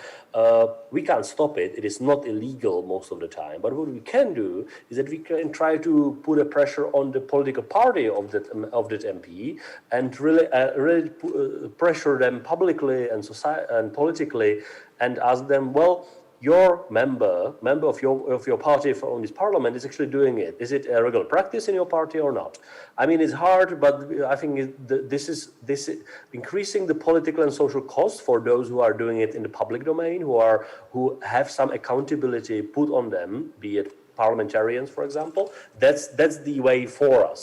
But then I think there's a state level response, where I think at least the European countries are very much lagging. If you compare, for example, the level of sanction regimes United States have, thanks to Congress in general, and Europe, what we have as sanction regimes on people working in developing or spreading, organizing hostile disinformation against us, well, the Americans are pretty much ahead because there are various sanction regimes which the Congress had put in place over recent years, and thank God for them, which is good, which they are doing it. But if you look to Europe, Europeans are not doing it, I'm afraid. Most of European democratic countries are not pushing forward. So our problem is that we as democratic societies, with some exceptions like the United States are trying to do, we are not changing the logic, the calculus of those hostile actors. So they don't have a reason to stop it. So why is Russia continuing with spreading hostile disinformation in Europe? Because we didn't stop them. And I'm not saying let's go to war militarily, not at all. I'm trying to say there are many economic and political ways how it could be stopped, because we could actually increase pressure on those people doing it. So for example, if you have people who are spreading or organizing disinformation from various Russian agencies, many of them have their vacations or their properties in the West, in Europe, for example. And they should not. Their assets could be frozen through various sanction regimes. We could have the Magnitsky sanction list doing it if we as democratic societies decide for it. So there is a lack of will, and we still probably don't think it's bad enough, or our governments don't, I mean, very specifically. So I think we should be pushing for this much more, because we can try to catch all the small disinformation which is happening. I mean, it's big, but particular pieces are happening, and that's our job as researchers to call it out. But at the end, we cannot catch all of that. We cannot fact check all of that stuff. We need to first point to those who are organizing it, and try to put a societal and public and economic pressure on them, as we do with other phenomena which hurt the democratic societies, be it like the drug problem, for example. We go after the cartels, we try to break them, we try to stop them from doing it against us, so our poor people are not suffering from it. I mean, at the end, there will always be some disinformation, but as long as we allow this massive organized way to be happening, in this case mainly from Russia or China against us in Europe, it will keep going. And there could be hundreds of us trying to catch it, fact check it, but we need to put a pressure at the top of the establishment. And in this case, it's clearly the Russian Federation and China. Great. Thanks, Jakub. We have about 10 minutes left, so maybe we could do a quick round of predictions. I know that it's a very difficult thing to make any sort of predictions in terms of where disinformation is going, what kind of disinformation tactics or approaches we can expect. But since this is the 10th anniversary of the To Be Secure Forum, I think it would kind of make sense to, for like the last segment of the last panel, do something fun and try to, make your best guess as to what this information is going to look like in about 10 years' time, so 2030. Milan, you want to go first? Yeah, definitely. So at the very beginning, I talked how technology facilitated the spread of all kind of information and disinformation at the same time. So it pretty much depends upon the technology, how this information is going to evolve. The way I see it, you cannot chase technology. It's always a few steps ahead of you. But what you can chase is education. And if you ask me how do I see disinformation in 10 years, I'm going to say how I see fighting disinformation in 10 years. And I see it through education. And if we start now, because in Montenegro the very current topic and hot topic is putting media literacy in schools. As Jakub said it, we cannot chase after every single piece of disinformation because there is so many. If you started doing so, you would have job 24/7 and you will go crazy.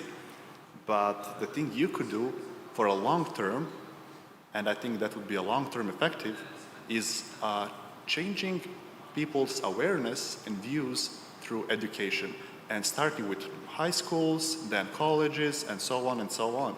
Because once people are aware, as the way we are here, then disinformation can just pack bags and go away.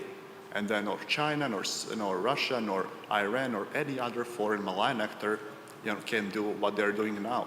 And to be honest, they're exploiting lack of awareness and lack of knowledge among most of the people in most of the countries. When you look at some simple steps, or not simple steps, but quite, complex steps that Estonia, Lithuania have done, and Finland as well, what did they do? They put media literacy in schools, and look where they are now.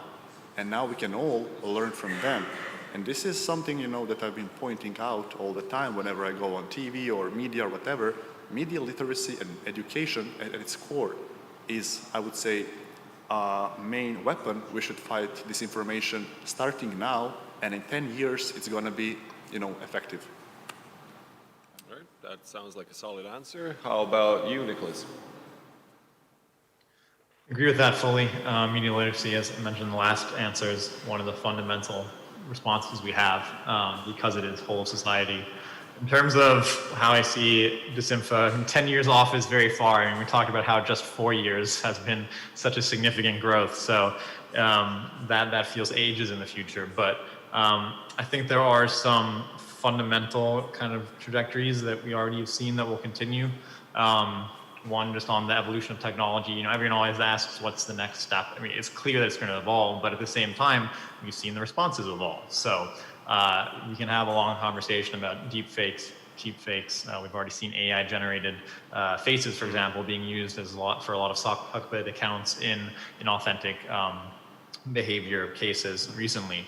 That's going to continue to evolve. There are going to be more attempts to circumvent detection techniques, etc. So that's something we need to stay on top of. But a more fundamental change, I think, that we'll see is a shift away from more centralized disinformation campaigns to these either decentralized or commercial or domestic actors. We talked a lot about state actors, and there's no reason to think, especially as Jakob said, without an imposition of costs, that state actors will just stop doing disinformation. But at the same time, we've seen an increasing trend of commercial actors engaging in this, for-profit disinformation campaigns. And there's also a fundamental question of the online incentive structure around online engagement. Google AdSense is one of the main indicators we use in our research to track coordination between campaigns, and that's because a lot of these actors are doing this simply for clickbait purposes, simply to drive traffic to sites. So there's this entire economy that's online that needs to be addressed and that fuels disinformation. And there's every indication that those actors will continue to thrive unless we take action. And the last point is these domestic actors. As disinformation techniques become more widespread or more accessible or more known, it's easier for any local political actor or activist or anyone with another incentive to engage in the same tactics.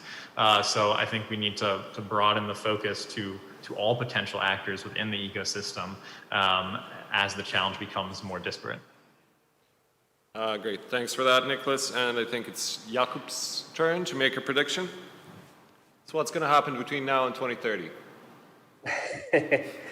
I think the key part which we can change actually in the next 10 years is first how we govern the technology. So if we are able of actually putting laws in place or laws and regulations in place, which will make it harder for commercial or state entities to actually use, be it private data, be it micro-targeting, be it various aspects of this.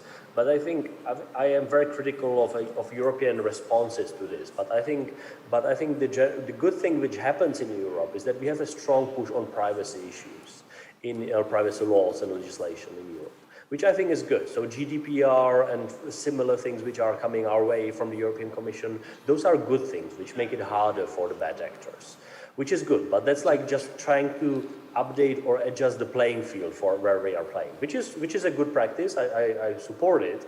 But then the real game happens on the field, be it a battlefield or a sports field, let's call it that way. And there, our problem will really be over where can we actually stand our political and social norms for what will be seen as acceptable. Because I think over the last 5 years, we as Europeans basically did not respond to Russian hostile disinformation in such a way that we would change the calculus, the logic of the Russian regime, so that they would stop it or at least decrease it. We did not do it, so they are still doing it and doing it even more. And therefore, the result of the last 5 years of lack of activity on the European part of this, we did not impose enough costs, now we have other actors doing it in a major fashion. So for example, that's the reason why you see so much of Chinese disinformation on COVID-related issues in Europe this year, because China knows that it will not get punished by Europeans. Because the Russians did not get punished over the last 5 years, so Chinese know they are not going to see costs coming their way for this. And that's our problem. So if we don't start doing it for the next 10 years, many other actors, not only those state-level ones, but commercial ones for hire, be it other regimes, be it even other governments inside Europe, like the Hungary of Viktor Orban, for example, is already doing it to some extent internally. They might do it internationally as well. So those other actors will be doing it because it will be a free shooting. It will be easy to do. The state-level governments, or let's say federal governments in Europe, will not respond to it in a way that the cost would be increased. So we could be changing the playing field or adjusting it with various regulations, which is good, but then still the game is played. And if the other actors in this game will be using unfair tactics, which disinformation campaigns are, in such a major scale, and we will not be punishing them or increasing costs for it, they will be using technology against us. That's already happening. It will be happening more for the next 10 years. And we cannot really limit it with legislation. We really need to focus on the actors. Because I think, again, like with the drug gangs, so for example, if you really punish one major gang, the others will be afraid of coming their way as well. And I'm not saying, again, this is not about being aggressive against Russia or China. This is about forcing them to stop their hostile behavior against us as Europeans. This is what we need to focus on in upcoming many years, because the nature of those regimes is not changing. I hope it will one day, but it is not at this moment. So we need to live with them. And the only thing we could do is that we could try to impose costs and sanctions on them so they stop their behavior, their aggressive behavior against us. That's our objective. It's clearly defensive from our side. We are not trying to change what they do internally, even though it's bad. We just want our territory, be it Europe, to stop being attacked by such a major scale.